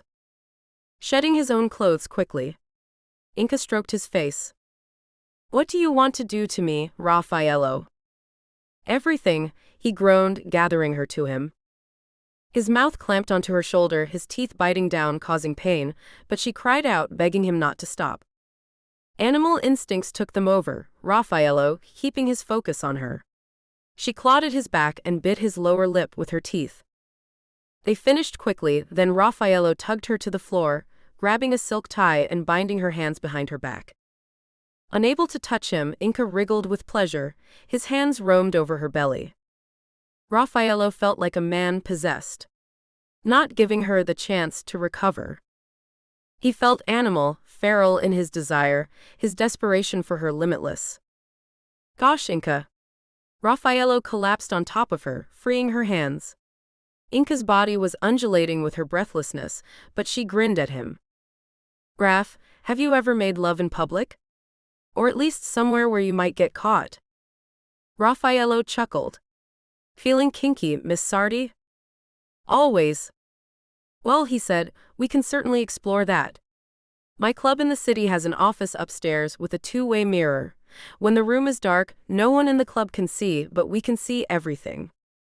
Inka pushed him onto his back and straddled him. Now that sounds like something we should definitely try. Raffaello chuckled and pulled her face down so he could kiss her. I love you, Inka Sardi. Inka nuzzled his nose. She gave a happy sigh. I love you, Raffaello Winter, more than you will ever know. When Inka was asleep, and when Raffaello was able to drag himself away from her, he walked down to his study and closed the door behind him. He called the head of his security team and asked him to meet him. The man, Pietro, nodded to him as he entered the study. What's up, boss? Raffaello indicated he should sit. Has anyone from my father's team been in contact with you? Not as far as I know. Why? Because I think I saw a couple of his goons follow Inka and me earlier. I hardly need to tell you I don't want my father anywhere near Inka or Tommaso when he returns. I'm concerned they may try to take Inka to mess with us. Pietro made a disgusted noise. He had known Raffaello and Tommaso since they were kids, and he was unfailingly loyal to the twins. Their father was another matter, and Pietro had no time for the man. Edgar Winter was, in Pietro's opinion, a nasty piece of work. Jealous of his son's looks, tastes, and talents, he excelled in trying to destroy his offspring's confidence and lives. We won't let that happen, Raf, I promise. But we won't be able to prevent your father coming to the house. It does still belong to the family. Raffaello looked unhappy. I know. Just make sure his security knows that Inka is off limits. No problem. You know, if he's here, then at least we can be sure to keep an eye on him. Right. I just worry about Tommaso's reaction. Thank you, Pietro. He went back to bed, curving his body around Inka's. Although he had made his peace with sharing her with Tommaso, after all, he had been the cheater this time alone with her was precious. She had entirely invaded his heart and mind. There wasn't a second he wasn't thinking about her or their future. Except, how could he think of their future? How would it work? While they were young and free, yes, they could revel in their unusual relationship. But what about when marriage and kids were an issue? Raffaello sighed and buried his face in her hair, breathing in the scent of her shampoo, of her skin. For now, he would enjoy the fact that they were safe, that no one here would try to kill her. Back in Washington, he had lived every day in terror that she would be murdered. That terrible night when she'd been shot. Inka murmured in her sleep and turned around, snuggling into his arms. Half asleep, her lips sought his, and as soon as her skin touched his, he responded. Bella, do you want me? He wasn't even sure if she was awake, but without opening her eyes, she nodded, and slowly hooked her leg over his hip. Raffaello moved slowly, carefully, not wanting to break the spell of this dreamlike coupling. She whispered his name so softly as he trailed his lips across her soft skin, kissing her closed eyelids and the sweet swell of her cheeks. He allowed himself a fantasy that his child was conceived, and that Inka would be his alone. He wanted more than anything to be with this woman forever, to have her to himself, but he would never tell her or Tommaso that. They were the two people he loved more than anything in this world, and he would not cause them pain. So, he swallowed his own pain and reveled in these small moments, just enjoying the fact their life here in Italy was the happiest he'd ever been. But of course it didn't stay that way for long. Edgar Winter took the envelope from his head of security and opened it. The photographs were sharp and focused. Edgar started to smile. His son, Raffaello, with a dark-haired beauty. Gosh, she was something else, sitting in the middle of Sorrento, none the wiser that they were being watched. His son was kissing the beauty, his face soft with love. Who's the girl? Her name is Inka Sardi. American, from Washington State. I did some digging. Apparently, she was injured in a shooting recently. As well, an ex-husband tried to kill her. Her mother was murdered too, not long ago. Adopted mother, I should say. The birth mother was also murdered, but Ms. Sardi never knew her. Edgar raised an eyebrow. That's a pretty horrific history. What does she want with my son? The security man smiled nastily, his eyes triumphant. Sons, he corrected, and handed him another photograph. This one wasn't so clear, taken from a distance through a window. What was unmistakable, though, was that Inka Sardi was being thoroughly and enthusiastically taken by both of his sons. Well, well, well. Edgar was almost giddy with glee. My boys have gotten themselves a slime ball. His security head grinned. Look her too. Yes, she was. Edgar studied the photograph. Her body was curvy and full, her skin beautiful, her long dark hair tumbling down her back. He looked at his guard. I think it's time I reconnected with my boys, and their lovely companion. Make the arrangements, would you? Washington State. Belinda Clements hesitated before she pushed open the door to the police station. It had been years since she had spoken to Oliver Rosenbaum, years since she'd gotten him drunk. He'd been so angry at himself the next morning and had warned her not to tell Inka. She had laughed in his face, but inside, she hadn't told Inka. Why? Because she hadn't wanted to burn her bridges with Ollie. She'd been crazy about him since they were kids, only to see him with her mortal enemy, Inka Sardi. Belinda had always hated her for her beauty, her warmth and intelligence, and the way she was popular with everybody. It was sickening. When she heard that Inka had been shot, she cheered at the television. When she'd heard who the shooter was, gosh, the smile disappeared. So she was here now, a couple of months after Luna's death. A decent interval. Inka had recovered but had been spirited away by her Italian billionaires. Gosh, that rankled, which left Ollie all alone. She'd heard, via town gossips, that he was focusing entirely on work and was pushing everyone else away. Knox Westerwick was on the telephone, and didn't even look up as she went in. Ollie was pouring himself a coffee, but stopped when he saw her. Belinda smiled at him. Hi, Ollie. Hey. His voice showed his surprise. How long have you been back in town? A while. There was an awkward silence, then Ollie nodded towards the coffee pot. Want some? Yes, please. She took the coffee from him, then asked if she could talk to him for a while. He looked surprised. Sure. How are you? Belinda blew on her coffee to cool it and looked up at him. Ollie shifted a little uncomfortably. You know. Getting there. Keeping busy. I'm so sorry, Ollie. I would have come before, but I thought you might want to be alone. Ollie gave her a strange smile. And we haven't seen each other in what? 10 years? 10 years? Really? Gosh, time goes so quickly. Ollie studied her. What have you been up to? Belinda smiled sheepishly. Married twice, divorced twice. Could never stick at it. You? I heard you and Inka split. Ollie's eyes took on a guarded look and he glanced away. That didn't stick either, but that was my fault, not Inka's. He was obviously waiting for her to say something bitchy about his ex, but Belinda shook her head. I feel bad for the way I used to treat her. Put it this way. I know better now. I wouldn't say we'd ever be friends, but is she still away? Ollie nodded, seeming to be relieved that Belinda was being pleasant. Yes. After what happened, she didn't want to be around this place anymore. Can't say I blame her. Belinda put her hand on his. No one would judge you if, well, never mind. Look, I wanted to say hi, maybe we could grab a drink one evening? Ollie hesitated, glancing over at Knox, who was studiously ignoring them, then nodded. Sure. Why not?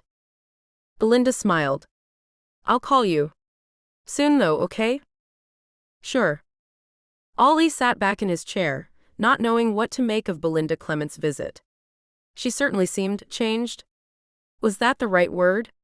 But he remembered all the times she and Inca had clashed, right from childhood, and he'd always had Inca's back. So why was Belinda reaching out to him now? Did she sense that he was still raw from Luna's suicide, and see it as an opportunity to stick the knife in Inca's back? He winced at that. Way wrong expression, dude.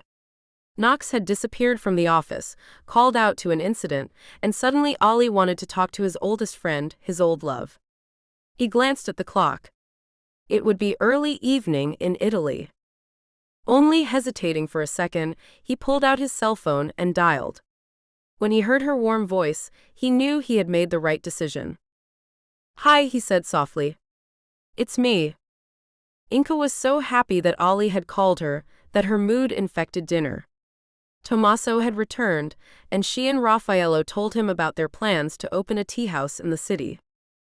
Tommaso smiled. I think that's a great idea. I know how bored you've been. He grinned mischievously as she laughed. Oh yes. So bored. Actually, Tommaso, we have an invitation for you. Raffaello tried to hide his smile as Inca giggled. How would you like to come clubbing with us? Tommaso looked surprised. Really? The other two laughed. Yes, Inca said. We have a plan. Okay. He looked suspicious. Will I like it? Oh, I promise, you will love it. They took a cab into the city at 10 p.m. Raffaello's club was packed with partygoers, the atmosphere sweaty and sultry, drinks flowing. The three of them stayed downstairs for a while, drinking and dancing, grinding up on each other. Inca was wearing a short dark maroon dress, which clung to her full Charlies and flared out at the waist, a simple long gold chain her only jewelry, her long dark hair tumbling in waves to her waist. She was a happy drunk, and Raffaello nudged his brother as they watched her dance. Look at her, he said in an awestruck voice. Have you ever seen anything that beautiful before? Tommaso laughed. No, brother, I never have. Inca danced over to them, grabbing their hands and sliding them under her dress. She was naked, and she grinned at their surprise as they encountered bare flesh. I belong to you, she said to them. Soon, Raffaello led them both upstairs to his office, where, as promised, an entire wall looked out onto the dance floor. Inca grinned when she saw it and pressed herself against the glass. And they can't see in? Not when the light is like this. If the lights went out below, then yes, they could. Inca turned around and faced them, pausing for a second but then pulling her dress over her head. Under it, she was wearing the leather harness, the straps crisscrossing her beautiful body, her Charlies, over her belly, framing her navel. Then let's hope the lights don't go out. Raffaello and Tommaso, both gaping at her, moved towards her, and she kissed them while they stripped off. The three of them, fevered and delirious, tumbled to the floor of the office. Tommaso kissed her mouth and her face, murmuring what he wanted to do to her. Wow, she said, panting for air. Tommaso sat down at Raffaello's desk and grinned at his brother. It's your office, brother? Raffaello threw his head back and laughed. Inca had never seen him so laid back and loose. Hardly surprising, given this situation. She kissed him as he took her in his arms. I like happy Raff. He laughed. How drunk are you? Very.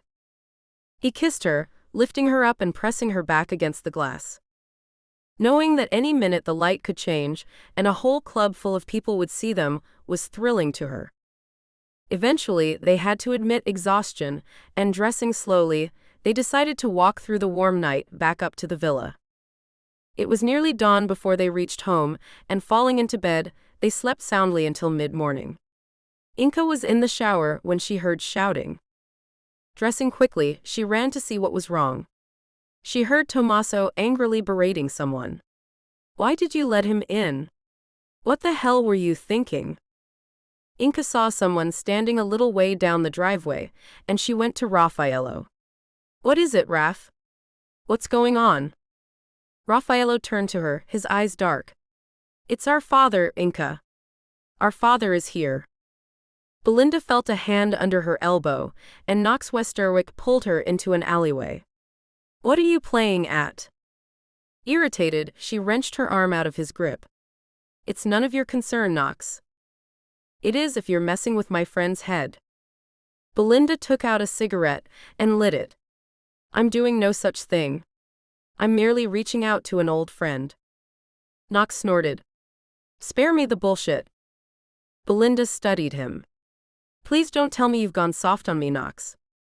You were the only other interesting person in this shithole of a town. Knox sneered at her. You're not interesting, Belinda. You're what you always were. A stone-cold woman. Belinda smiled coldly. But apart from that woman who is in Italy, practically the only woman left alive. At least of your friends. She knew it was a low blow, and she watched Knox's expression shut down. You're mistaken, Belinda. We were never friends. She watched him walk away and smiled to herself. Inca stayed out of the way while Tommaso and Raffaello dealt with their father.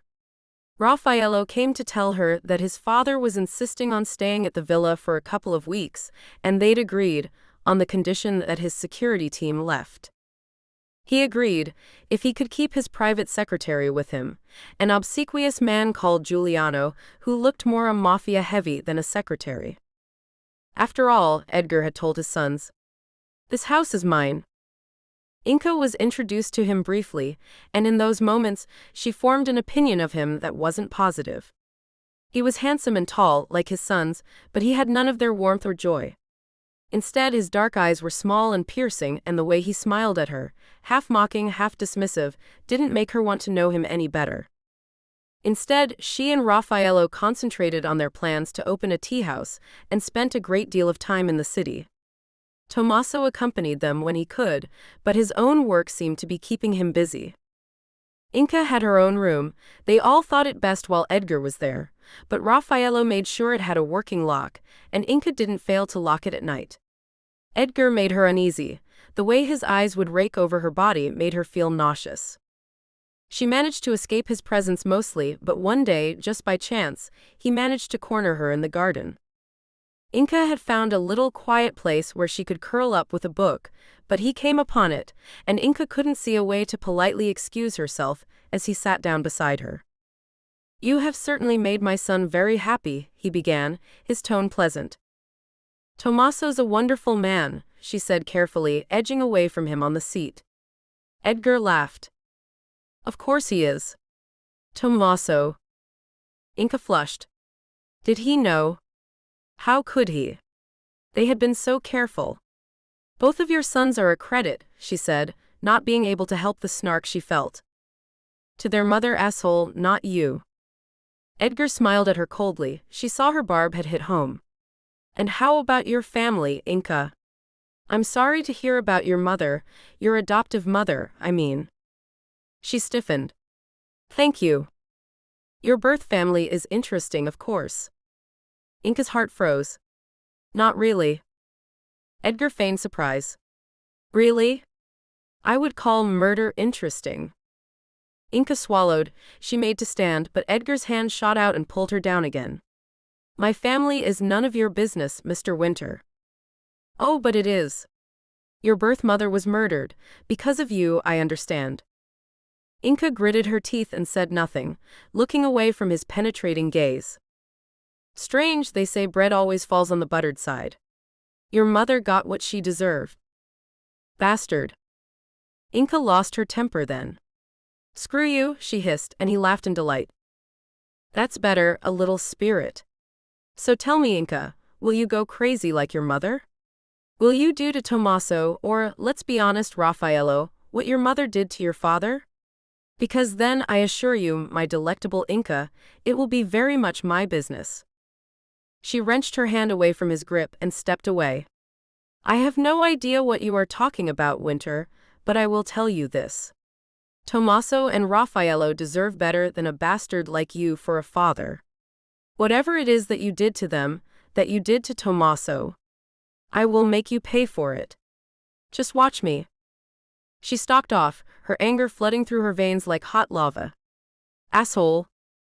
She wanted to scream the words, but she knew if she did, the twins would come running and all hell would break loose. No, this was her fight, not theirs. What the hell had he meant by what your mother did to your father? She locked herself away in her bedroom. Then later, when Raffaello came home telling her about the premises he'd found for their business, he looked so happy Inka didn't him about the incident with Edgar that morning. Inka looked out of the window and chewed her lip.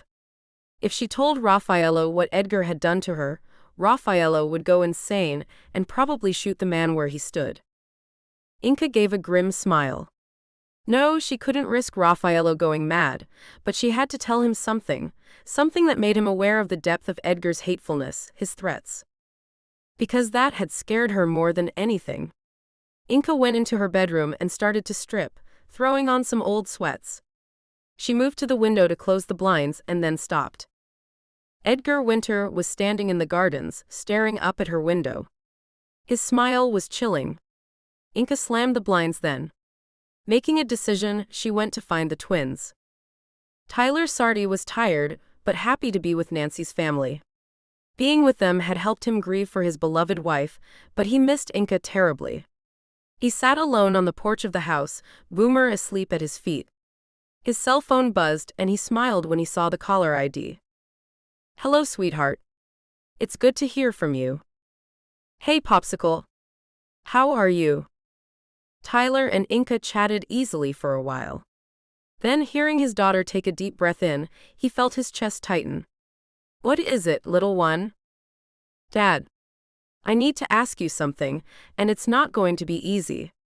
But I need you to tell me the truth now. Please. Tyler closed his eyes. He had known this moment would come. For years, ever since Inka was a teenager, he had been waiting for it. It's about your birth parents, isn't it? Yes, it is. Please, just tell me everything you know, however hard it might be to hear. Tyler sighed. I will, but before I do, please, Inka, just tell me, are you in trouble? Is that why you need to know right now? No, she hesitated. I'm not in trouble, but I could potentially be if I don't know all the facts. There's someone who could make things difficult. His heart was beating hard against his ribs. Inka. I just need to know so I can tell Tommaso and Raffaello before they hear it from someone who could twist it. Dad, did my birth mom kill my father? Oh gosh. Yes, sweetheart. I'm sorry, she did. He felt strangely relieved to be telling her the truth. She was very sick, schizophrenic, and one day she snapped and beat him to death. She tried to take you with her when she attempted suicide, but obviously, you survived. There was a long silence on the other end of the phone. Inka, are you okay? He was relieved to hear her voice, strong, resigned. Yes, Pops, I'm fine. I think I always knew it was something like that, so it's not the biggest shock. I don't remember it. That's good. Yes? Tyler rubbed his eyes. Sweetheart, I think we both need to go home at some point and make our peace with what happened. The lawyers are on at me to get Nancy's estate settled, and I think I'll sell the house and move out here permanently. Nancy would want me to start again, and I do like it here. So does Boomer. Inka chuckled quietly. I miss his shaggy head. But yeah, Dad, I think you're right. At this moment, I can't imagine going back to Willowbrook for anything other than to say goodbye. Italy feels like home already. Tommaso feels like home. There was a slight hesitation after she said his name that Tyler picked up on. Raffaello too, yes? Yes? They're good boys. They are truly, Pops. I know you had your doubts. Not anymore. They've kept you safe, and that's all I ask. When Inka had said goodbye, Tyler stared out at the setting sun. It was cold here, but somehow it didn't matter. Inka was safe. The Winter twins had kept her that way, and for that he was grateful. Tyler wasn't stupid. He had guessed at some kind of unusual arrangement between his daughter and the Winter twins, but he couldn't judge any of them harshly. They made each other happy, and that's all he could ask. 2 weeks, Tyler said to himself. 2 weeks and I'll go home, settle things. He scratched Boomer's silky ears and sighed. Time to move on. Time to live. Raffaello was like a little kid on Christmas morning as he showed her around the empty coffee house. He'd spotted it by chance as he'd passed to go to a friend's. It had beautiful views over the bay, over to Vesuvius. A balcony on the second floor overlooked the streets. Gosh, this is perfect, Inca said, as Raffaello pulled her into his arms. You're perfect, mio caro, he said softly. His eyes were shining, and she could tell he was excited about the place. We can complete on this week, if you really like it. I do, I really do. But his lips were against hers then, and grinning, he danced her back into the empty building. Inca giggled at the mischievous look on his face. I know what you're thinking, Mr. Winter, and you're a very, very rude boy. But she didn't protest, as he lifted her onto the counter and pushed her legs apart. Always so much underwear on. She collapsed into laughter as he bunched up the delicate cotton and threw them out of the window. They were my favorite pair, she protested. He drove her to a state of almost frenzy, then unzipped himself. His eyes never left hers. Ti amo tanto, he said. I love you so much. She clung to him as they moved together, her lips hungry against his. Ti amo, Raffaello. I amo. Inca sposami ed essere mia per sempre. Marry me and be mine forever. And at that moment, only the two of them existed in the world. She nodded, hot tears dropping down her cheeks. Yes, Raffaello. Yes, I will marry you. Of course, when they had returned to reality, they knew it wouldn't be as easy. Tommaso. I can't break his heart, Inca whispered. I won't do it. I love you, Raffaello, I do, more than. I love both of you. I can't hurt him. He kissed her softly. I know. I'm sorry I put you in this position. I should never have asked you. It was just in the moment it felt. Right, she said and leaned against him. It did. It does. But not at the expense of Tommaso. Raffaello nodded. I know. I know. Please do not make yourself unhappy, mio caro. We three are happy. Let us stay like this. But however happy the three of them were, there were two things standing in the way. One, their father. While he was there, they had to keep their distance from each other. Inca was growing increasingly tired of letting this man dictate to them. No more, she told the twins, and that night she led Tommaso to Raffaello's room and they made love long into the night. When they were asleep, Inca woke to see Edgar standing at the end of the bed, watching them. She met his gaze steadily until he smirked and walked out. She slid from the bed and locked the door after him. There. Now he knows. No more secrets. She didn't care what Edgar Winter thought of her. If he thought she was a slimeball, so be it. The other thing that stood in their way was her unfinished business. I think I have to go back for a while, just to say goodbye. Neither brother thought it was a great idea, but they understood why she needed to do it. We'll come with you, Raffaello said.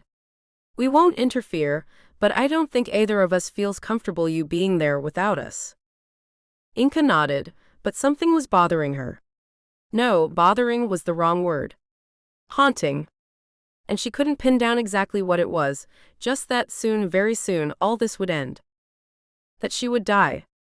She could feel death at her shoulder, just waiting for the opportunity. So she was greedy, wanting to spend all of her time with Raffaello and Tommaso, not caring what anyone else thought. At night, they shut the rest of the world out and made love to each other, then talked until dawn, making plans. Inca worried about Raffaello, who seemed to be plagued with nightmares and dreams that he would not share with them, but which would keep him up. Inca was thinking about this as she went into the study to return a book. Deep in thought, she pushed open the door and went to the bookshelf. As she slid the book back into place, the door behind her slammed. She turned and saw Edgar Winter smiling nastily at her. Alone at last. That's all he had to say, to let her know this wasn't going to be a friendly meeting. She glanced at the window. If she could get to it, she could push it open and get away. He caught up with her before she got halfway across the room. "Let me go," she struggled against his strong hands, and he laughed. "I don't think so, Inka. How about you just lie back and let me show you what a real man could do for you?" Losing her temper, she laughed in his face. "A real man, you piece of shit, doesn't spend his life trying to destroy his sons." "What have I destroyed, Inka? Tell me. Because the way I see it, my boys have had every luxury, and now," he kissed her roughly, she spit in his face. "They get to make love to a pretty woman like you." He had her trapped against the wall, and his hand snaked up under her skirt. Inka screamed, but Edgar clamped his hand over her mouth. "Come on, beautiful, what's your problem? After all, you're sleeping with both of my boys, surely you have something left for me?" He was twice her size, and struggle though she might, Inka couldn't get free from him. He slammed her down onto the desk and held her down as he unzipped his pants. Inka kicked out at him, got lucky, catching his groin with her heel, and he buckled. She rolled from the desk, sobbing, but he grabbed her ankle and pulled her down. "No, you don't, you little slimeball. I'm going to take what I'm owed, and afterwards, I'll decide whether or not I'll let you live another minute." Inka struggled with all her might as he tried to enter her, twisting and shutting her thighs, but when Edgar raised his fist and punched her in the stomach, the pain was incredible, and all the breath left her body. She felt him watching her and struggled to stand up. Pain racked her body, and as she looked at him, she was horrified to see lust in his eyes. He's enjoying my pain, she realized. He's turned on by it. Adrenaline kicked in then, and she managed to stand up straight. The searing pain in her stomach dulled. "Please don't." But he didn't listen. For Inka, the next few minutes were worse than hell. Edgar groped her, grinning triumphantly, nastily. Inka was sobbing, her arms flailing around for anything to help her, when her fingers felt steel scissors that had fallen from the desk during the struggle.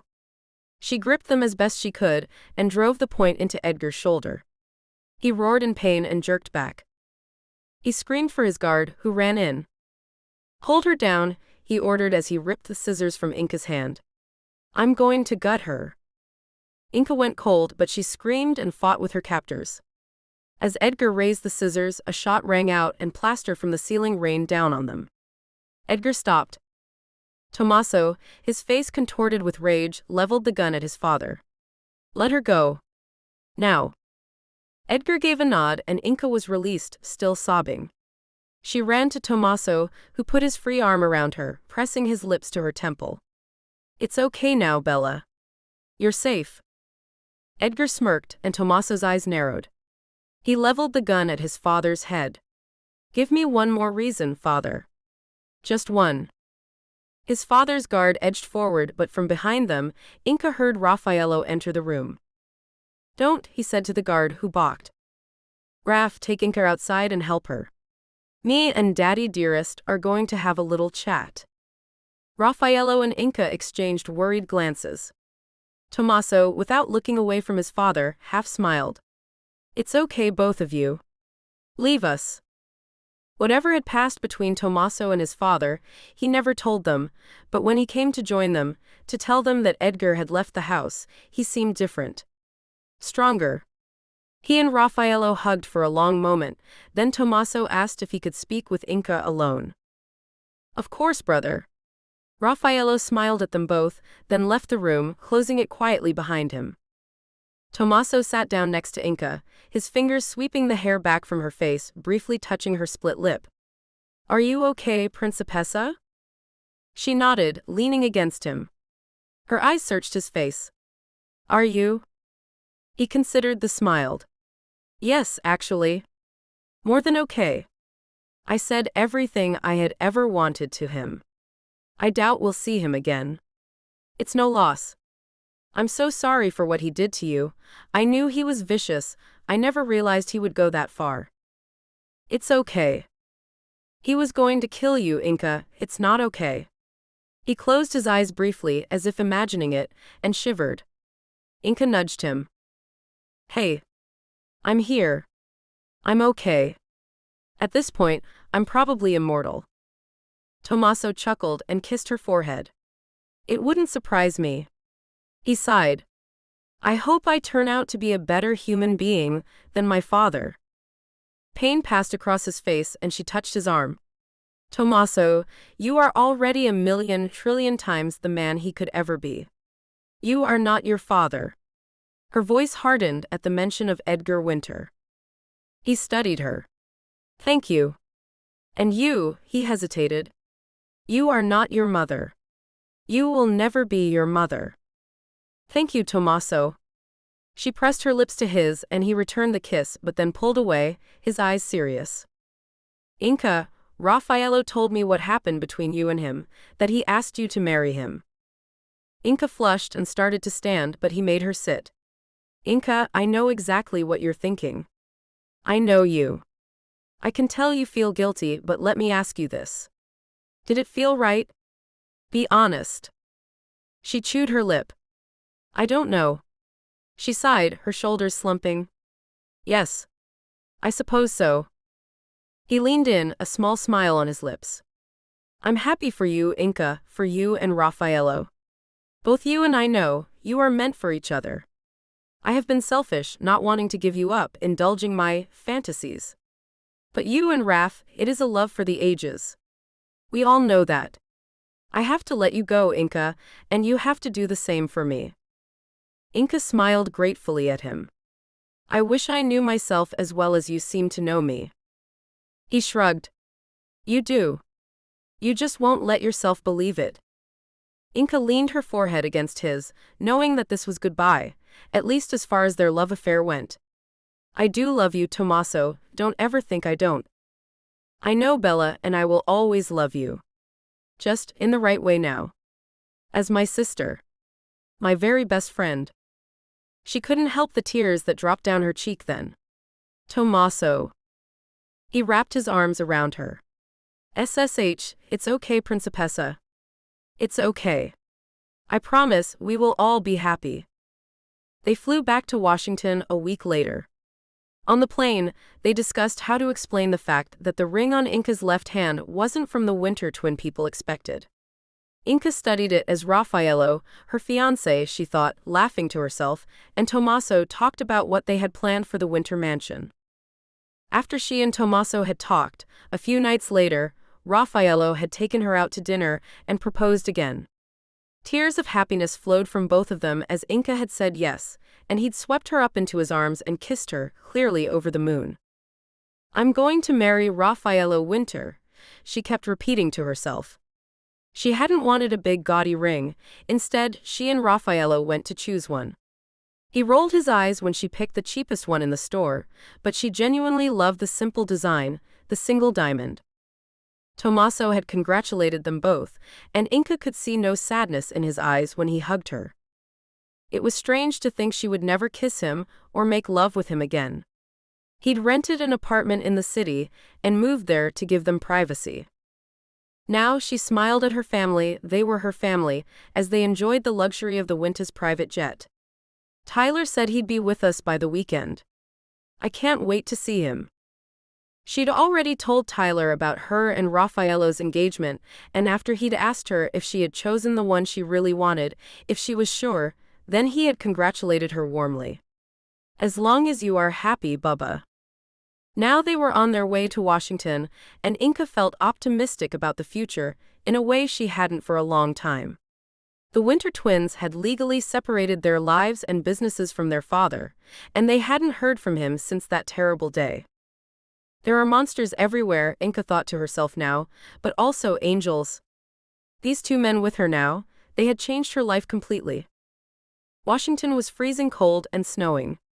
Tommaso grumbled, to Raffaello's and Inca's amusement. Does it ever get warm in this godforsaken place? They went straight to the mansion, which seemed like a place from another time for all of them. Inca was smiling until she saw the bloodstains on the stone steps. Luna's blood. Someone had obviously tried to clean it, but when it had frozen, the blood had leached into the porous stone and stained it. Raffaello put his arm around her. We won't have to see it much longer. They had decided to sell the mansion and move everything back to Italy. Inca was glad. Although she had always loved her home state and her own country, she didn't feel like she belonged anymore. She didn't belong anymore. Raffaello touched her cheek. Let's get warmed up. Then we can talk about what our plans are. Ollie saw the limousine snake up the hill to the Winter mansion, and felt his body tremble. She was back. Inka had called him, somewhat nervously, to tell him she was coming to visit, to settle Nancy's matters, and to say goodbye. She was really leaving for good. Ollie couldn't quite get a handle on it. He'd expressed his sadness, and Inka had cried a little. It's not like you don't have a passport, she had said eventually, a little annoyed, and he'd laughed then. That's better, now you sound like you. He heard her chuckle. I miss you, Ollie. I miss you too, Inks. Now she was home, and he was strangely nervous about seeing her. They'd agreed to meet the next day and talk. Then later in the week, Inka asked if they could go and lay some flowers on Luna's grave. Of course we can, Ollie said softly, letting Inka know he didn't blame her for what had happened. He drove back to the police station and pulled off his coat. He felt as if this visit, Inka's last visit home probably, would be one where they would hash out everything. Ollie had never forgiven himself for how he'd behaved when she'd met the Winters. His jealousy, he knew now, had made him go crazy for a while, buying the soccer apartment and not telling Inka, and buying that hideous house in the woods. What the hell had he been thinking? Since Luna's suicide, Ollie had been seeing a psychiatrist and taking medication. Both he and Luna had been diagnosed with a personality disorder, but had left it untreated all their adult lives. He was sure now that that was why he had dumped Inka in the first place. If they'd both been treated, maybe Luna and Scarlett would be alive now. Gosh, the things we do to each other. Hey again. Her voice broke through his reverie, and he realized he had been daydreaming. Belinda stood in front of him. Would you like to come to the new coffee shop? He was silent for a moment, then smiled coolly. No, thank you. Actually, I need to run some errands, so… He got up. Belinda looked surprised. Oh, okay then. Hey, come over for dinner later, to the house I mean. It's just an Irish stew, but there'll be plenty to go around. He inclined his head and smiled. Thank you, but not tonight. I'll be seeing you. Belinda. He left quickly, aware he had surprised her, possibly even hurt her feelings. He climbed into his car and sat for a while, watching her walk down the street. Maybe he had been too dismissive. Belinda? He got out of the car as she turned. I'm sorry. I was rude. I can't make dinner, but yes, shall we grab a coffee now? He was surprised how grateful she looked and felt better. There was no need for any unpleasantness. After all, he needed all the friends he could around here. Tommaso excused himself at 10 p.m., and Inka and Raffaello walked slowly up to their room. A good meal, 2 bottles of a superb red, and Inka was feeling very chilled out. Raffaello grinned at her. You are drunk, Miss Sardi. She giggled and wound her arms around him before suddenly her face dropped. Frowning, Raffaello looked in her eyes. What is it? Oh gosh. What? My name will be Inka Winter. Raffaello burst out laughing, half with relief. Gosh, you scared me. I thought something was really wrong. It is. My name will be Inka Winter, she moaned, but seeing her lover collapsed with laughter, she started giggling too. Stop laughing, you with your sensual name. Think of your wife's humiliation. He pulled her down on top of him, rolling her onto her back on the bed. If it bothers you that much, keep your name. Or I'll take your name. She stopped, looking in amazement at him. You would do that? Raffaello nodded. Of course. I would be happy to give up the last thing that my father gave me. How does Raffaello Sardi sound? She grinned. Italian and seductive as all hell. Then it's decided. He kissed her, his lips moving against hers slowly. Now we just have to decide when to get married. Let's talk about that, but not now. Not while I can't concentrate on anything else but your face or your eyes or… Raffaello grinned, his hands already pushing her dress up. I need you, mio caro, it's been too many hours. He moved down the bed and buried his face in her. Gosh, Raf. Inka let herself relax into the heady sensation of his mouth on her. She smiled down at him. Her fingernails dug deep into him. Inka loved it when he got all riled up like this, dominating her body, his hands pinning hers above her head, his mouth rough on hers. His teeth nipped at her lower lip, he growled her name again and again. My gosh. My gosh, Inka breathed, her body vibrating with pleasure as they panted for air. It just gets better and better with you. Were you holding back before? I mean, when we were with? Raffaello nodded. A little, I admit. Some of Tommaso's kinkier things, like when he used to watch us, I didn't mind him doing so.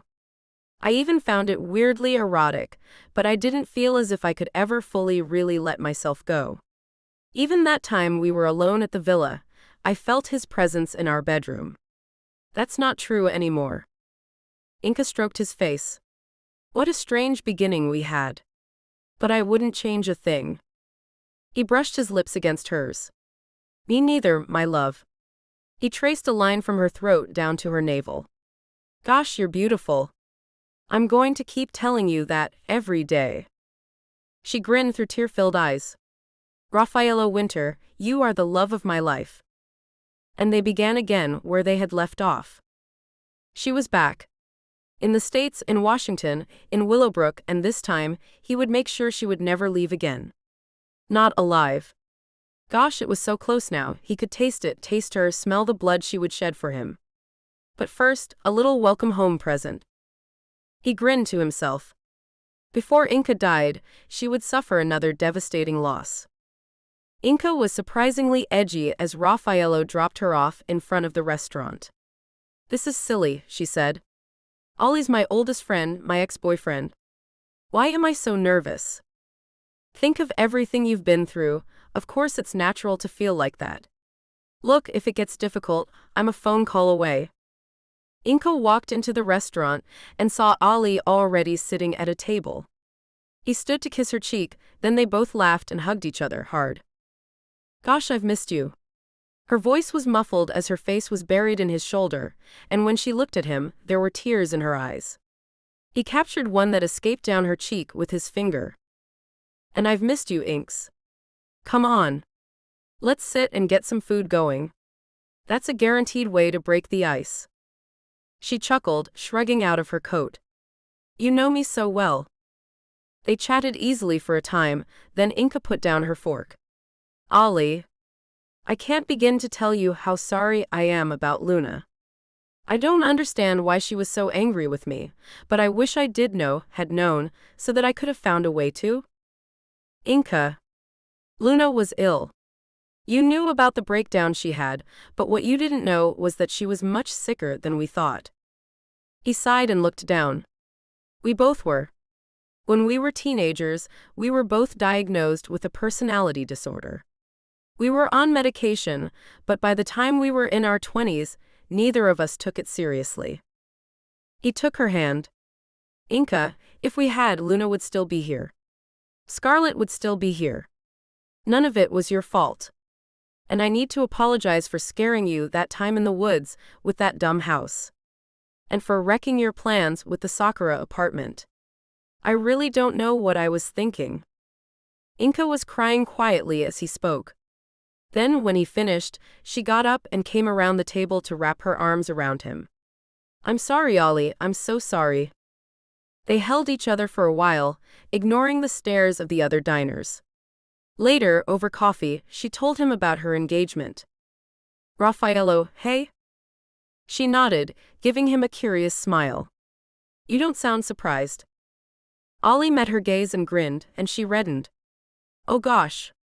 Does everyone know? Ollie chuckled at her embarrassment. No, of course not. Don't worry. I found out by accident. During a crazy moment. Inka put her burning face in her hands. We really need to invest in drapes. Ollie laughed. That might be a good idea. Well, she said, sighing, it's irrelevant now. I'm marrying Raffaello. How's Tommaso about that? Ollie shrugged when she gave him a meaningful glance. I just know what it's like to lose you, is all. No one is losing anyone anymore, she said determinedly. She had no idea just how wrong she was. Tyler Sardi arrived back at SeaTac and hailed a cab, eager now to see his daughter. And her fiancé, he thought to himself with a smile. Maybe things were finally going to be good. He hadn't called ahead, wanting to surprise them. It was already late, and he wondered if he should get a hotel room for the night. He decided he would and went into the city first, before heading out to see if he could grab something quick to eat. He wandered down to the waterfront and ate some hot chowder. Afterwards, he wandered along the piers until it got very late. He was about to walk back to his hotel when he saw a familiar face. Hey, how are you doing? His smile spread across his face. He was still smiling when his throat was slashed open and he was pushed into the dark, freezing waters of Elliott Bay. Inka hugged Ollie goodbye. She saw her friend give Raffaello a friendly wave as she got into the car. How was it? Raffaello kissed her softly. Great. Really great. He sent you congratulations, and he said the dumbass commiserations because he knows how much trouble I am, she chuckled. And Raffaello laughed. You're glowing, he said, smiling, and she nodded. I'm with you, she said simply. At home, the house was quiet, and they went straight to their room. Desire pulsed through Inka's body, and Raffaello took her hand and led her to the bed. He slid his hands under her t-shirt and pulled it off, kissing from her neck down to her belly. Inka gasped under his touch, waves of pleasure shuddering through her.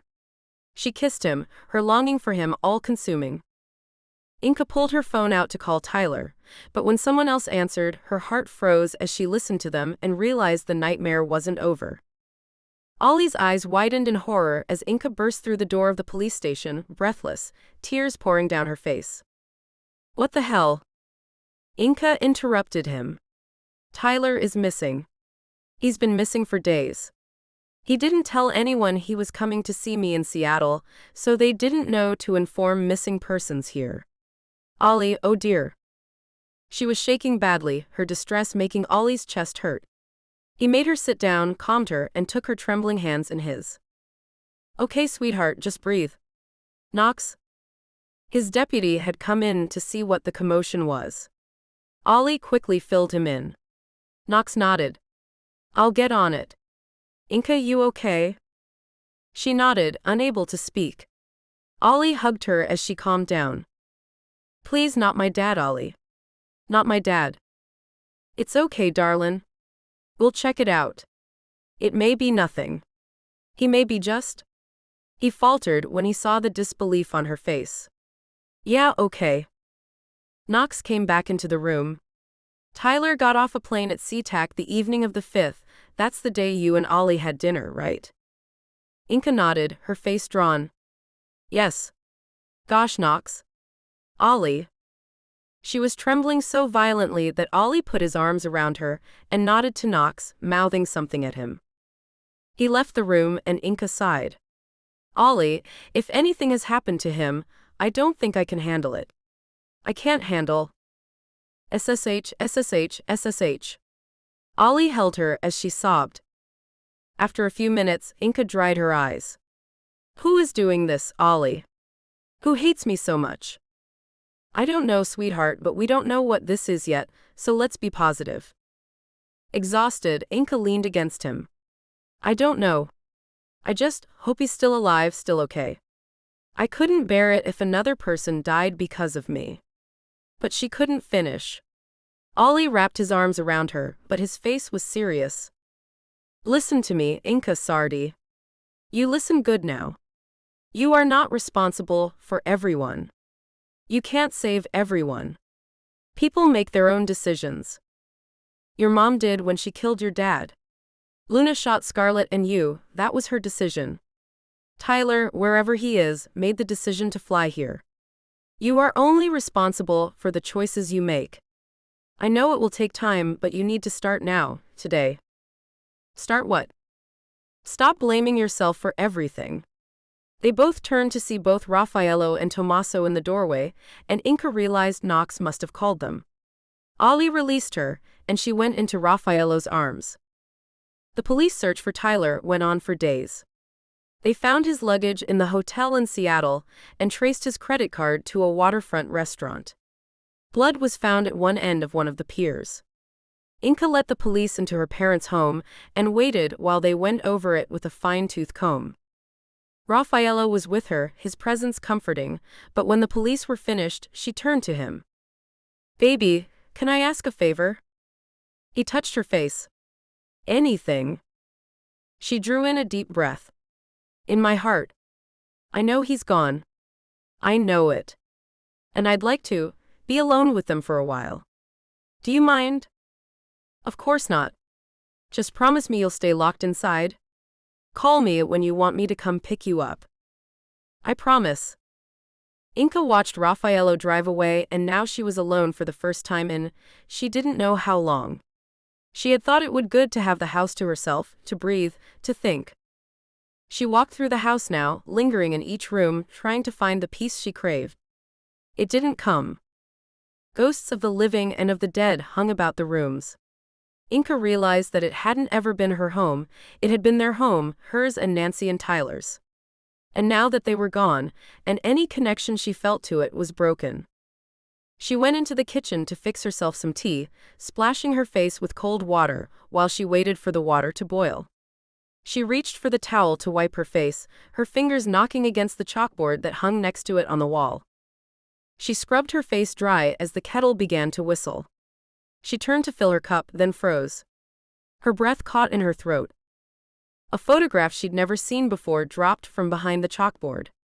Nancy, Tyler, and herself. It must have been on her birthday last year. Scarlett had photobombed them, and Luna and Ollie were at the edges of the group. A year. Just a year. Inca took the photo and sat on the floor of her parents' kitchen. Once again, she went over and over everything that had happened, looking for a clue that might tell her why.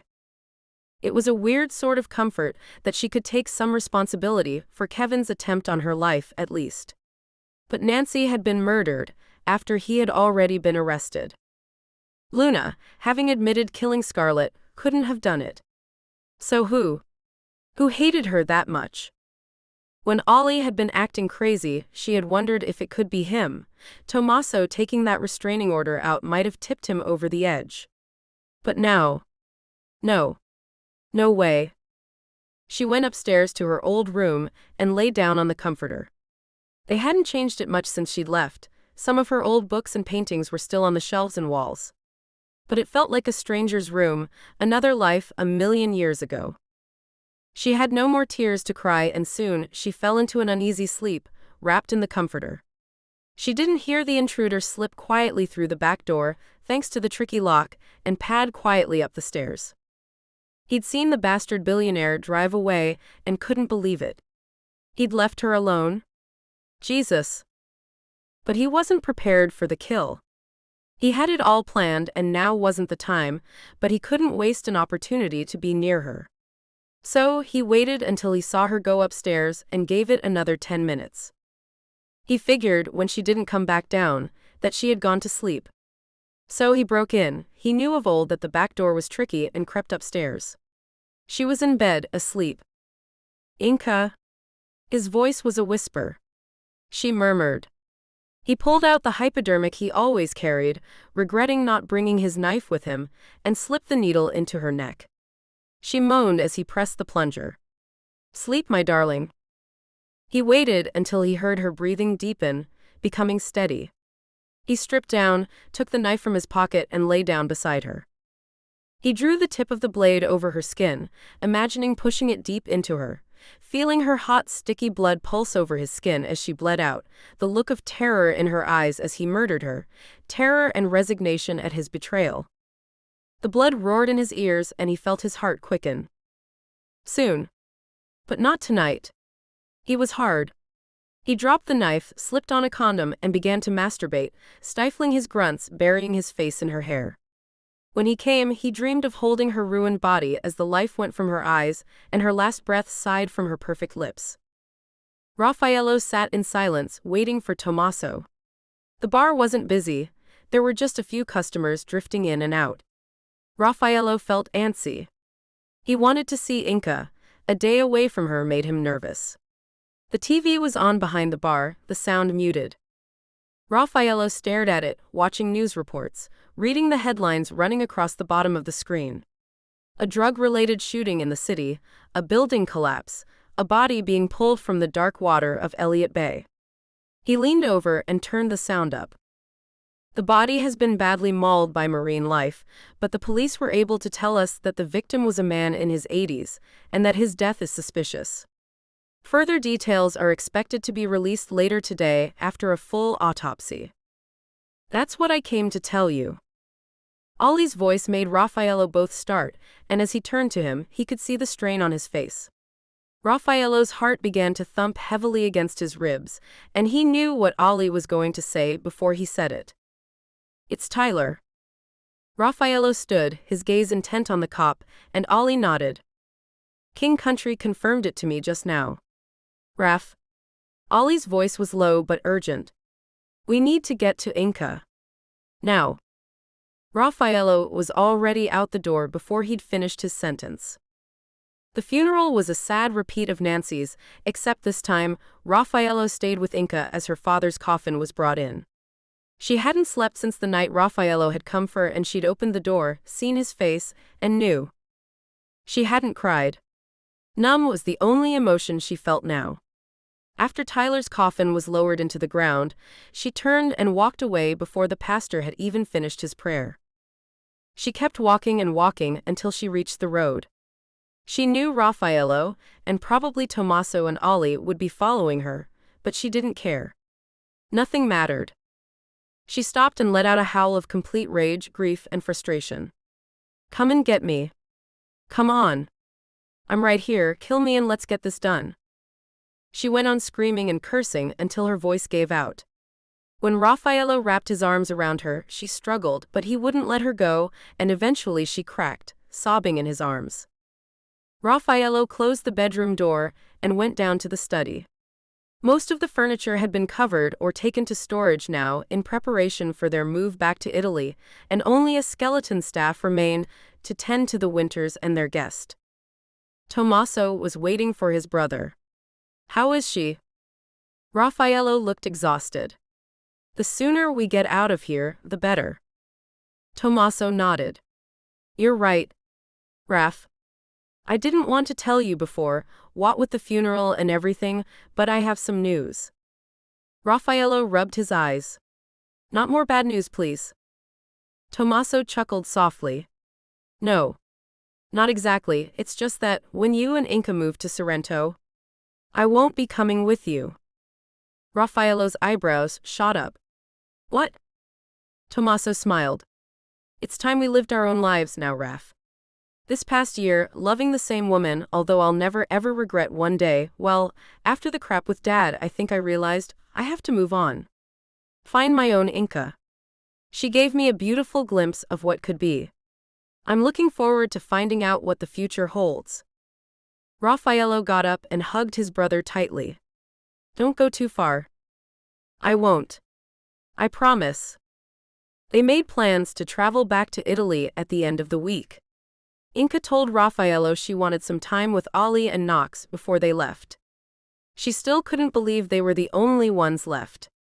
So much death, so much sorrow. Ollie opened the door, and Inka saw he was wearing pain-spattered overalls. He looked sober, and even Inka couldn't believe it, relaxed. He held up a brush. Painting the living room? Come on in. She followed him into the kitchen and studied him as he made coffee. You look remarkably chipper. He grinned, and he looked like the Ollie she'd loved and adored for more than half her life. Chipper? Make sure you drink your coffee with your little finger out if you're going to come around here using them posh words. She giggled. Loser. Seriously though, I mean it. He shrugged, flushing in embarrassment. Took some time off. I needed this time to get my head right. Sort out my priorities. Let other things go. He gave a small laugh. It's been good, I've been regrouping. Inka said nothing, sipping her coffee. Ollie's overalls were spattered with green paint, and she nodded at them. Suits you. How's things with the whirling derp? Ollie had told her, hesitantly, that he'd kinda been dating Belinda Clements. Inka's reaction had been unexpected. She'd burst into peals of laughter and told him to have at it, but boy am I going to make you suffer for it. Ollie snickered but tried to look disapproving. All right. His smile faded. How's things at home? Inka sighed to herself. She could see behind the question. She spoke carefully when she replied. I'm getting there, Ollie. It'll take some time. It will. Look, for what it's worth, I think you're doing the right thing. A new start. I hate to admit it, but I like your Raffaello. He's a good man. Inka grinned. Still not keen on Tommaso then? Ollie laughed. He's okay too. Inka smiled, but then her face became serious. You know, you'll always be welcome in Italy. For however long. Ollie nodded. You're sweet, but I think it's time for me to build my own new life. Inka raised her glass to him. Here's to a new life. Later, Knox came to pick her up and they decided to get pizza and go back to his place.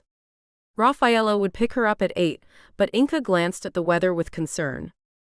Another winter storm was coming in, and the snow was getting really heavy. She and Knox talked and ate, but she couldn't help being a little nervous about Raffaello in the snow. She kept looking at her watch. After the fourth time that Inka glanced at the clock, Knox grinned. He said he'd be here at 8, and he'll be here at 8. She grinned. Sorry. It's just, finally we get to be happy and it would just our luck if the weather, well, you know. Knox rubbed her shoulder but said nothing. Inka smiled at him, then frowned when she noticed he wasn't looking at her. What is it? What's up? Knox sighed. Oh, you know. I just wish I had what you and Raffaello have. What Raffaello has. Inka swallowed, embarrassed by the compliment. Knox? You look really beautiful tonight, Inka. Inka glanced down at herself, a simple white t-shirt, admittedly a little skin-tight, and old tattered jeans. She looked at him, askance. You need your eyes tested. Knox's face was red and he threw back the rest of his drink. Sorry. He got up and went to the kitchen. Inka hesitated for a moment. She hated to see him like this, shy, embarrassed. Knox? I'm good, Inka, really? I'll be out in a sec. His voice seemed normal. She shrugged and glanced again at the clock. Raffaello would be in here in 5 minutes. Gosh, she hated herself for saying it, but she hoped Knox would go. She wanted Raffaello all to herself tonight. Knox came back, handing her a soda. She waved the tea remote. Wanna watch some crap? He smiled. Sure thing. Inka flicked through the stations until she found a comedy show. She grinned and turned to him. Knox? Knox, calmly but forcefully, slammed his fist into her temple and everything went dark. Raffaello couldn't wait any longer. He wanted Inka to have her time with her friends, but the snow was turning into a blizzard now, and he had no intention of sleeping apart from her tonight. He left a note to tell Tommaso where he was going, then got into his car. The storm was bad. By the time he got into town, it was hard to see out of the windshield. Raffaello knocked on Knox Westerwick's front door and waited. Strange. No answer. He knocked again. Knox? Inka? Nothing. His heart began to pound. He went to the window and looked in. There was nobody there, but something caught his eye. A smashed bottle and blood. Not much, but drops of it on the floor. Raffaello cussed and went back to the door, kicking it in easily. He dashed into the living room and stopped, terror screeching into his veins. There was more blood on the floor. Raffaello grabbed it and turned, and his heart stopped. In blood. Inka's. Scrawled across the wall were written 6 words. You'll never see her alive again. Everything fell into place. Knox Westerwick, the easygoing cop, the flirt. Everybody's buddy. As Raffaello raced out of the house and into the snow, towards Ollie's house, he could only think one thing. How did we not see it? Ollie took one look at Raffaello's face and knew. Jesus, no. It's Westerwick, Raffaello spat. He's taken her. There are signs of a struggle at the house and blood, and a message. Ollie held up his hands. Now wait. We don't know that it's him. Someone might have taken them both. Raffaello fumed, his terror making him antsy, but Ollie was right.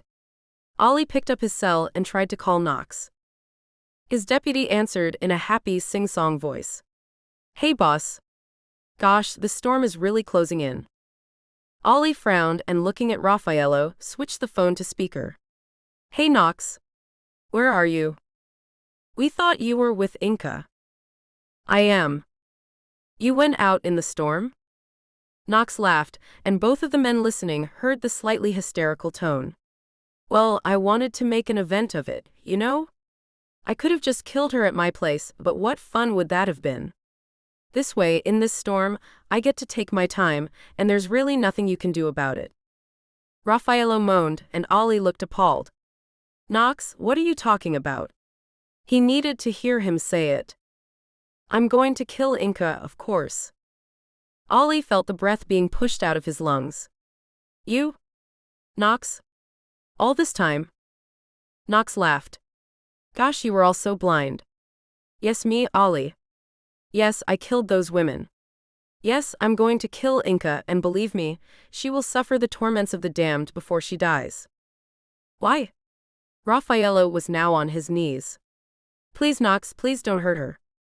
There was a silence on the phone then, in a mocking voice, Knox said, I'm sorry you won't be able to say goodbye before I stab her to death, Winter, but you should never have loved her. She is mine. The line went dead and Raffaello howled. Ollie grabbed him, trying to calm him down.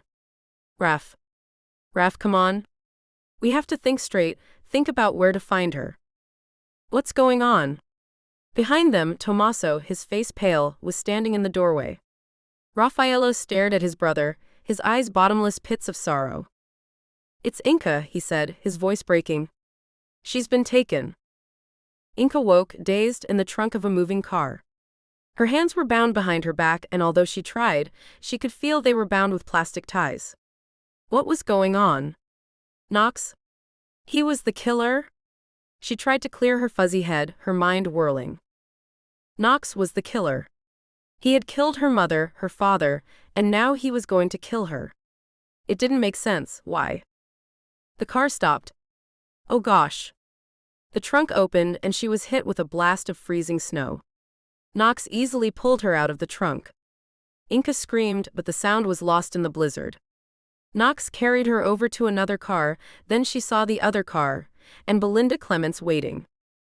Hey you, Belinda said as Knox dumped Inca into the new car's backseat.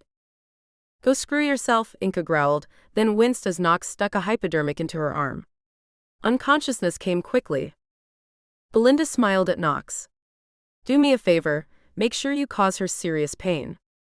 Knox was stone-faced. A knife in the gut will do that, I think I can promise. Get inside, we have a phone call to make. Belinda smiled as they walked into her house. I still don't know why we have to bring Ollie into this. Because, Knox said impatiently. With the storm, they won't be able to bring in any more police, and I get to take my time with Inca. Now call your damn boyfriend. Panicking, Ollie and the Winters made a list of where Knox might take Inca. He'll want to take his time, Ollie said, feeling sorry for Raffaello as he said it. So it'll be somewhere that's not easy to find, or which would be cut off in the snow. Ollie got a map out and began to circle where he thought they might be when Raffaello put his finger down on the place he'd first met his love, the Winter Mansion. Ollie shook his head. It's too obvious. But Tommaso agreed with his brother. I'll go with you. Raffaello shook his head. No, we need to cover as much ground as we can. I'll go to the mansion. They decided Tommaso would go to Tyler's house, and the twins left Ollie to search the town. He was about to leave when his cell phone buzzed. Belinda. He made an annoyed sound. Belinda, this isn't a good time. I'm sorry. He's here. Who's here? A flash of irritation took before what she said had sunk in.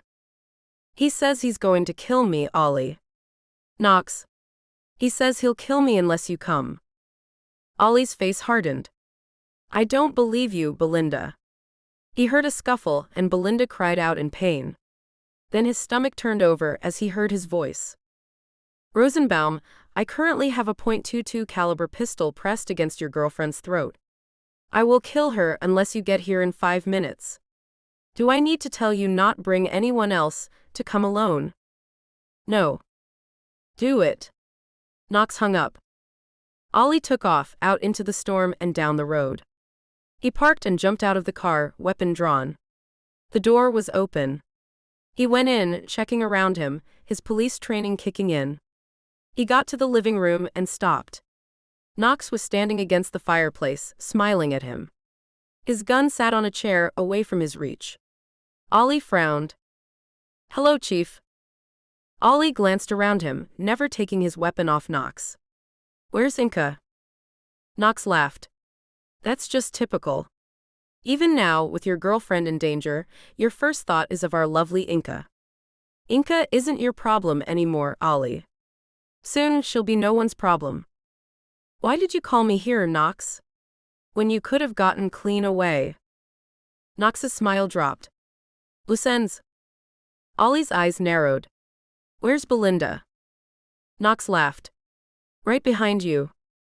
And then there was pain, a searing, shocking blow, and Ollie's head felt like it had exploded. Ollie dropped to his knees. Another blow, and then there was nothing.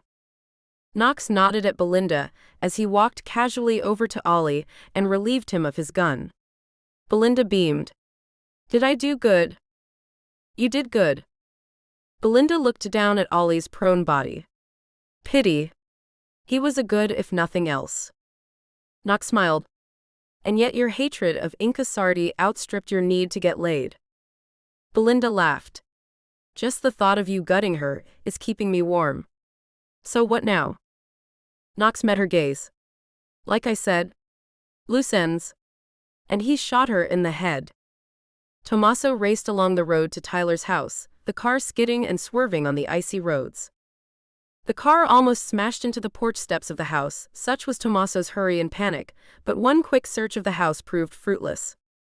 He was back in the car in seconds and racing back towards town. Then he stopped as he reached the main street. Ollie's car was outside another home, one he didn't recognize. He got out of the car and searched around, calling Ollie's name, the blizzard taking his words and flinging them to the wind. Then he saw it, glinting, half buried in the falling snow. He went over and picked it up. Inca's watch. His heart began to beat fast. There were tracks leading away from where the watch was, half hidden now by the snow. A movement to his side caught his eye, and he looked around to see Ollie, blood pouring from his head, staggering from the house. Tommaso dashed to help him, moving back into the house out of the blizzard, kicking the door shut behind them. Then he saw her. A woman dead, prone on the floor. Jesus! Tommaso stepped over her and checked her pulse, but it was obvious she was dead. It's Belinda. She was working with Knox. He killed her. I didn't. If she was working with Knox, then she got what she deserved, Tommaso spat. He grabbed a towel from the kitchen and pressed it against Ollie's head wound. What happened? Ollie gave him the basics. Knox is insane, man. He'll kill Inca. I know it. Tommaso's face was pinched and pale as he pulled out his phone to call Raffaello. I think Raff was right. If he's this petty, he'll want to kill her where it'll hurt us the most. Our own home. The snow was 3 feet deep by the time Knox pulled Inca from his car and marched her, hands bound behind her back, into the night. She shivered uncontrollably as the freezing air hit her skin. She recognized the garden immediately, and she gritted her teeth. Bastard.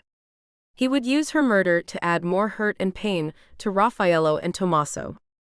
Bastard. Knox pulled her into the open garden, a vision of pure white snow. The killing ground. He'd fixed up a light so that it shone in a pool on the snow.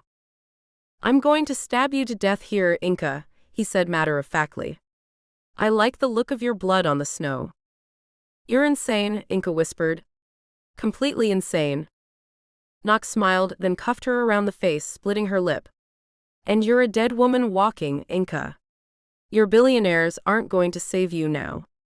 Listen. All around them, all she could hear was the cold wind, the snow whipping around her.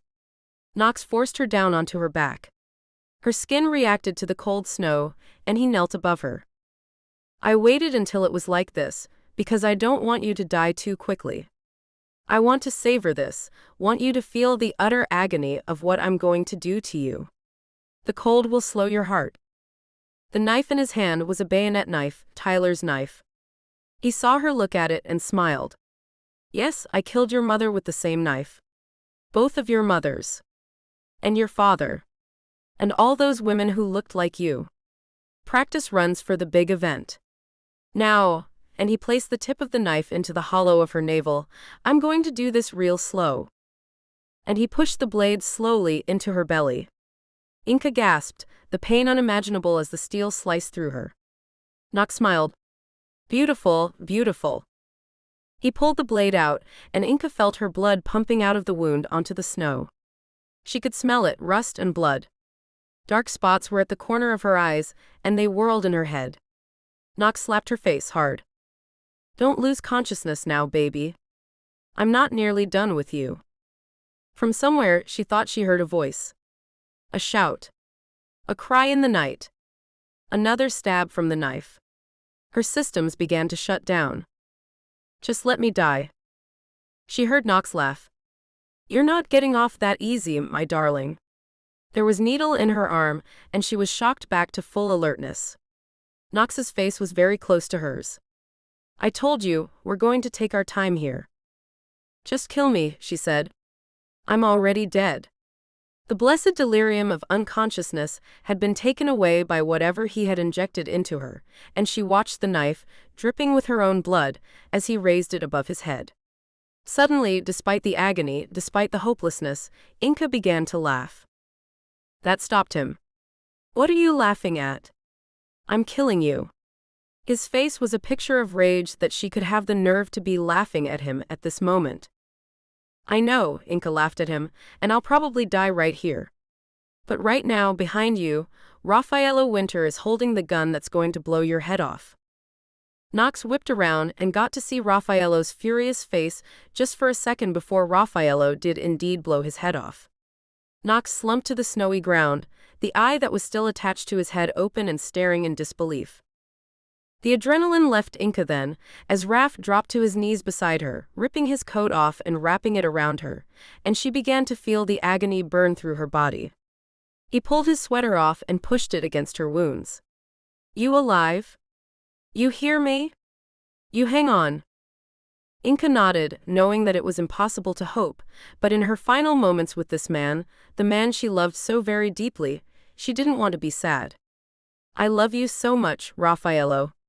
So very much. Raff's face was pale, but he had never looked more gloriously handsome to her. And you are my life, Inca. Please, I know it's bad, but please try. She leaned her head against his chest as he carried her back to his car and laid her in the passenger seat, grabbing a blanket from the front seat and tucking it around her. Keep talking to me, Inca. Keep putting pressure on your wounds if you can. I have to drive us back through the storm. Raffaello saw she was shivering violently now and knew the cold, and the blood loss meant her body was going into shock. Gosh, please no. He was having a hard enough time seeing her so badly hurt, dying. No. No way. Inca, his love, his life, was going to be okay. Inca touched his face. Where's Tommaso? Raffaello hesitated. He's dealing with Rosenbaum. Ollie's pretty badly hurt. Inca's eyes opened wide. What? Another pause. Nox attacked him, knocked him out. We think your old friend Belinda had something to do with it, but it doesn't matter anymore, she's dead. Inca moaned softly and he looked around. Inca. I'm okay, are you or Tommaso hurt? Raffaello swallowed. No, we're fine. Look, we've got some people just up here. Rosenbaum gave us a few places he could think of, so we split up. It was just luck that I found you, my darling. I'm so sorry. You saved me. Her voice was growing weaker. Inka, stay with me. Keep talking to me. I love you. Raffaello couldn't help the tears that poured down his face then. I love you, Inka Sardi. Don't you dare die on me. You're so sexy when you curse in that accent. You want to pull the car over and we'll get busy right now. He laughed. Even now you're making jokes. He knew why she was doing it, so that if she died, he would at least have a happy memory of their last moments together.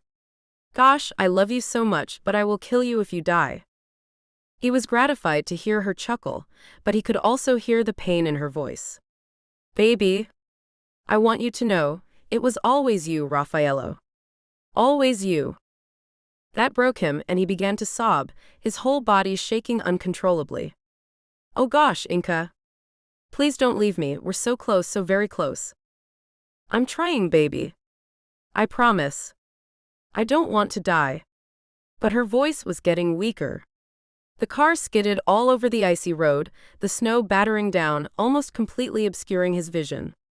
For a second, just a second, he considered pulling the car over and dying with her, but something was stopping him. The promise, the hope for their future. We have survived so far, we'll survive now. There is a reason I love her as much as I do. He reached back and held her hand for a moment. We're going to be okay, Inka. I swear we will.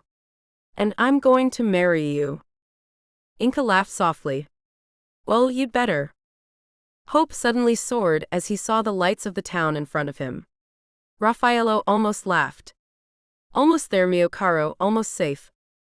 Inka was silent and Raffaello, half-crazed, looked around. Her eyes were closed, the blanket soaked with blood. No.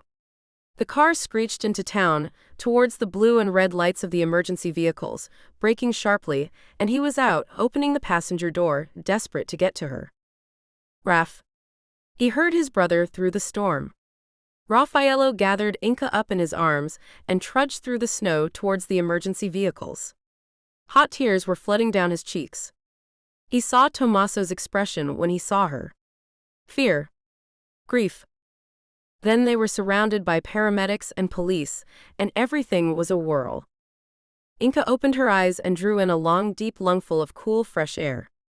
Alive. There was pain, yes, but nothing she couldn't handle. Because there, right in front of her, Raffaello Winter saw her eyes had opened, and his smile was better than any morphine. 3 months, 4 days, 6 hours. That's how long they had been back in Italy. Back safe alive. Inka stroked her fiancé's face, marveling at his glorious beauty, the way he looked at her, the feel of his arms around her body. They sat in their bed, in their new villa in Naples, across the bay from Sorrento. They'd decided, like Tommaso in Venice, like Ollie in Portland, on a new life, a new home. It was summer, and the evening was sultry. They had dinner in a small trattoria in the city, then walked back up the hill to their home. As they walked into the villa, Inka had pulled her little white dress over her head, looking back over her shoulder at a grinning Raf. She lost her panties and her bra on the way to their bedroom. Raf lost his shirt and pants. Now they held each other, enjoying the feeling of skin on skin. Nothing was hurried, nothing was desperate. They knew they had forever. Inka glanced down at him and smiled. They made love slowly, leisurely, shuddering and vibrating, kissing each other and murmuring their love. Outside, the sun slid beneath the horizon and lit up the sky with fire as the lovers, catching their breath, began all over again. The end. Thank you for listening. If you enjoyed this audiobook, please follow us to be notified of new Billionaire romance audiobooks.